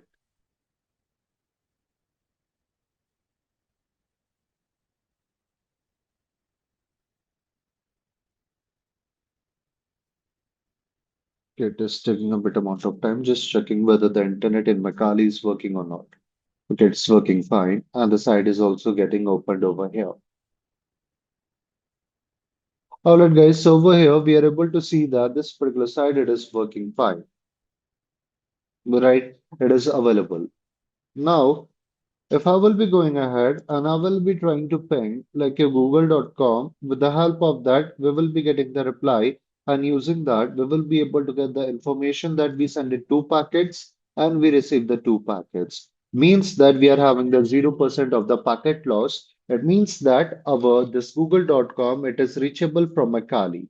So guys, for that we use this ping utility. And when we are talking about this ping, it is like a small utility which we are using for finding the reachability of your target. Now, on the basis of that, when we perform this ping, google.com, it used the ICMP packet.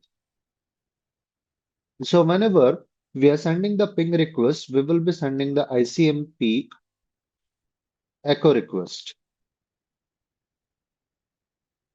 If the target machines are available, then we will be getting the ICMP echo reply. With the help of that, we will be able to get the answers about the target's reachability. Right? If the target is reachable, then we will be getting this reply. Let me show you.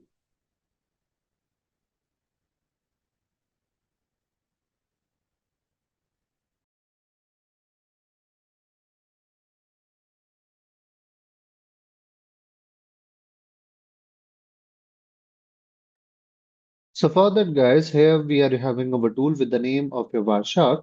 That is a network protocol analyzer we are having. So we will be first providing it simply the information about your the interface, like in which interface you want to perform the sniffing. And then from here, I will be performing the same action, the ping google.com. Here I will be going back to my Wireshark, and here you will be finding, guys, the packets we are having for the ICMP. Let me now stop it and let me go back to my Wireshark. So here, guys, we are having the play button, the pause, and the restart. Now here you can see we are sending the ICMP echo request. That is like a ping request we are having.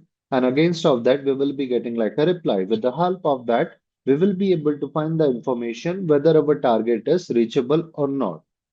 Now, in this particular scenario, what is happening is our ping is able to provide us the answer about the target's reachability. Now here, if I will be writing ping instead of a google.com, I will be writing elm.sa, the address we got for this site. So let's see what will be happening over there.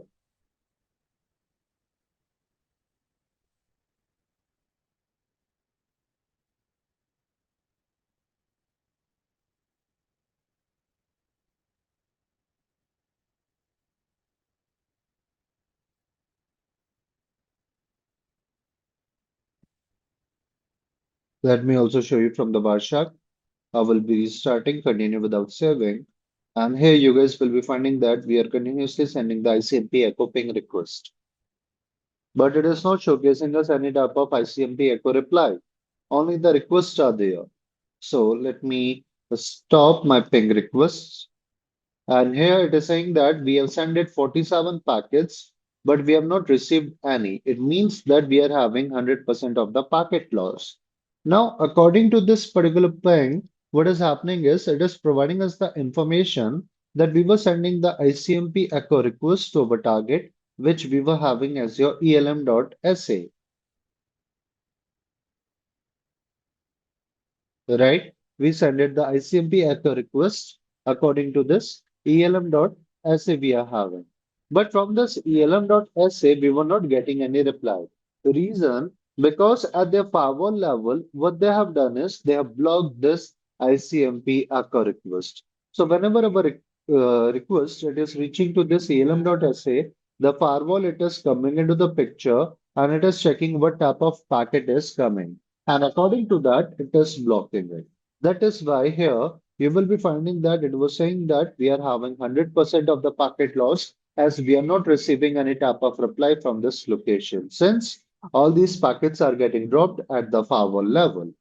Now, over here, guys, that is like the preventive control we are having.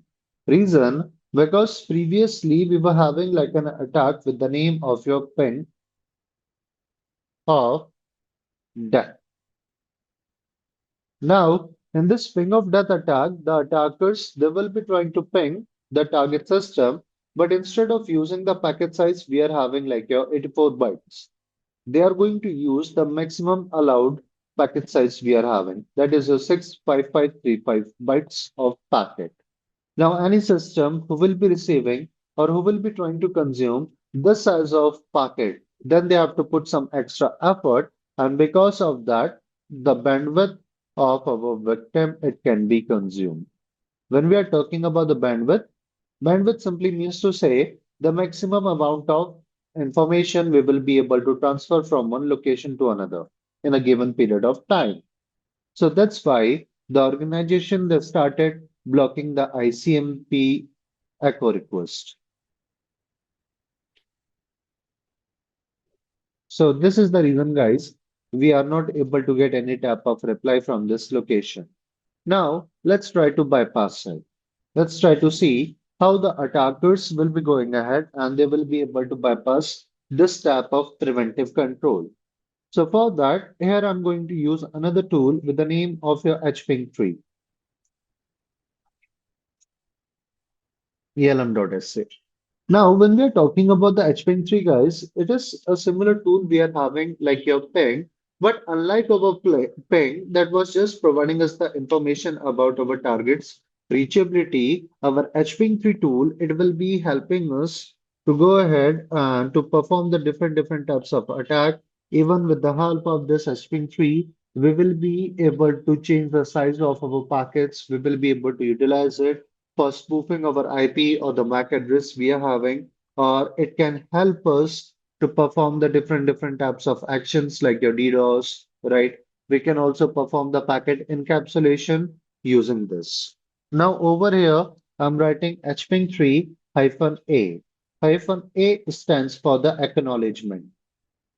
Now, when we are talking about our acknowledgement, it is being given, this is the flag that is being given inside of your TCP protocol.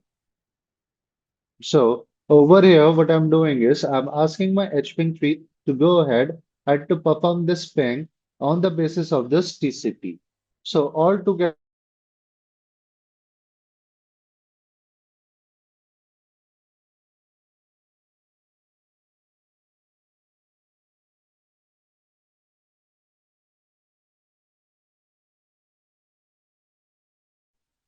Hello. guys, what will be happening is since we will be going ahead and we will be performing the packet encapsulation where we are putting this ping request inside of the TCP packet and once it will be reaching to your elm.sa. Again, the firewall, it will be coming into the picture. It will be checking boss. It will be asking that boss, show me what type of packet you are carrying over there, right? So for that, it is going to ask for the packet. And here you guys can see the layer we are having as the TCP. And our firewall, it will be saying that, oh, it's a TCP packet, so it is going to approve it. And once it will be getting approved, our ping request, it will be successfully able to get inside of your location, which we got elm.sa. And from there, we will be getting a reply that is going to be an ICMP echo reply. So let's see whether we will be able to perform this action or not, whether we will be able to bypass the rule of a firewall that was not previously allowing us to perform this ping against of this target.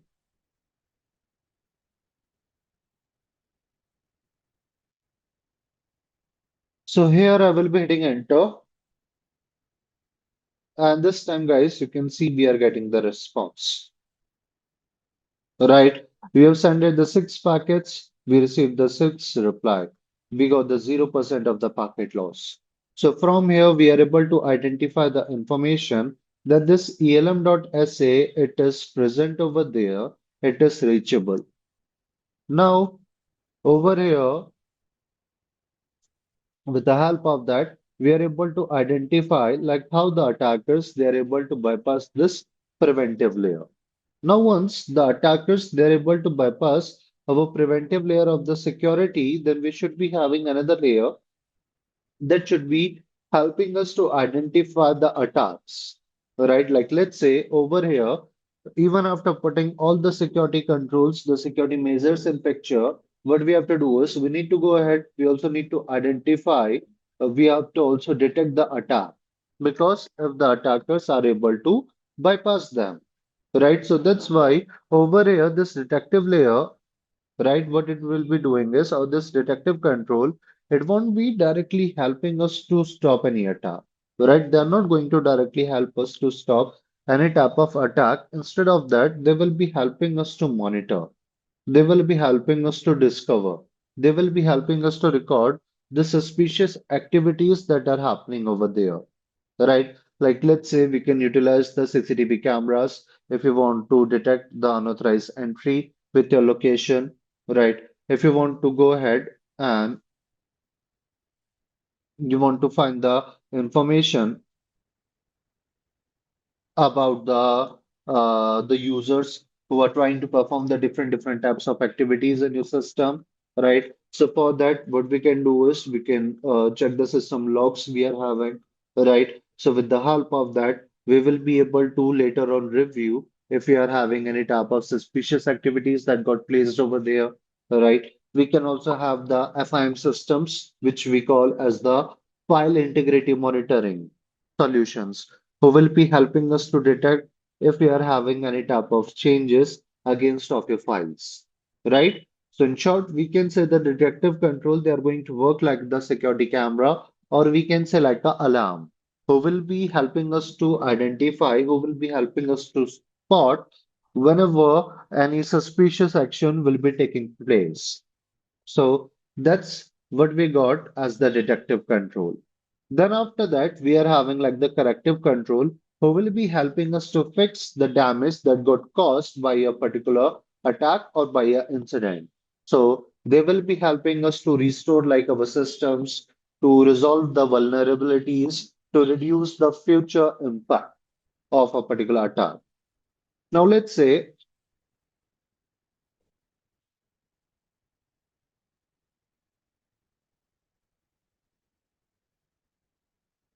a lot of the data from our system it got corrupted or it got damaged during a time of a particular attack.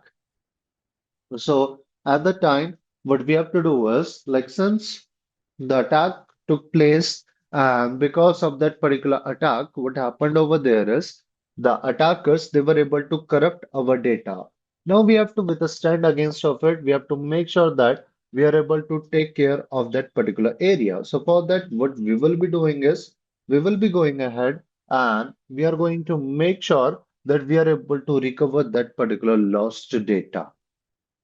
So for recovering that lost data, we will be utilizing our backups, and from the backups, we are going to perform that action, right? Similarly, like let's say if any attacker who is able to exploit the vulnerability that was present in our system, so for that, what we have to do is we need to go ahead and we need to patch that particular vulnerability. Now, for patching that vulnerability in your organization, we are having like a process which we call as the patch management. Now, the patch management is just like a simple process we are having where we will be trying to fix the vulnerabilities before any attacker who will be trying to exploit them or after the vulnerabilities from our system has been exploited. Right. Similarly, we are also having like the disaster recovery plans who will be helping us to make sure or who will be helping us to uh, guide us on the path of your recovery process after a particular attack, right? Like we can say this corrective control, like we are having as a doctor who will be helping us after a particular injury, right? They will be fixed, they will be helping us to fix what went wrong. Then, on the basis of that, like while this preventive, detective, and the corrective controls are the most commons, but here we are having some additionals that we should be having the information about them. So for that, we got like the directive control. So when we are talking about this directive control over here, the directive control, as the name suggests, it is going to provide us the guidelines. It will be helping us to provide the expectations, the rules for the user behavior. Like in short, the directive control, they will be telling our employees like what they have to do or what they do not have to perform. Right. Now, for example, like in our organization, we are having the policies, we are having like the SOP, which we call as the standard operating procedure, in which we will be defining to our employees, to our colleagues, that these are the rules that they have to follow. For example, we can have like for the strong passwords, we have to make sure that all the users in our organization or the employees in our organization, what they will be doing is whenever they are creating any type of password for the system or for the account, they have to make sure that they're creating like the strong password, a strong, unique password that is only known to them, as well as they're properly keeping it in a secure location.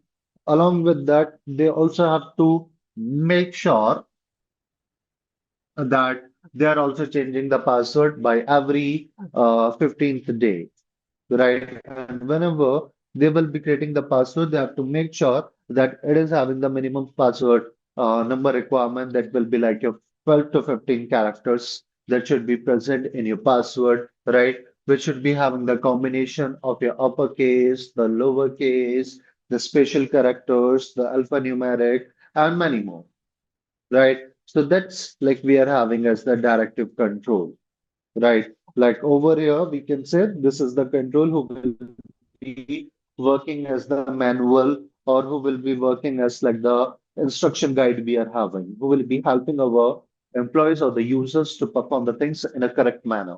Then after your directive control, guys, we are having like the deterrent control.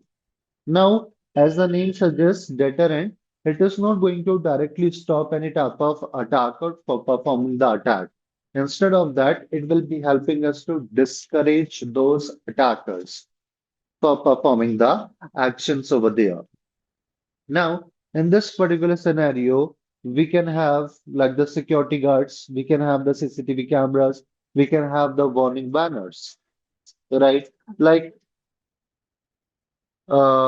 let's say if you're talking about a thief who is trying to infiltrate inside of a house, and if he will be finding like the signboard that will be like be aware of dogs. So in that particular scenario, what he will be doing is he's going to stop that intrusion. He's not going to perform that attack because the attacker is going to think twice that there is a board that is saying that be aware of dogs, and because of that he is not going to perform that action. Similarly, in many areas, the security areas, you will be getting like the security or the warning banners, like unauthorized access is prohibited, and the violators will be getting prosecuted over there, right? Even you guys will be also finding like the warning banners that you're under CCTV, you're under the CCTV vigilance we are having, right? Every actions are getting monitored.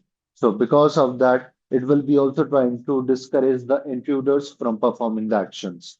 That's we got like the deterrent control, who is not physically going to stop any attack, but they will be trying to create a sort of fear, a sort of hesitation in the mind of the attacker so that he is going to think twice before he will be performing that type of malicious action.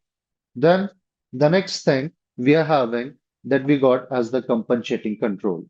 Now, when we are talking about this compensating control, what it will be doing is, as the name suggests, it is going to provide like the compensation or it will be providing us like an alternative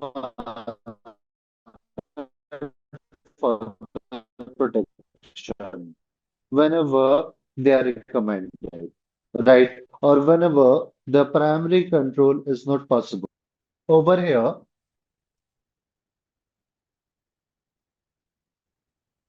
guys, let's say we are trying to get inside of your organization, right? And when we will be trying to get inside of the organization, the main at the main gate we will be having like the security guard, right? Now to go through the security guard, we will be requiring like your company's batch ID, right? Then only we will be able to get inside of the location. But in this particular scenario, if we are able to create like the similar type of a identity tag that is being used by the target's organization. So because of that, what will be happening is even the attacker, they will be able to bypass that security guard layer. Now to prevent it, what we can do is we can go ahead and we can make sure that we are having additional control. Even if the attackers they are able to bypass the security guards at the first place, then we should be having the additional security controls. Like we can also use the smart card. That first layer of security, it should be like the security guard. Then the second layer of the security, it should be like the smart cards. So with the help of that, we will be able to make sure even if our primary control it is not working or it is not able to provide its services, then we should be having the secondary control that will be in the place who will be able to provide us like the similar type of services, right? Like for example, if I'm talking about the compensating control, like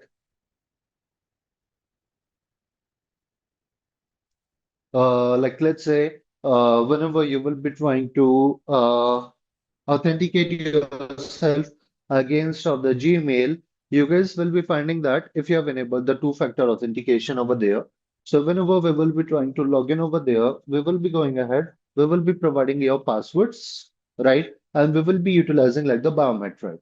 But now let's say, even after providing the password, then we are having the second layer that is your biometric. Now let's say if the biometric authentication is not working, then at that time, what you will be doing is you will be getting the options over there that on your another registered email or on the registered number, you can get the OTP and you have to write that OTP. Then only you will be able to get the access of your email. So that is what we are having like the compensating control, which we can say we got like the backup solution who will be helping us to provide the strong protection when the main option is not available. And one of the best example, guys, we are having for the compensating control that we call as your defense in depth.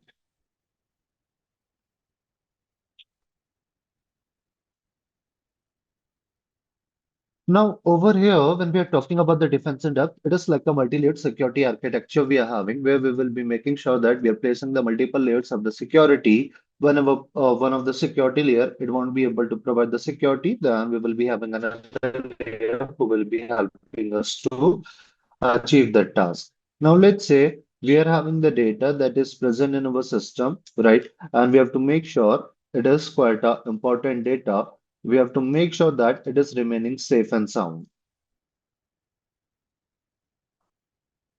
right? Now, to protect it or to access it, what we will be having is we will be having like the very first layer of the security, which we got as the security guard. Okay, let me first write them. Then we can have like the front door of the organization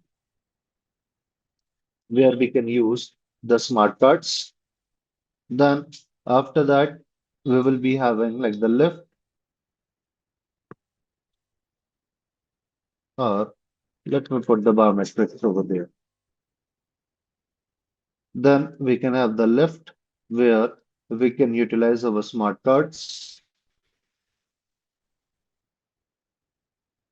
Then we can have the front door of our cabin where we can have your pins or the passwords. Then inside of our cabin, we got our system that is containing that important data which we have to protect. And for accessing it, what we are doing is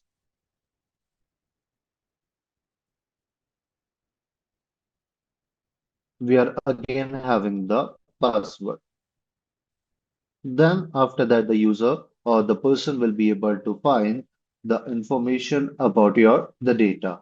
Now over here, guys, what is happening is we are having like the very first layer of the security, which we got as the security guard. Now the users they have to show their batch ID, then only they will be able to bypass this layer. If they are able to go through this layer, then they will be having the front door of the organization that is asking for the biometrics. Even if the attackers they are able to bypass it, then we got our left that is asking about the smart card. Then even if they are able to bypass it, then we will be having the front door of our cabin that is going to ask for the PIN. Then we are having our system that is containing a strong password. If we are having the information about it, then only we will be able to access it. Then only somehow the attackers or the users they will be able to access the data. Right. So over here, guys, that is good. We are having like the defense and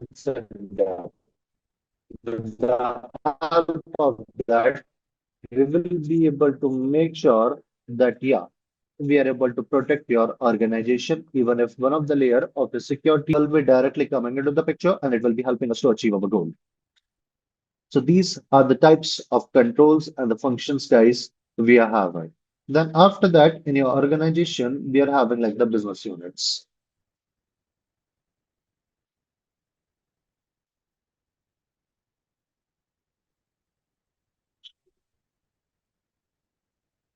So over here, guys, like in your organization, what will be happening is like each and every organization, they will be having their own security rules and the responsibilities, right? Like whether we are talking about like a healthcare organization, whether we are talking even about the school, the hospital, the government office, and many more. So each and every organization, they needs to protect their data. They needs to protect their systems. They needs to protect their you can say the peoples over there, right? So for that, our organization, they're creating like the different types of security policies, right? And they will be explaining like how the security will be implemented and who will be responsible for that, right? So with the help of your security policies, guys, we will be able to define like how our organization they will be able to ensure the CIA. Right.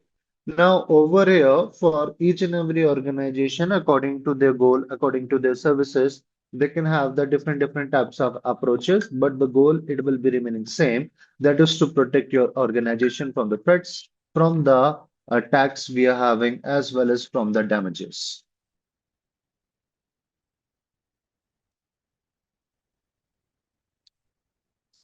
Right. Now, on the basis of it, guys, what will be happening is like over here in your organization, we are having some key rules that are available that will be helping us to secure the CIA of your organization. So for that, we can have your the Chief Information Officer, the CIO we are having. Now, when we are talking about the CIO is what? It is like a senior executive we will be having, who will be helping us to go through the entire IT department we are having. They will be having the responsibilities to ensure that our, you can say, technology it is able to support the business goals. It will be helping us to manage the budget we are having as well as the infrastructure, the strategies, and many more. Right? Like many a time, they will be also directly going to look into our cybersecurity activities. Right. Then after that, we can also have the CTO, the Chief Technical Officer or the Technology Officer we are having, who will be focusing into the technological area, who will be going ahead. They will be trying to evaluate the new technologies. They will be trying to improve your organizations or the company's technical capabilities over there.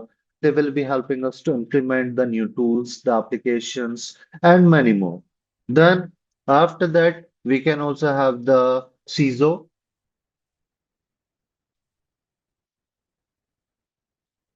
the Chief Information Security Officer.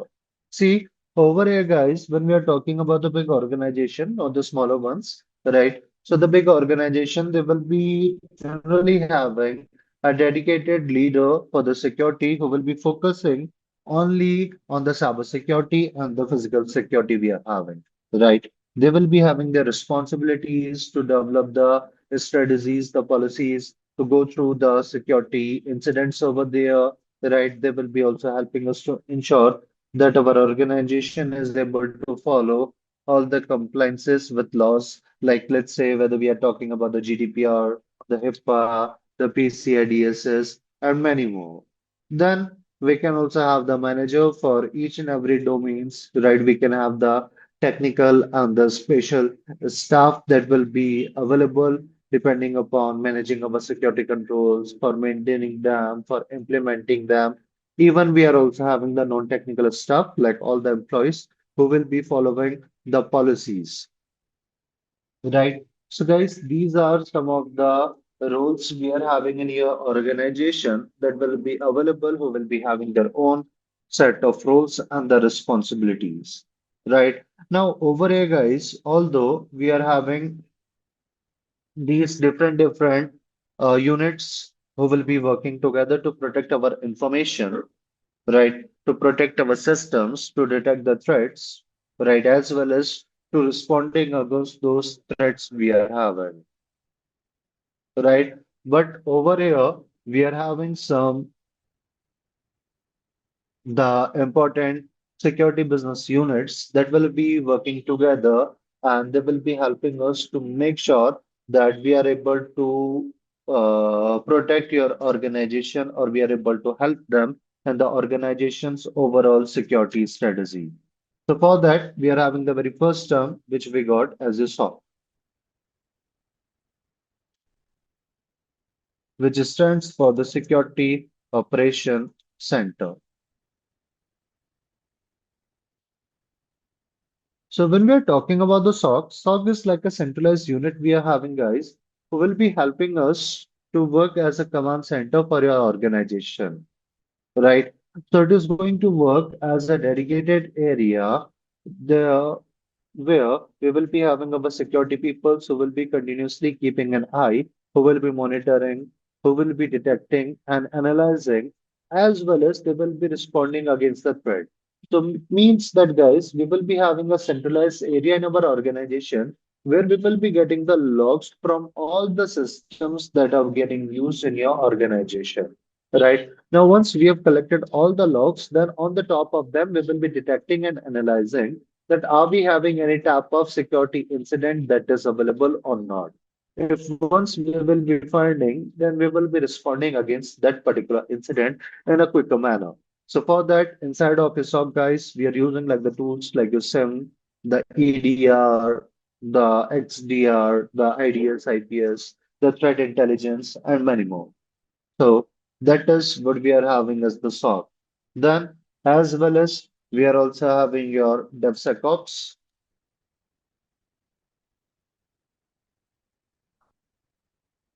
Now, when we are talking about the DevSecOps, like nowadays, guys, when we are talking about the organization, they will be using the cloud computing. They will be using the automation in a big manner. Right? And with the help of that, we are able to, you can say, make sure that all the softwares we are having, they are being done in a secure manner whenever they are getting deployed, whenever they are getting built. Right? So for that, previously we used to have the DevOps. We were not having the DevSecOps. Right?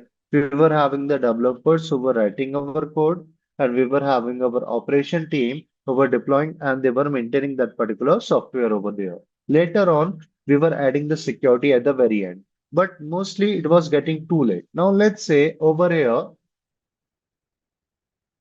we are having Raghunath, right? And what he's doing is he's trying to create an application, right? Suppose that he will be writing the code, and later on his colleagues they will be deploying and maintaining it.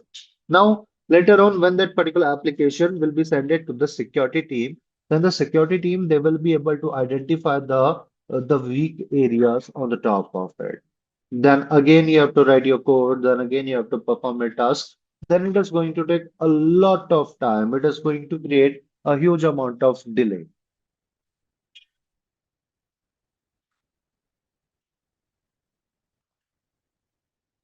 Then to, you can say, resolve that particular issue, what we got is we got the DevSecOps, where guys we added the security into the operation or the process we were having of your DevOps at the very beginning or from the very beginning, right? So in that particular scenario, what will be happening is like let's say if we are writing our code, right? We are trying to deploy. So in the meantime, what will be happening is we will be also ensuring that we are not having any type of vulnerability like for that, like let's say we are trying to develop any program or anything. So for that, what we can do is we can quickly fix those vulnerabilities with the help of the CI/CD, the continuous integration and the continuous development pipelines we are having. With the help of that, we will be able to automate the security testing. We will be able to focus into the secure coding practices. We will be able to perform the continuous monitoring and many more. Then after that, we got your IR, the incident response.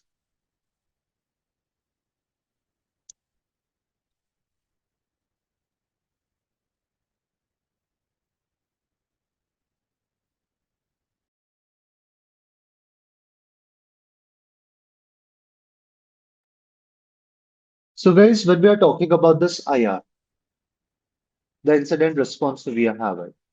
Right. So incident response, guys, like in our organization, it is a process we are having, right, where we will be going ahead and we will be trying to take the actions once a cyber attack has occurred, right? So for that, we will be having the IR team, the incident response team, who will be taking the charge against of it.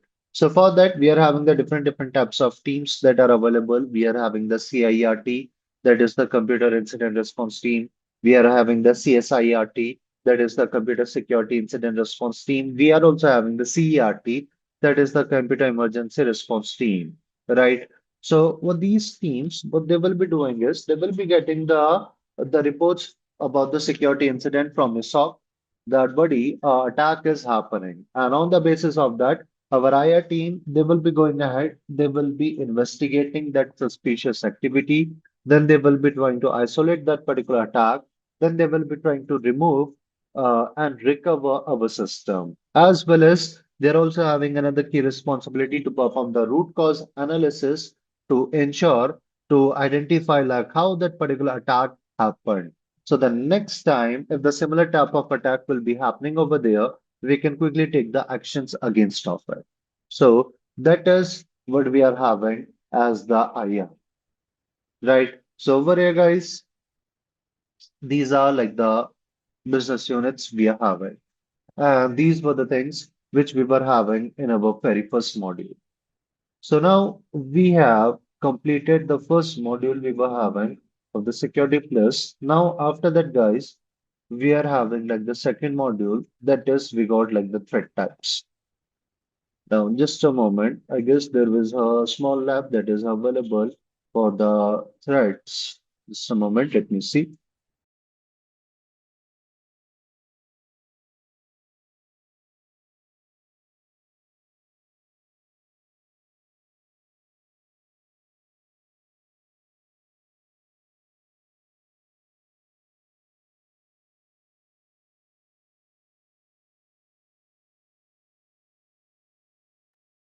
All right, guys, in the chat box, what I've done is I've just dropped the link we are having for the hacker methodology. You guys can look for it. With the help of that, you will be able to find the information about the hacker goals and the motives over there behind of the attacks. Although we have already discussed about them, so we are not going to cover that part because we have already discussed about the types of hackers as well as the phases of a hacking. So the next topic we are having that we have gotten as your social engineering.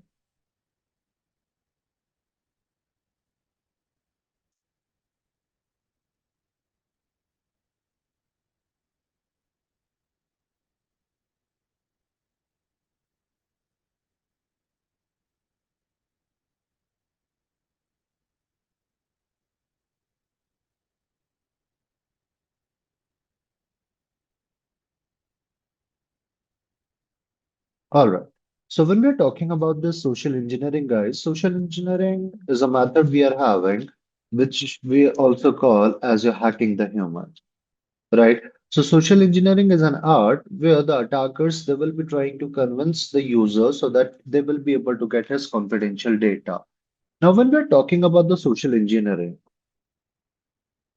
it is having some key principles behind of it. Those principles are always getting followed behind of every social engineering attack. So for that, we will be having like the liking or the familiarity.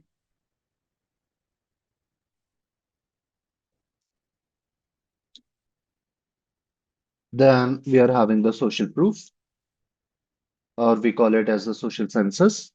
Then after the social census, we are having like your authority or the intimidation.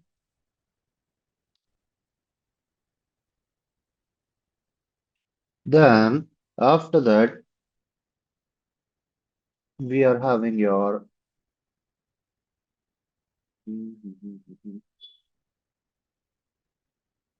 the scarcity and the urgency. All right. Now, on the basis of that, we are having like these four major principles that are getting always followed behind of each and every social engineering attacks that is happening over there. Now, on the basis of it, guys, we are having the very first one as the liking or the familiarity. Now, if you guys have seen like the James Bond movies or any detective movies we are having, so always in all those areas, what will be happening is you will be finding the information, right? They will be a beautiful actress, right? And she will be finding the information about the opponents, the adversary having, and what she will be doing is she will be trying to collect the information from them, right? So for that, what they are going to do is they're going to perform like the attack which we are having like your honey trap, right? And with the help of that,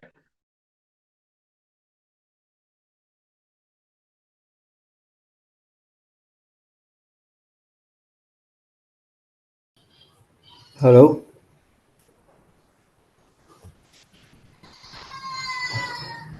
Hi guys. Yeah, maybe he kicked out from the meeting due to internet connection. Yes, his voice is breaking for you Yes. also. Yes, since start. So I thought it was from my end. Yeah, I also thought. Okay, wait. Yeah.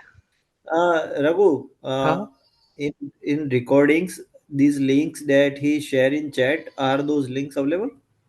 Yes, maybe.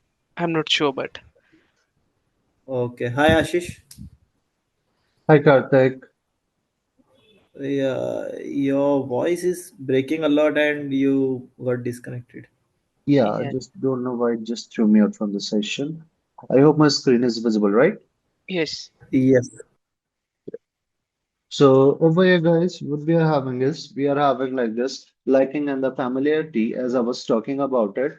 Now, in this particular scenario, what will be happening is if we will be receiving any friend request from our in our Instagram or in our Facebook from our college friends or from a person who's pretending to be our college friend, then at that time, what we will be doing is quickly we will be going ahead and we are going to accept that request because we are thinking that he is our known person. And now, if that particular person will be asking for any type of information like, hey, buddy, what you have done in your college, right? Or what you have done for your studies, what are the type of work you're doing in your organization, what is the work-life balance that is present, and many more. So at that time, what will be happening is quickly we will be going ahead and we are going to provide them all the information without thinking twice.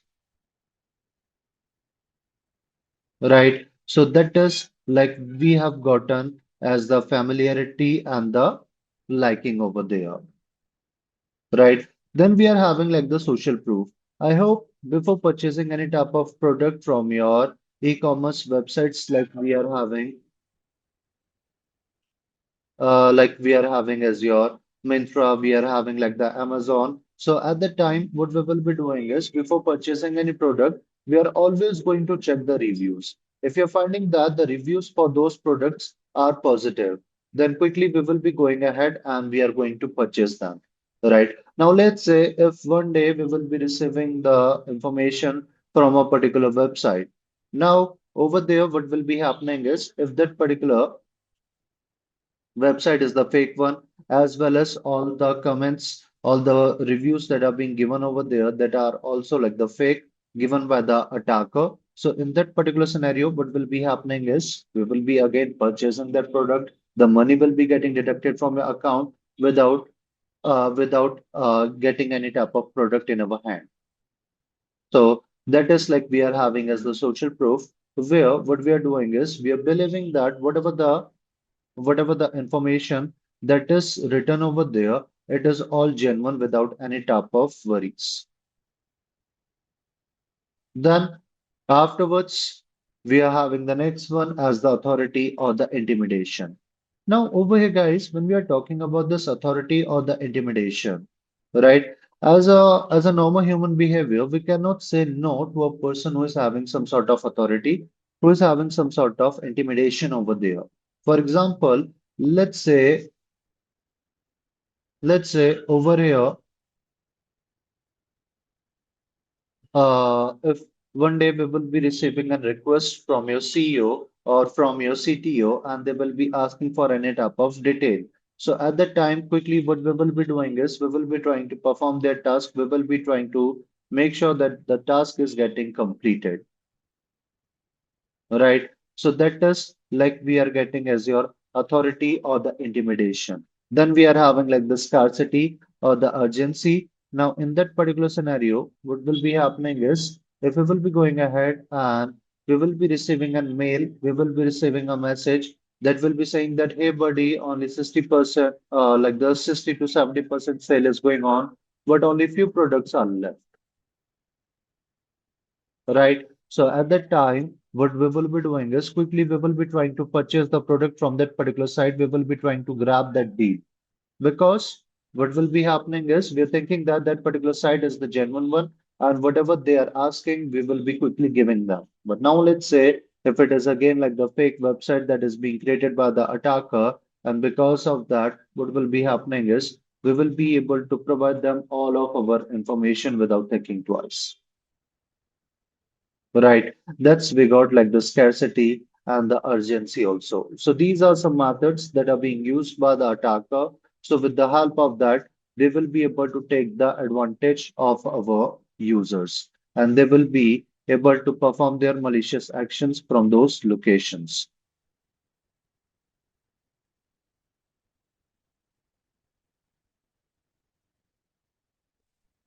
Now, afterwards, we are having some properties that are also getting followed in your social engineering.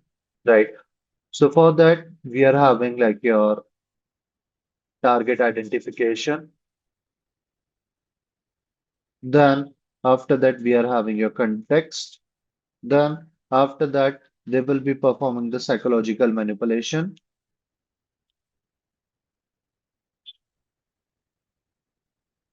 And then in the very last, we will be having like the motivation. Now, over here, guys, what will be happening is when we are talking about these areas, like we got the very first one as the target identification. Now the very first task the attackers they will be trying to perform is to collect the information about the victim, right? They have to identify the target they are having, right? Now, in that particular scenario, over here, what will be happening is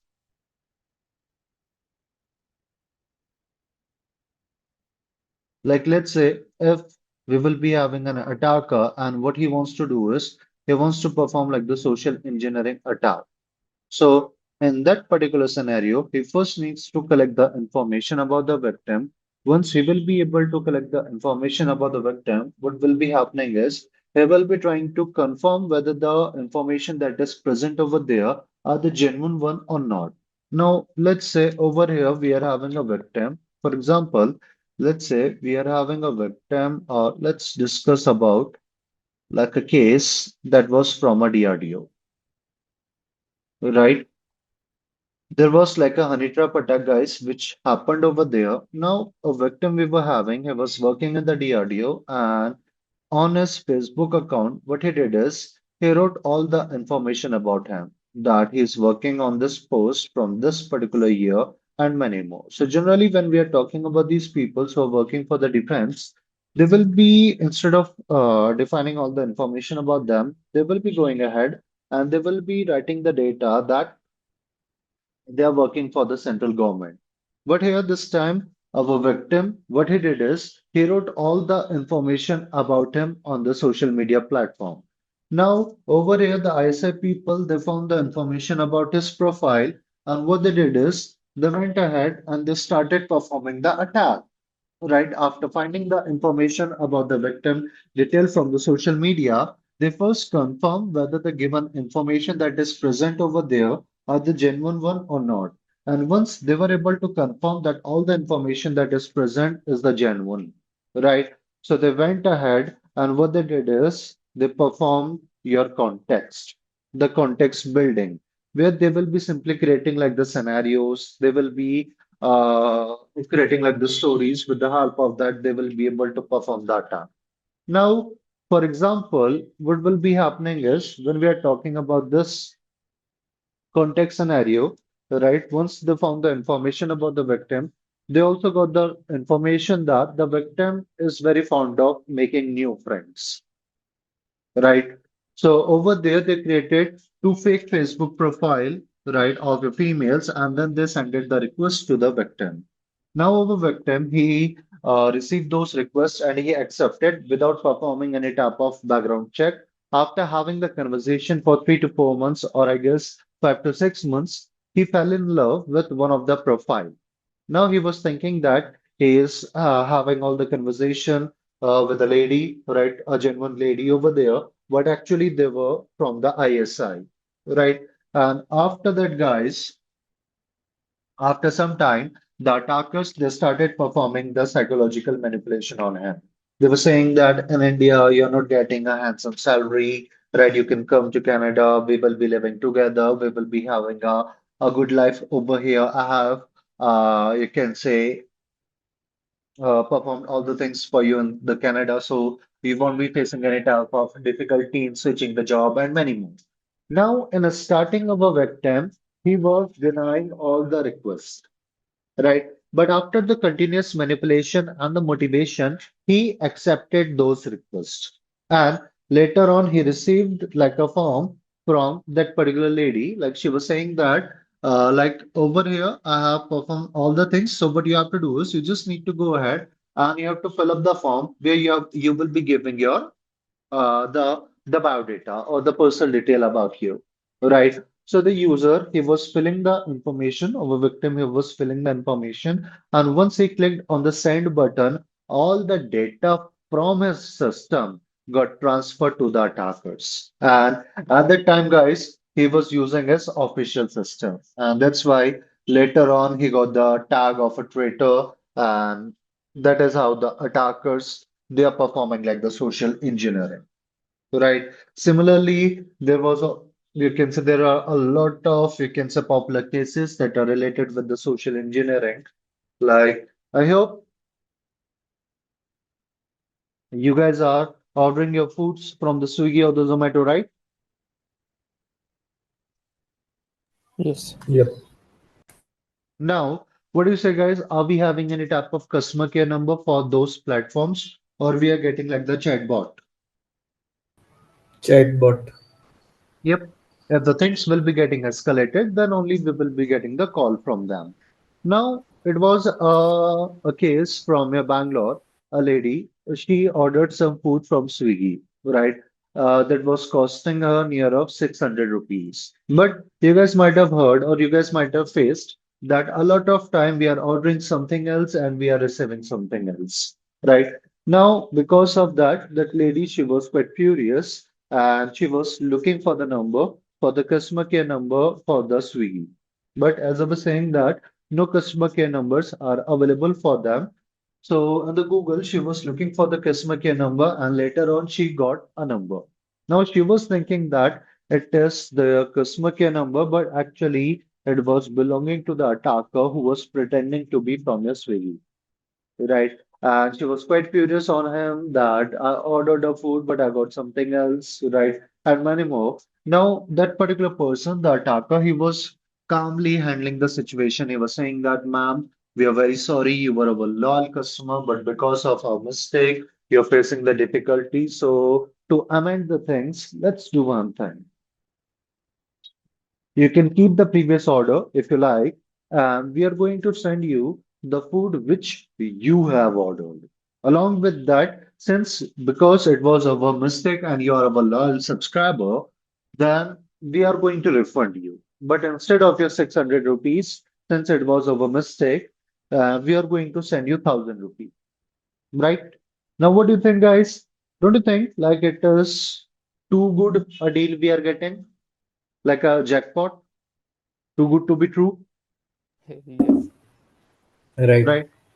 But now, at the time, the attackers they were calmly handling the situation, and they said that, ma'am, you can send us your account details. We are going to send you money. The lady gave the account details. The attacker first transfer 1 rupee just for the confirmation, right? That, ma'am, we are going to transfer you 1 rupee over here for the confirmation that whether you are able to receive the money or not. Then after that, the leftover amount we are going to transfer you directly. So for that, first, the attackers they sent it 1 rupee to the lady. She received it, and then she was having the confirmation that yeah, these are the genuine peoples.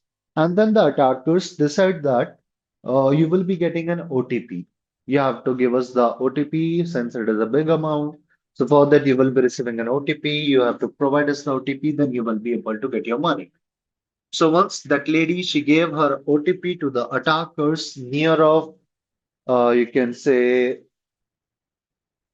near of 75,000 rupees per gun under 10 minutes. And next, you can say 20 to 25 minutes, around of your 80,000 rupees were gone. So she almost lost near of 1.5 lakh rupees under an hour. Now, if you guys are thinking that that lady might not be from the technical background, she was not having the information about it, then guys, she was working as a security engineer. Right. So over here, when we are talking about the social engineering attack, anyone can be the victim. That is how the attackers they are performing it. So only our self-awareness, the awareness about the scams, the attacks can help us to protect us against of these types of attack. Are we clear? Yes. So that is what we are having as the principles for the social engineering. Now, on the basis of it, guys, we are having some attacks that are present for the social engineering over there. So for that, we are having the very first one, which we got as the phishing. Now, when we are talking about this phishing, it is a type of attack where the attackers they will be sending us a fake, a lucrative mail that is just going to look like a real one. Now, on the basis of that, what will be happening is the attackers they will be able to utilize this phishing mail either for stealing our data, right, or either for dropping the malware inside of our system, right. Then after that, we are having the smishing. The smishing is a type of attack where the attacker they will be performing the phishing over the SMS, right? Over the text messages. And for the text messages, guys, we are not even having any type of mail filters who will be helping us to identify whether it's a genuine mail, whether it's a genuine message or not. Then after that, we are having the phishing, performing the phishing over the voice call. For wishing, if you guys want to see, there is a good series with the name of your Jamtara, or let me show you a quick small video about the wishing over there. Just a moment, let me show you from my YouTube.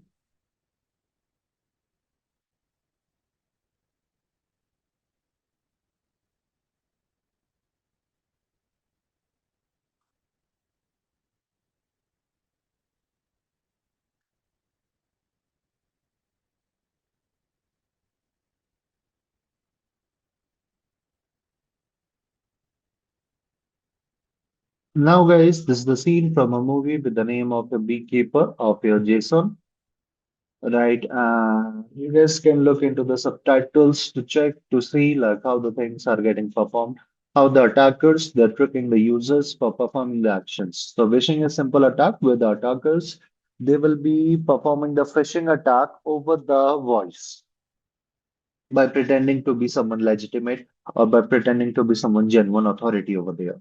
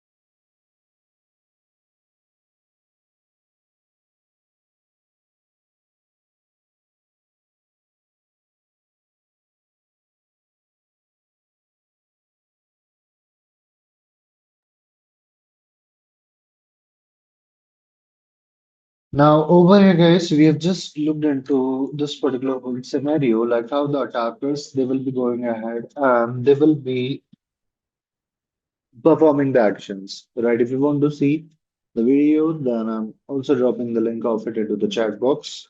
You guys can get it from there.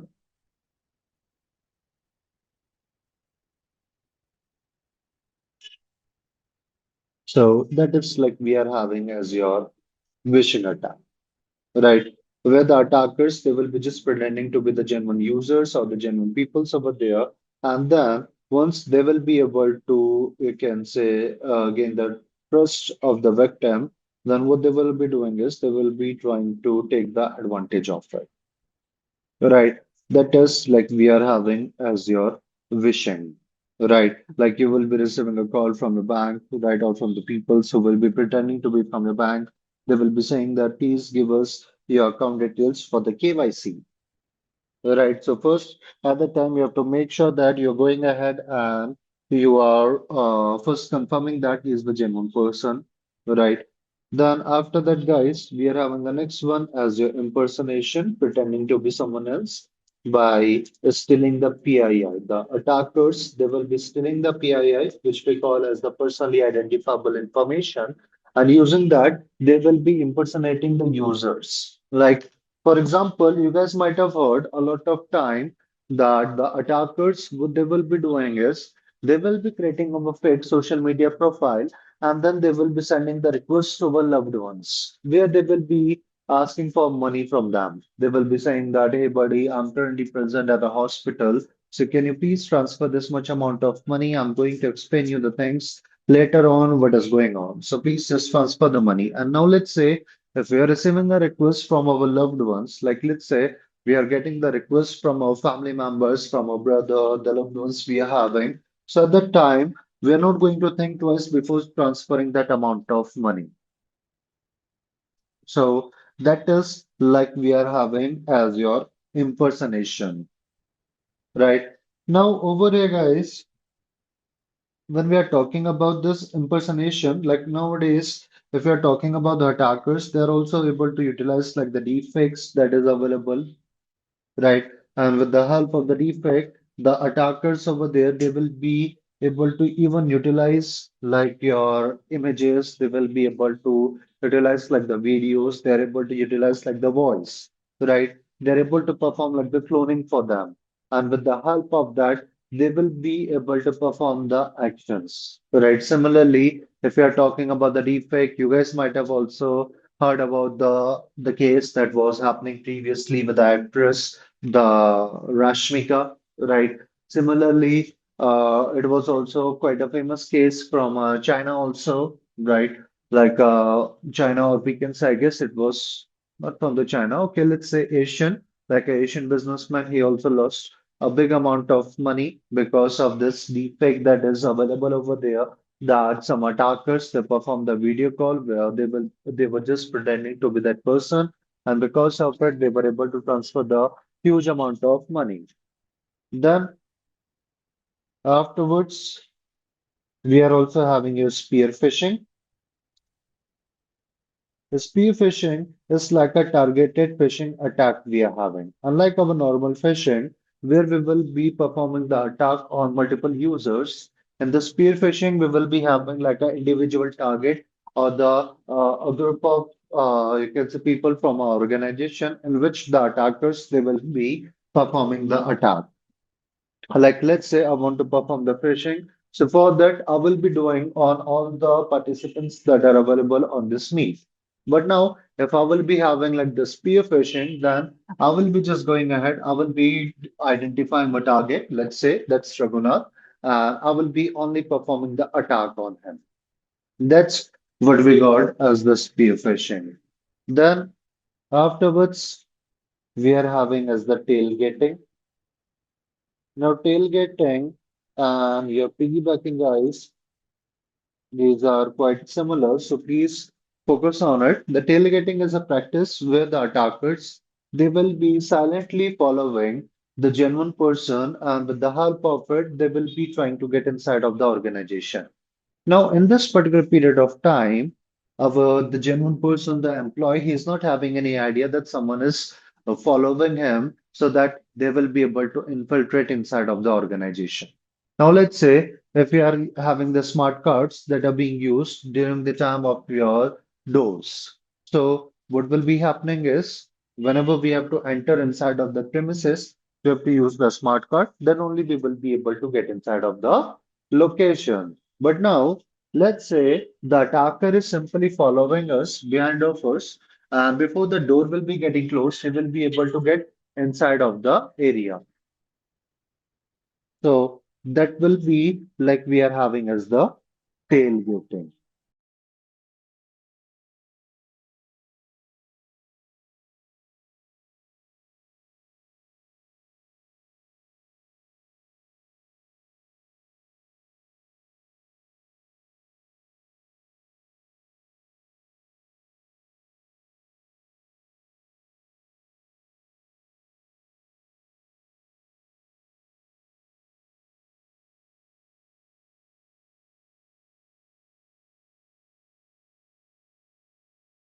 Just a moment, guys.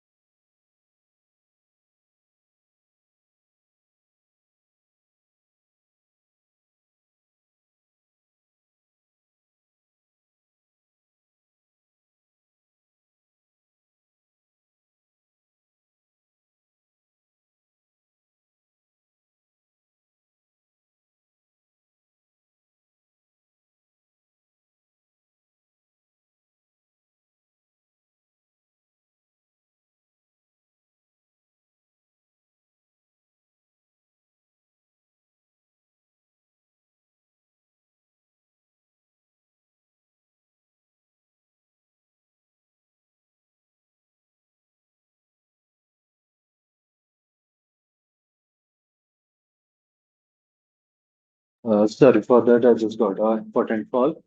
Now, after this tailgating, where the attackers, they're simply following the victims, and the victims are not having any type of information about them. We are having the next one, which we got as your piggybacking. Now, this piggybacking attack, what will be happening is the attackers this time they will be following the victim to get inside of the organization. But this time, the employees will be having the information and they are going to allow them. They know that that is the malicious person who's having malicious intention, but still, he will be allowing them to get inside of that organization over there. So that's like we are having as your piggybacking. Then after that, guys, we are having the next one as the URL hijacking Ashish, or the please again explain the piggybacking. sure, that was better. Now, over here, when we are talking about like this piggybacking, let's say I want to get inside of the organization of yours, right? You know me, right? We are like, you can say, we are like the buddies. So I will be saying that, hey, buddy, can I please get inside of your organization? So at that time, you know that I'm not having any type of the genuine or I'm not like the authorized person, but still, what you will be doing is you will be allowing me to get inside of the organization.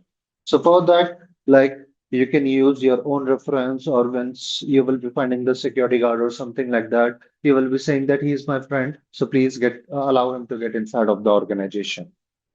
Let me give you another scenario.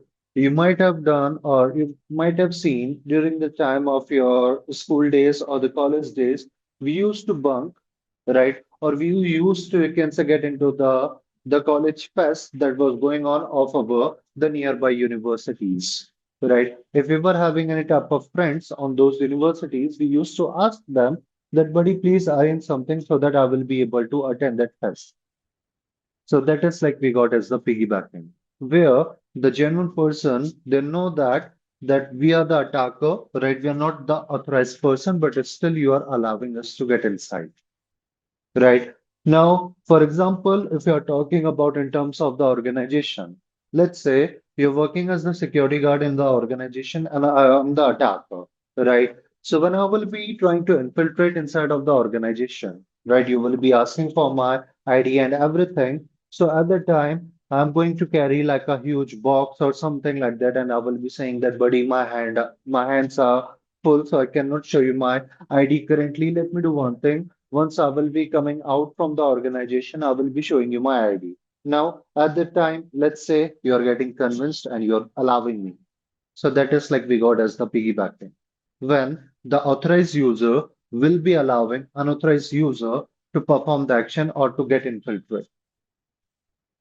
Is it clear now? Yes.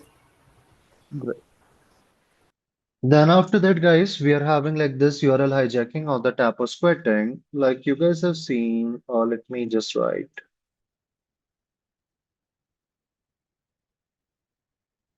In google.com.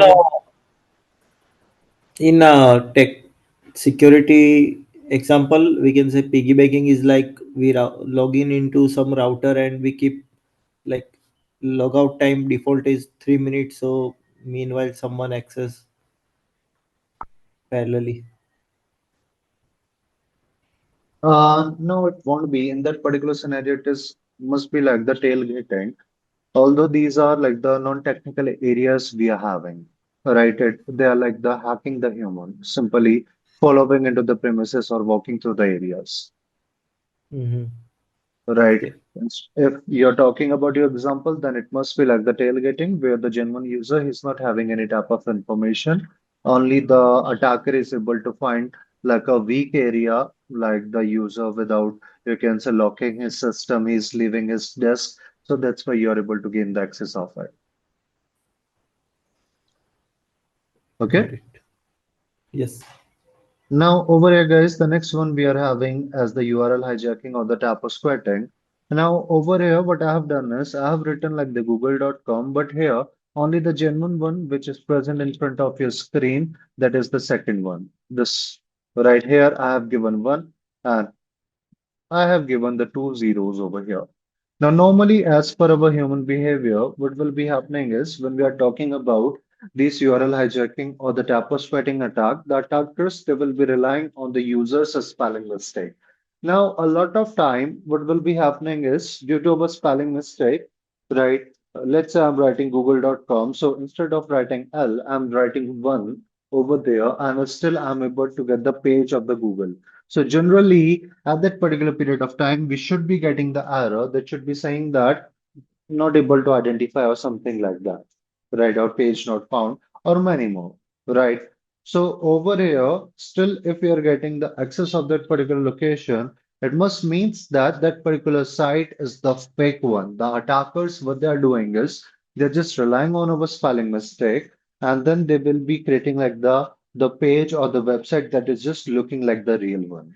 Now, if we are not, you can say, going through thoroughly on that particular website, we are going to say that it's a genuine one and we will be trying to perform our task.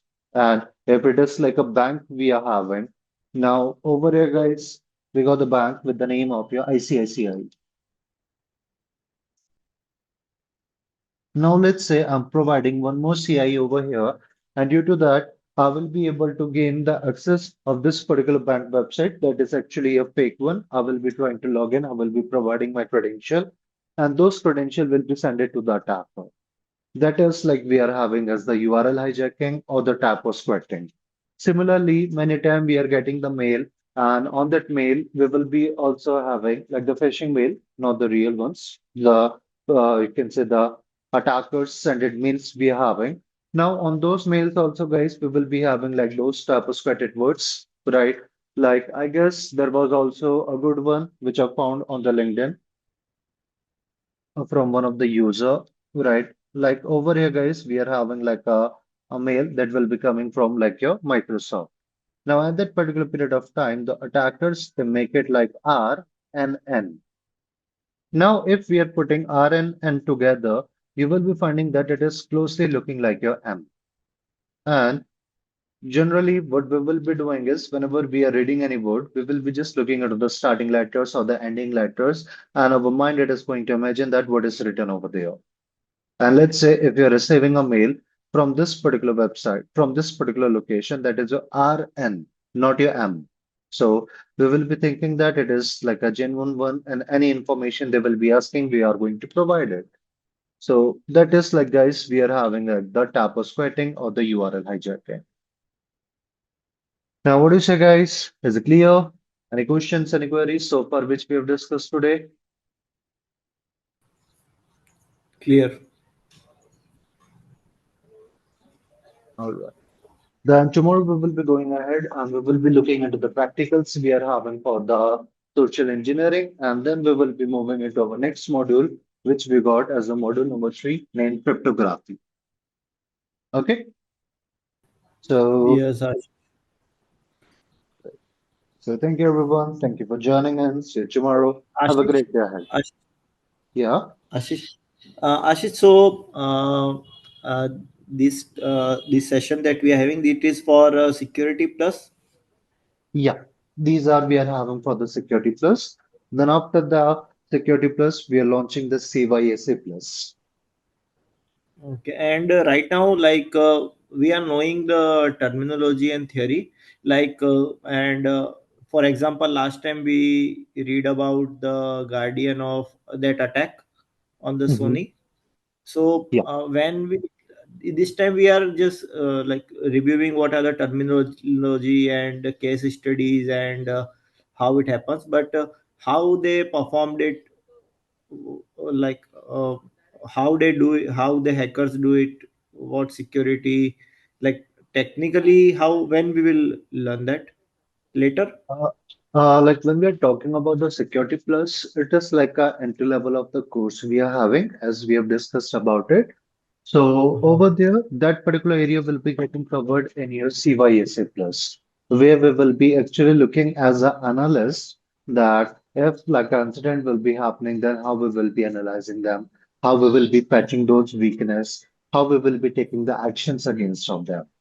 So the security plus will be helping us to build our foundation and the blue team. So it will be helping us to understand the different types of domains we are having, the different areas we are having for the security and the organization. Uh-huh. Okay, got it. Uh, Okay, Ashish. Hello, Ashish. Yeah, Raghunath? Yeah. Do you have any notes or all the links in place so that we can read it in future if you want? Yeah, sure. Like as per our sessions, like I will be dropping the links, the notes and the labs we are having, like either in the chat box as well as in the WhatsApp group. Till the Okay, time, sure. Yeah, like I sure. have also shared like Yeah, the the study links. guide of the book of the security plus in the WhatsApp group. You guys can also go through it. Okay. Okay. Thank you, Ashish. Bye. Thank you guys. Thank you. All right then. See you tomorrow. Have a great day ahead. You too. Hey Raghunath, very good morning.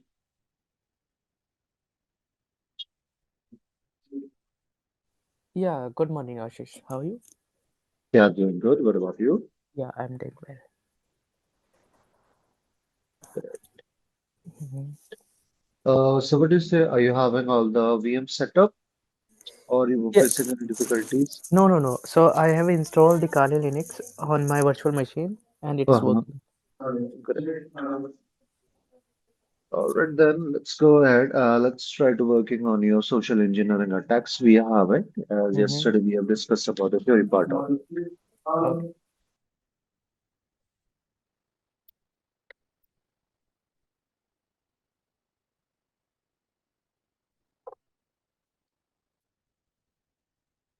So over here, after opening your Kali, we just have to get the root access by writing your sudo su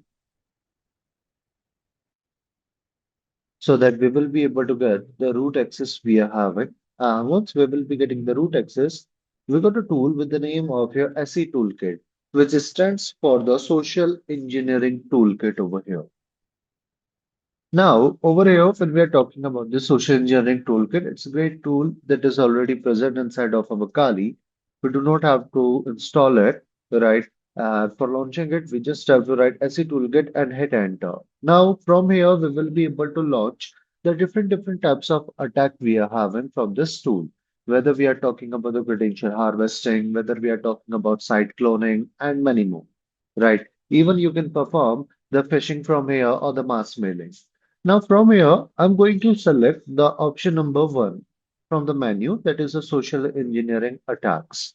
So for that, I'm going to provide the option number one for the social engineering attacks over here.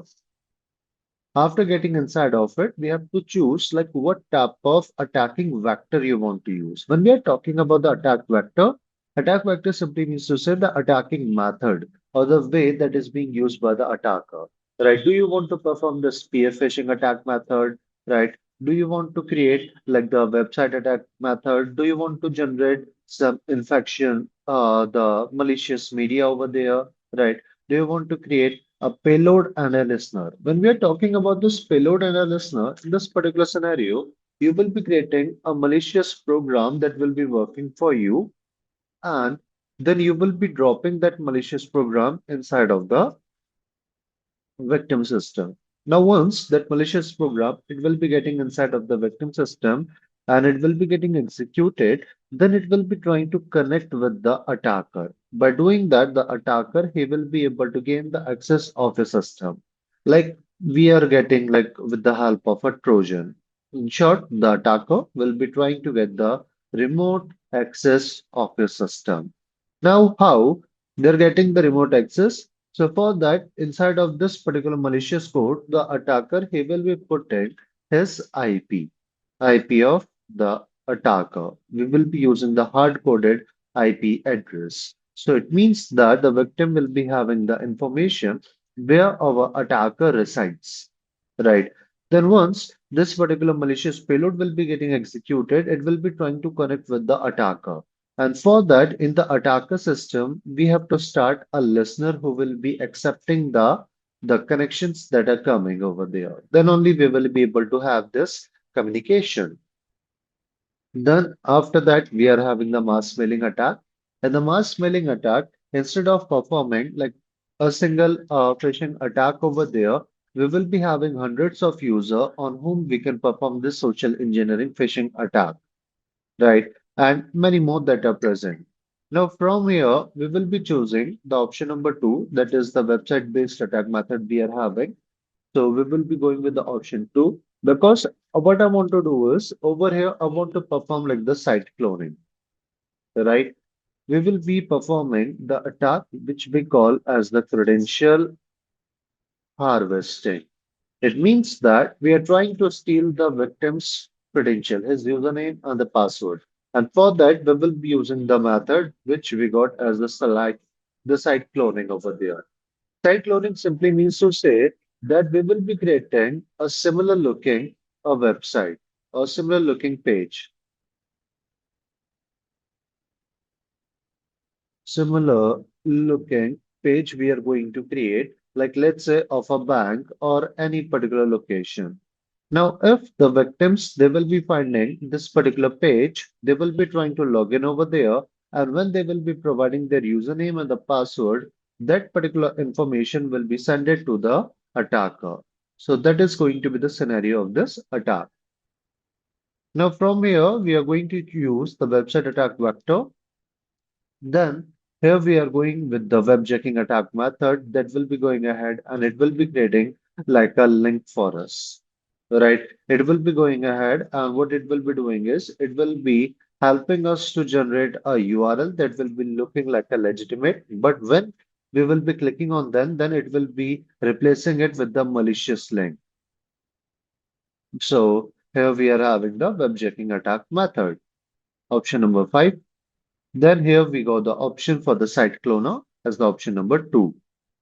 Now here, what it will be doing is it will be asking about like boss, what is the address we are having? Like once it will be stealing the information, where do it have to forward that information?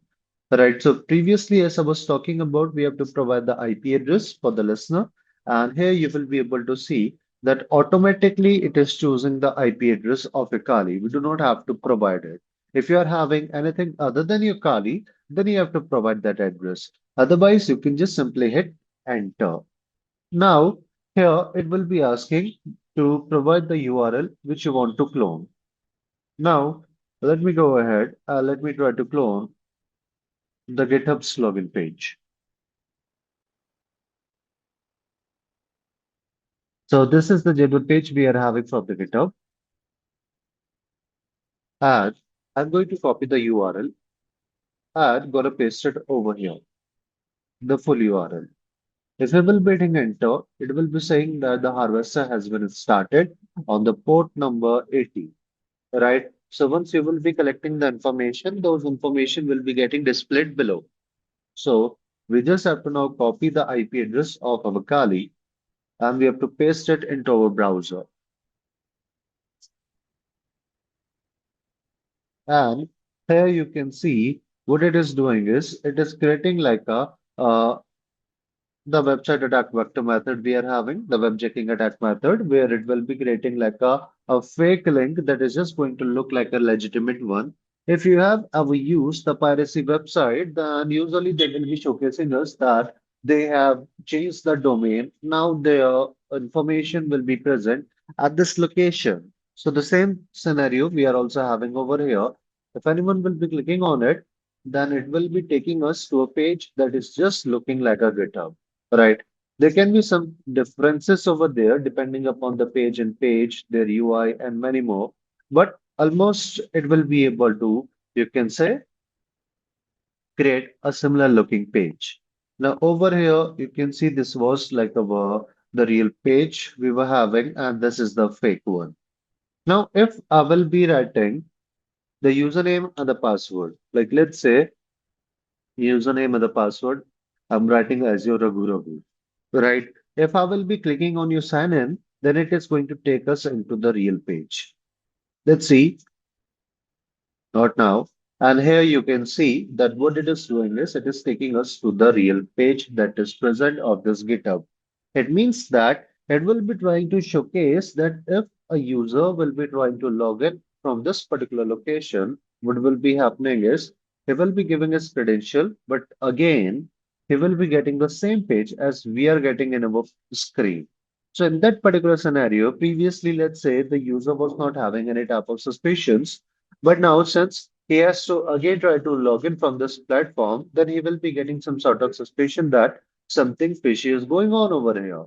Then over here, he will be trying to check the digital signature, the digital certificate we are having, all the information he will be trying to check. And over there, he will be finding that the website is the genuine one. So at that particular scenario, what will be happening is the user can think that maybe it is some sort of glitch from the network, right? And he is going to perform his task. But actually, in the meantime, if I will be going back, here you will be finding that they're providing us the username and the password that is present as your Raghu. So that's what we are having when we are talking about this particular credential harvesting attack from here.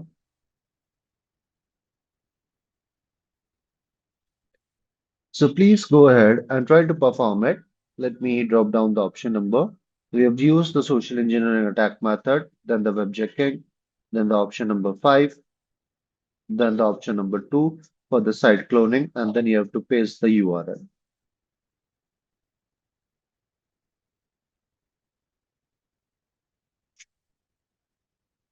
And let me know if you will be facing any difficulties or you will be getting any error. Can you show us the commands that you ran? The only command which I gave that was a SE toolkit. Okay. SEs.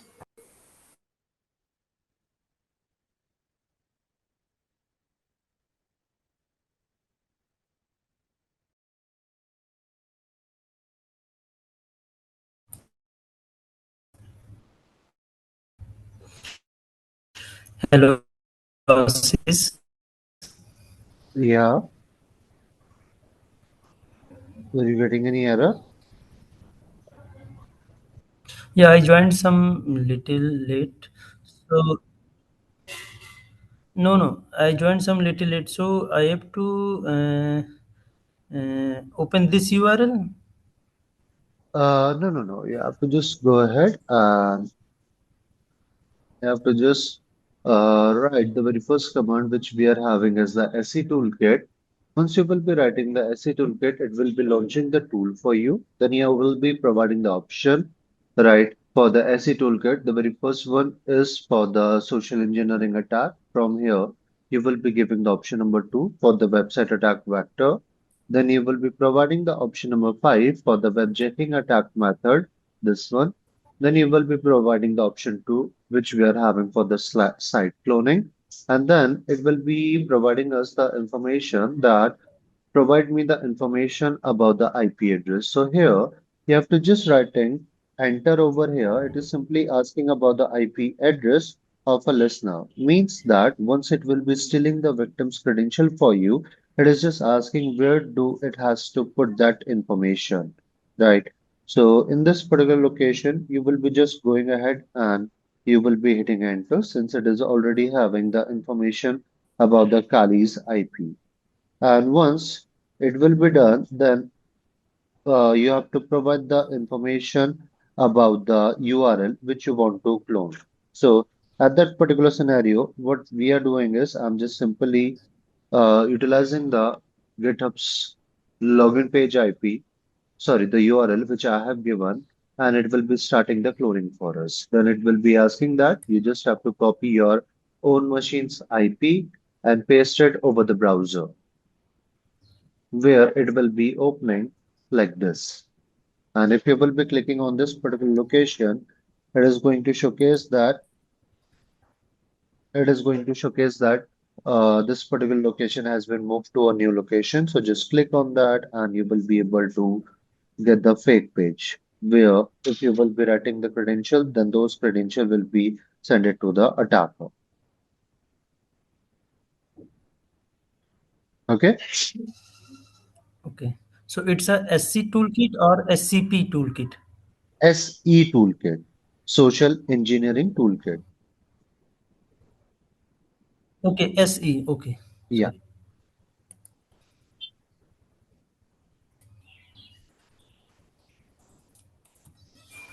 Hello, Ashish.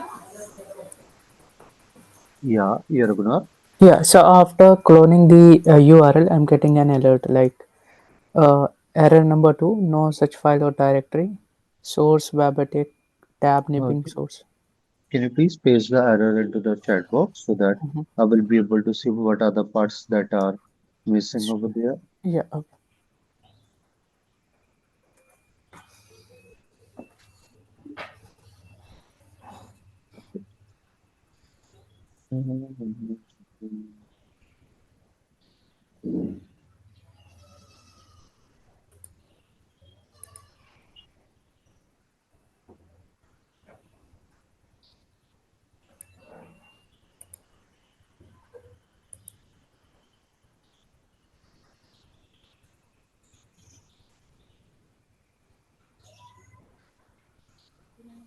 Okay, I've just pasted a command into the chat box.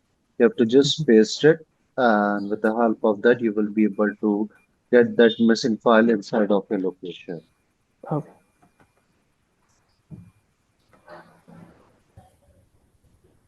Is it done?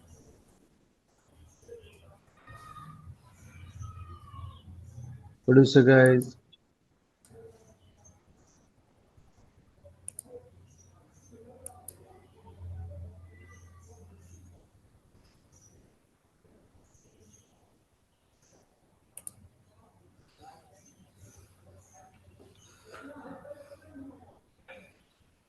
Yeah, so I'm still getting an alert while like running the code that you have provided me. Can you please share your screen so I can look into that?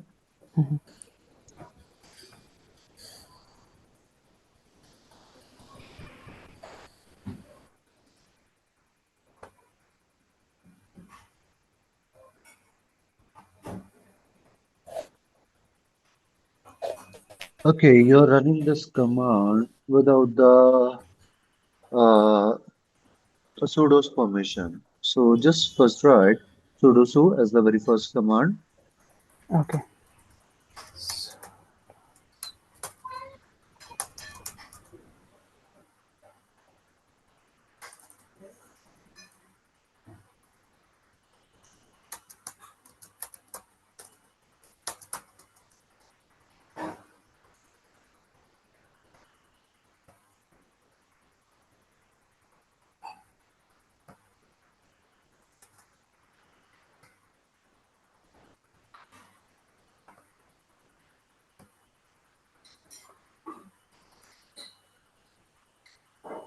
Yeah. And over there, that is not properly copied. Like in your HTTPS, you are also having your 200 Oh, that is also returned. So remove okay, all okay. the things that was present in front of your HTTPS.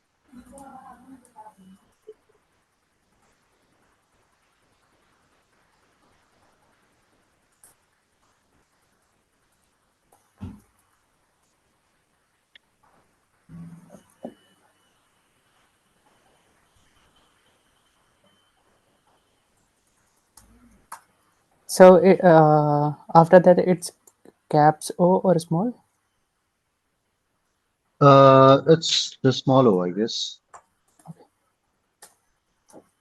But after the JS, Mm-hmm. okay, yeah, it's a small O that is not properly copied. The small O hyphen, then after that you have to paste the space. After the O, you have to give the space. Space we are having for defining that these are both the two different commands.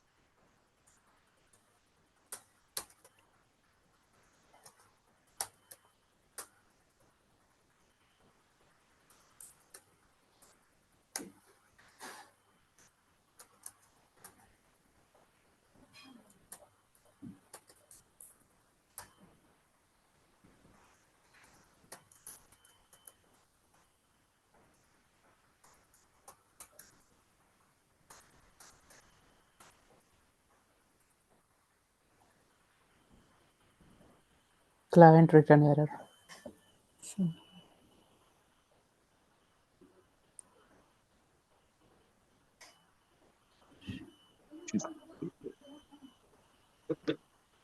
Just a moment, let me also paste the command into the Kali to check whether I'm getting the error or not. Okay.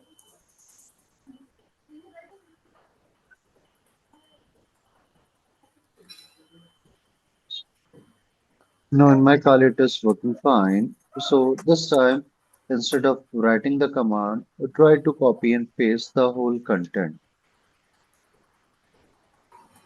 Okay.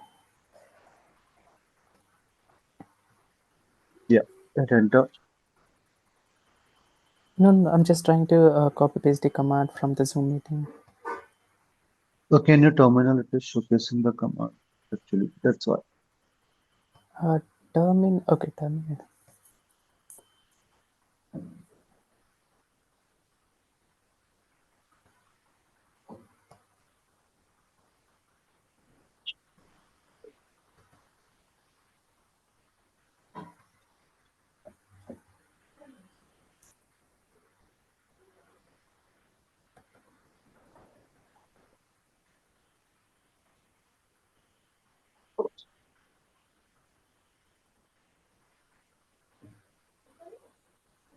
In your terminal, it is written as the capital O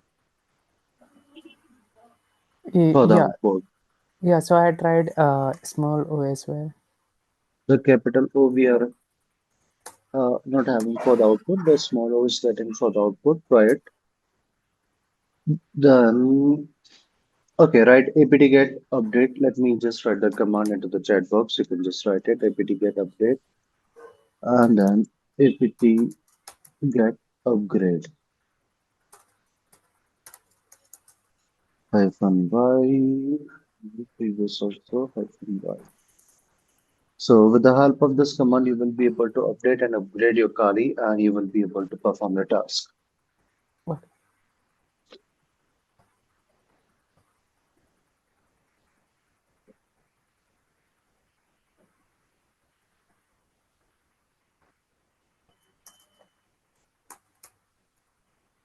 For pasting them, you have to press Control Shift V.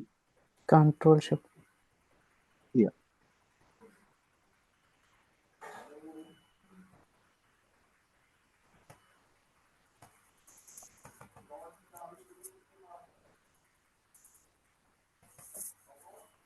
On the chat, I'm not able to copy paste the command. okay. Oh, yeah, got it.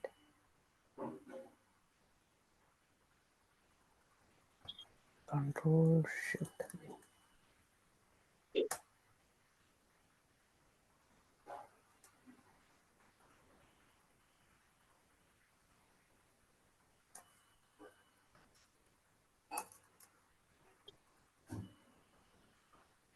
Might be from the chat, you guys are not having the permission for the copy Yes. paste. That's why.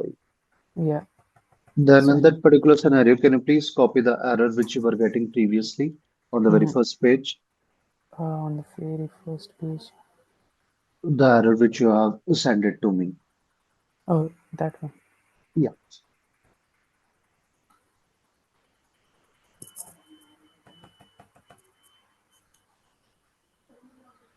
just copy it and paste it into the browser you are having of your Kali. Mhm. Yeah, this one, this one.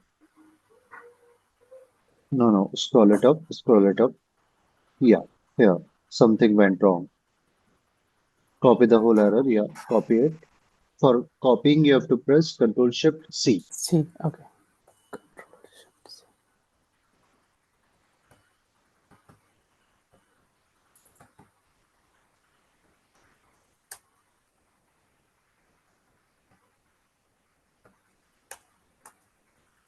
You will be getting the GitHub page. Open it. Scroll it down more, and here you are getting the file. This one. Yeah, copy and paste it. No, no, Uh, no. Press Control C. okay. Yeah, now provided. For paste, Control Shift V. Yeah, Yeah, now it's working. might be some typos were there while writing Yes. our command. Now you can perform it again. Okay. No, no, it is already done. You can just write SE toolkit. Plus E toolkit. Okay. Yeah,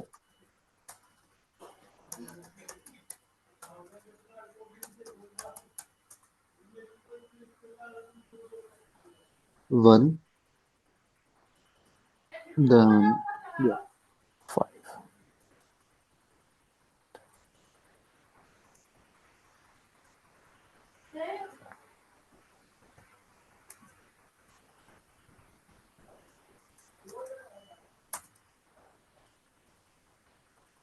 all right. Now copy the IP address of your Kali.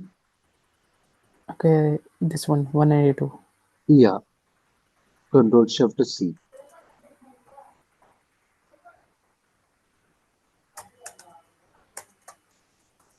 No, no, just paste the IP. You have given a bracket over there. It is not going to accept it. Paste it again. Mhm. Yeah, Oh, there it is. open it.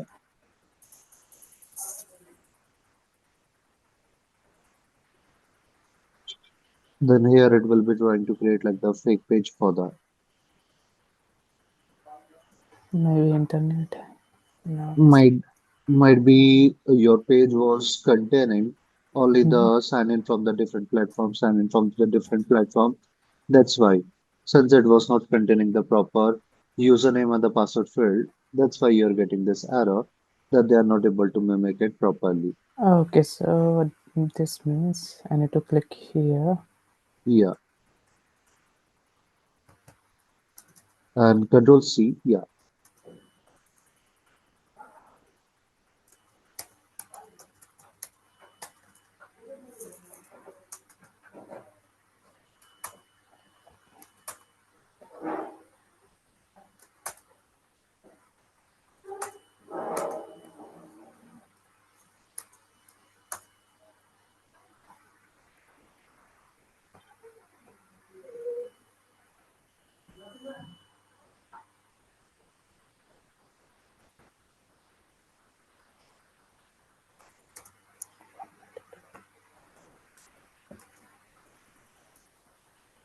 One is missing from your IP. Yeah. No, no, 192. Yeah, just written one.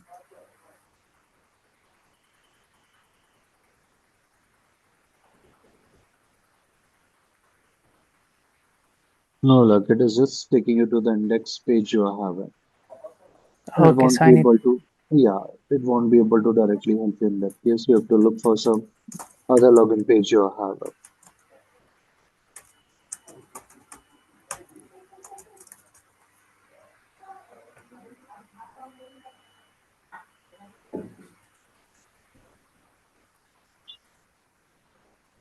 Enter So web attack. 5, 2, Control should be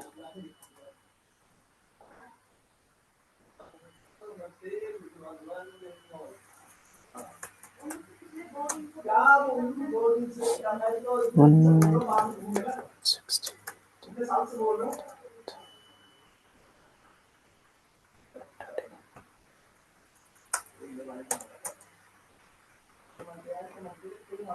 Yeah, it's working now. Huh? Enable. it was trying to generate, but it was not able to properly mimic it. Mhm. So for that, you will be requiring some paid tools, or it is not properly able to mimic the GUI of that location. Yeah, got That's it. why it was not able to do it. Okay. So,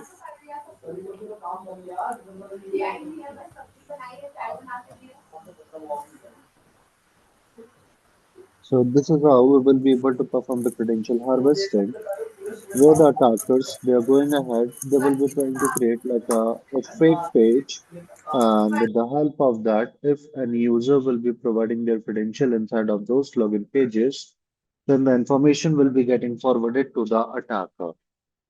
Right. So for that, that is why whenever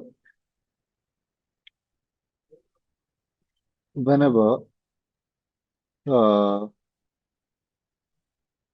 we are talking about your these type of areas, whenever we are trying to log in, we have to make sure that first we are checking whether the site is the genuine one or not. For checking the information about the genuinity of the page, what we can do is we can look into the padlock.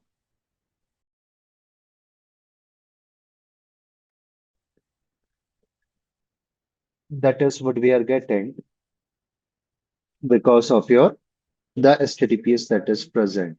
If I will be clicking on the padlock, it will be saying connection is secure. It is saying that verified by Sectigo Limited.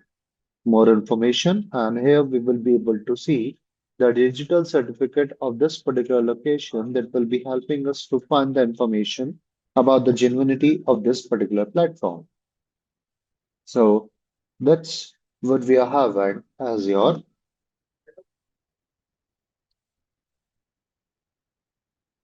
this credential harvested.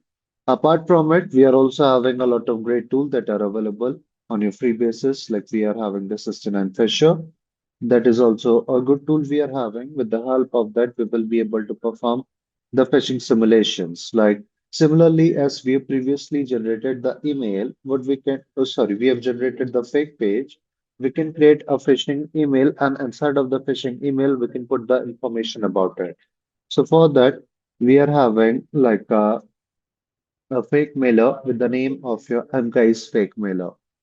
So using that, you will be able to send a fake mail towards your system, right? By using any name. Now let's say I'm providing the name like your Ashish 121,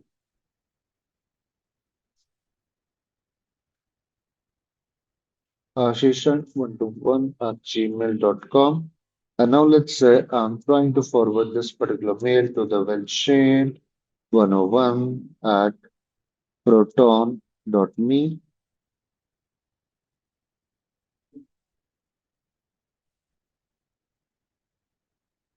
Now the subject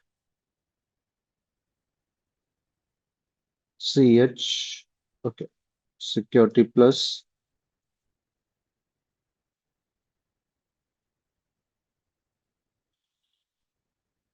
Practice question. Now, if you want to add any attachment, we can provide it. Right. You can also click on the advanced settings if you want to write the CCBCC. You want to select the priority. You want to select your own SMTP. You want to perform the encryption on your data. We can do it. Then here we are having the text. Hey folks, hope you're doing good.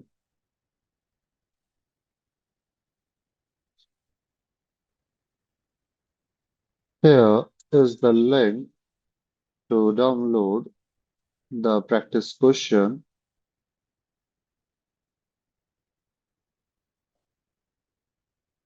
Please just sign in there and download the questions as the questions can be forcefully removed by the vendor. And here the attackers, they can provide the link for downloading it, as we have previously done. Thanks and regards, Ashish. I'm a human.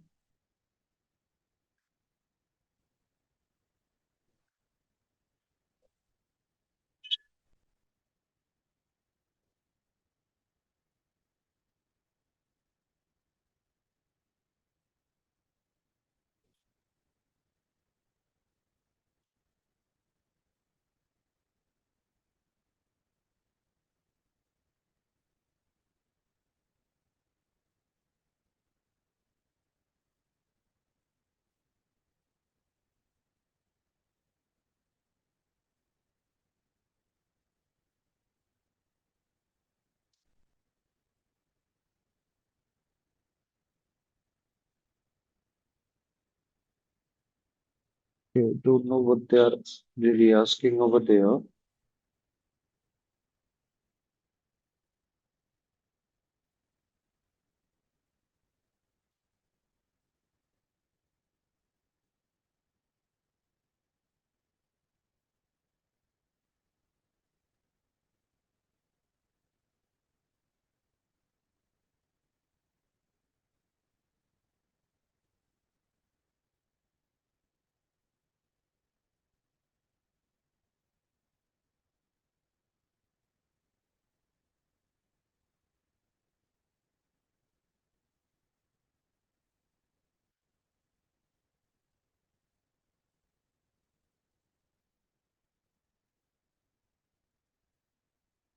Okay, now I'm able to see the question properly.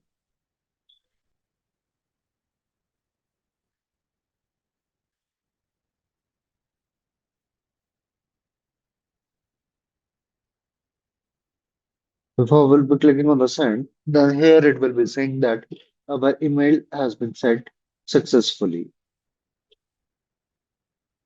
Now let me try to log in into my platform.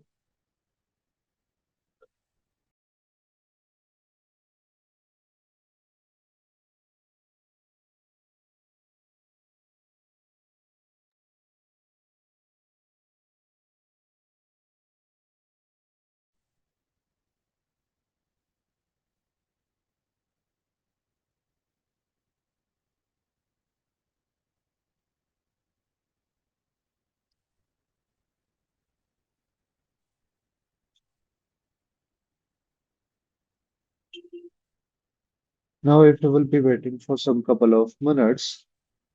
Into our platform, we will be able to find the information about that mail.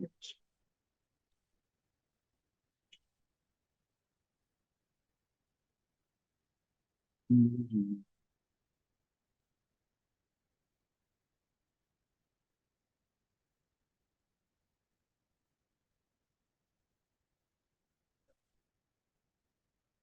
All right, then you guys can try to play with that, and with the help of it, you will be able to go ahead and you will be able to perform your task. Right now, over here, with the help of this, some guy's fake mailer, like it is going to take some couple of minutes. like while performing your task while sending the mail, right? Depending upon your system, right? Depending upon the mail which you guys have used over there, right? So that is we are having as the MK fake mailer, which the attacker they can utilize for performing like the phishing attack. Now, after that, guys, what you can do is you have to just go ahead and you have to open your platform with the name of your BTLO.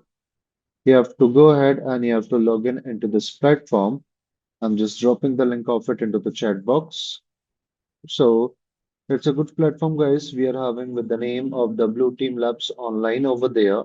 And what they are doing is they're providing us a lot of the free labs that are available for the blue teaming. And from here, we are having a lab with the name of your phishing, where you will be going ahead and you will be able to find the information how the phishing it is being done. Just a moment.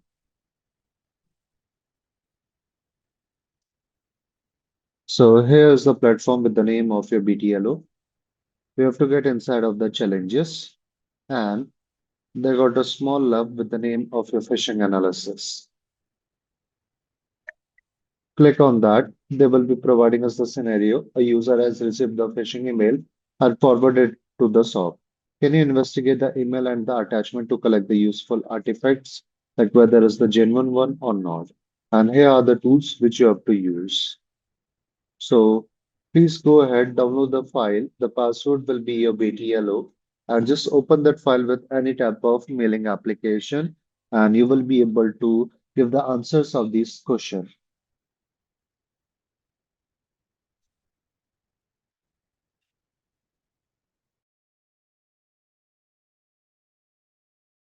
Is it done, guys?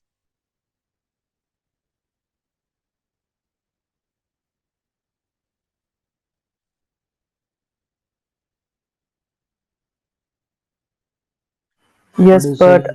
but like the details that I have entered is showing error, right? It is not submitting. And which question? Actually, uh, so starting from first, so the primary recipient of this email will be johnsmith123 at gmail.com.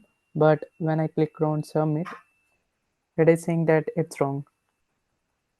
Okay, let me open it. So for that, I'm going to use my Thunderbird for opening this particular mail. Just a moment. So Thunderbird. All right, so here we are having the information about it, and the recipient, it is going to be or this one. Okay, nice. Let me check it against of the BTLO also. Yes, this one is correct. Yep. Then they're simply asking about the subject we are having for that particular mail. And this is the subject, the website contact And form submission. Question 4 I have the issue. IP address. Okay, so for collecting the IP address, you can just click on more. And if you will be clicking on the view source, then you will be able to get the detailed page we are having for it. You will be getting the source of that whole mail over there. With the help of Okay. that, you will be able to collect all the answers. Everything, even you can get the information about Let me check. the certificate and all. okay.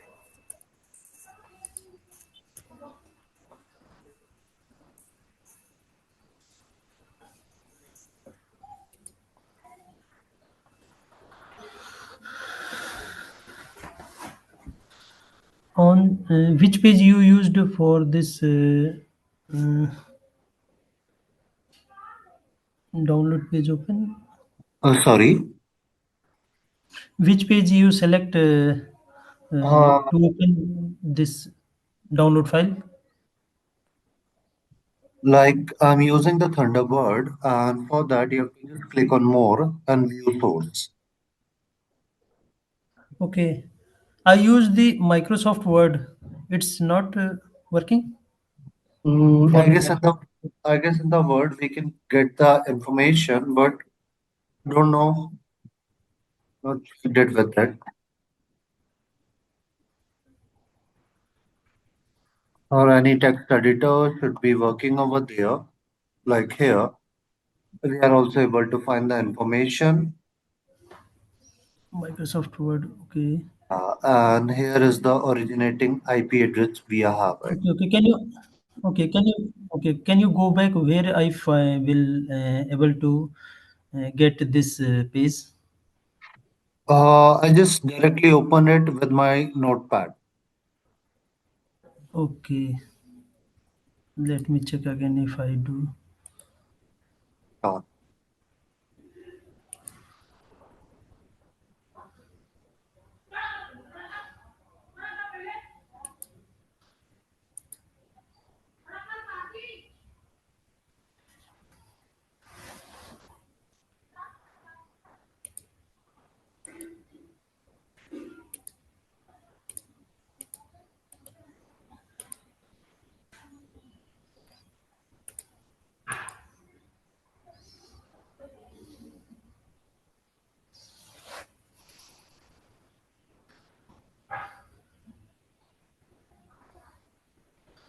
When I'm trying to open this file from the Word, it only normally open as like the no, no. USB, the Try to Microsoft open Word. in, try to open with the notepad. Otherwise, the word it can give you the error.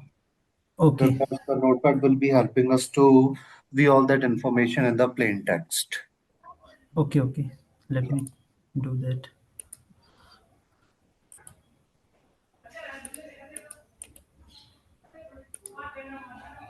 Notepad. Okay. Yes, Notepad is working.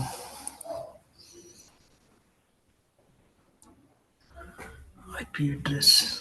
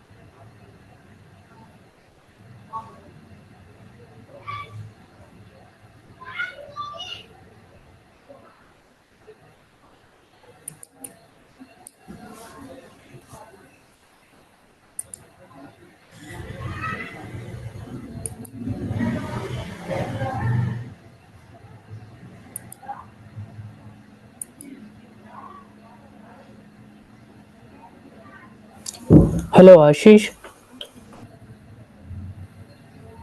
Yeah, Raghunath.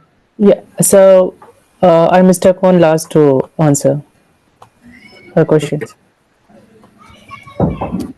The very last question we are getting, that is, you're using the URL to PNG, but is the heading text on this page, Mm-hmm.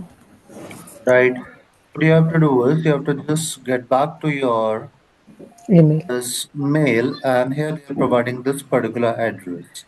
Mm-hmm. HTTP this. So just copy the address from here to here, and Mm-hmm. then they are asking us to open it. But over here, if I will be directly opening it, what it will be doing is it will be putting my system at risk. So that is why we are having a location with the name of your URL to PNG. If you will be providing any type of URL over here, and we will be asking us to find the information about it. So what they will be doing is they will be providing us the information that this particular page is accessible, or whatever the content we are having on that page, we will be able to find the information about that. Okay. Now here you are finding the information, the heading text or the content we are having, although it is written as a blog has been removed. So let me try to paste it in the BTLO. Maybe this is what they are asking. Okay.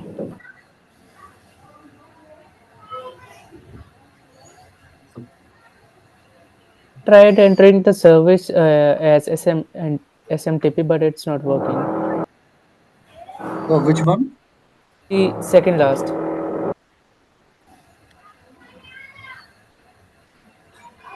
What service is service, this web page hosted on? This one? HTTPS. Yeah.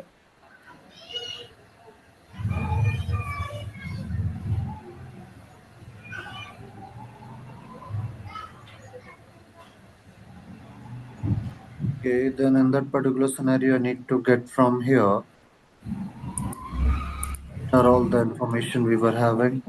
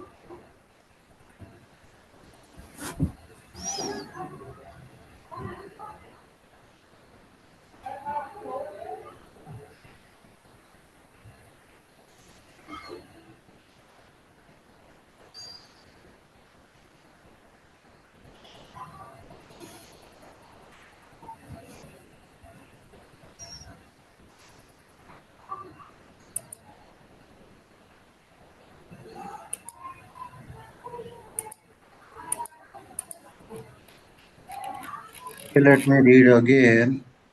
Okay, here, where is it? It is.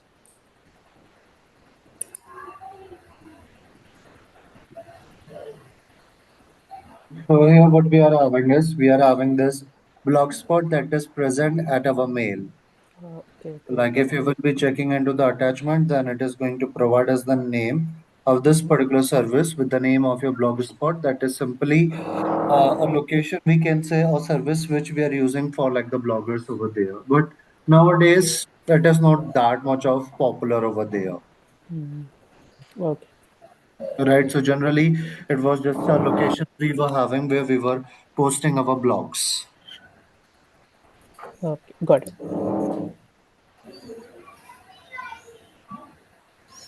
And the VPN domain name how we found the domain name question? Which Yes. one? This one? Yeah. Perform reverse DNS. Yes. Okay, so in this particular scenario, you have to just paste the address like this, right? So with the help of that, we'll be able to go ahead and you will be able to find the information about it. For that, we are having the location as it is written. We got this whois lookup, right? So that will be helping us to perform our task. That will be helping us to get the information about the domain, like to whom that particular domain it is belonging over there, right? So in that particular scenario, if you will be going back inside of this whois lookup, then here you will be finding somewhere the address about the host.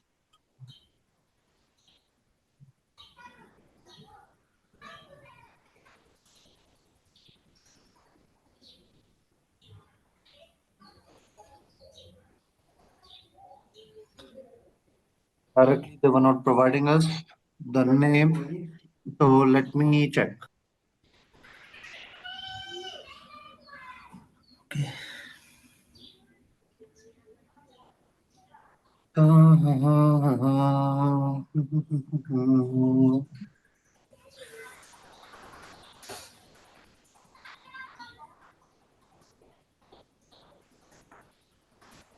So over here, we are finding the routing addresses that are available over there, but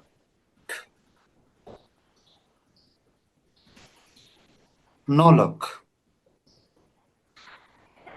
This location, it is not giving us any type of data about it.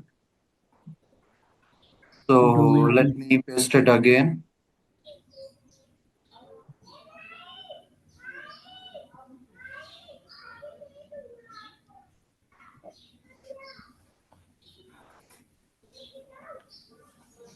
Over here, Okay. search,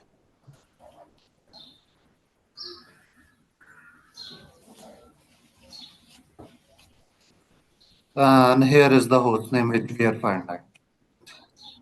Okay.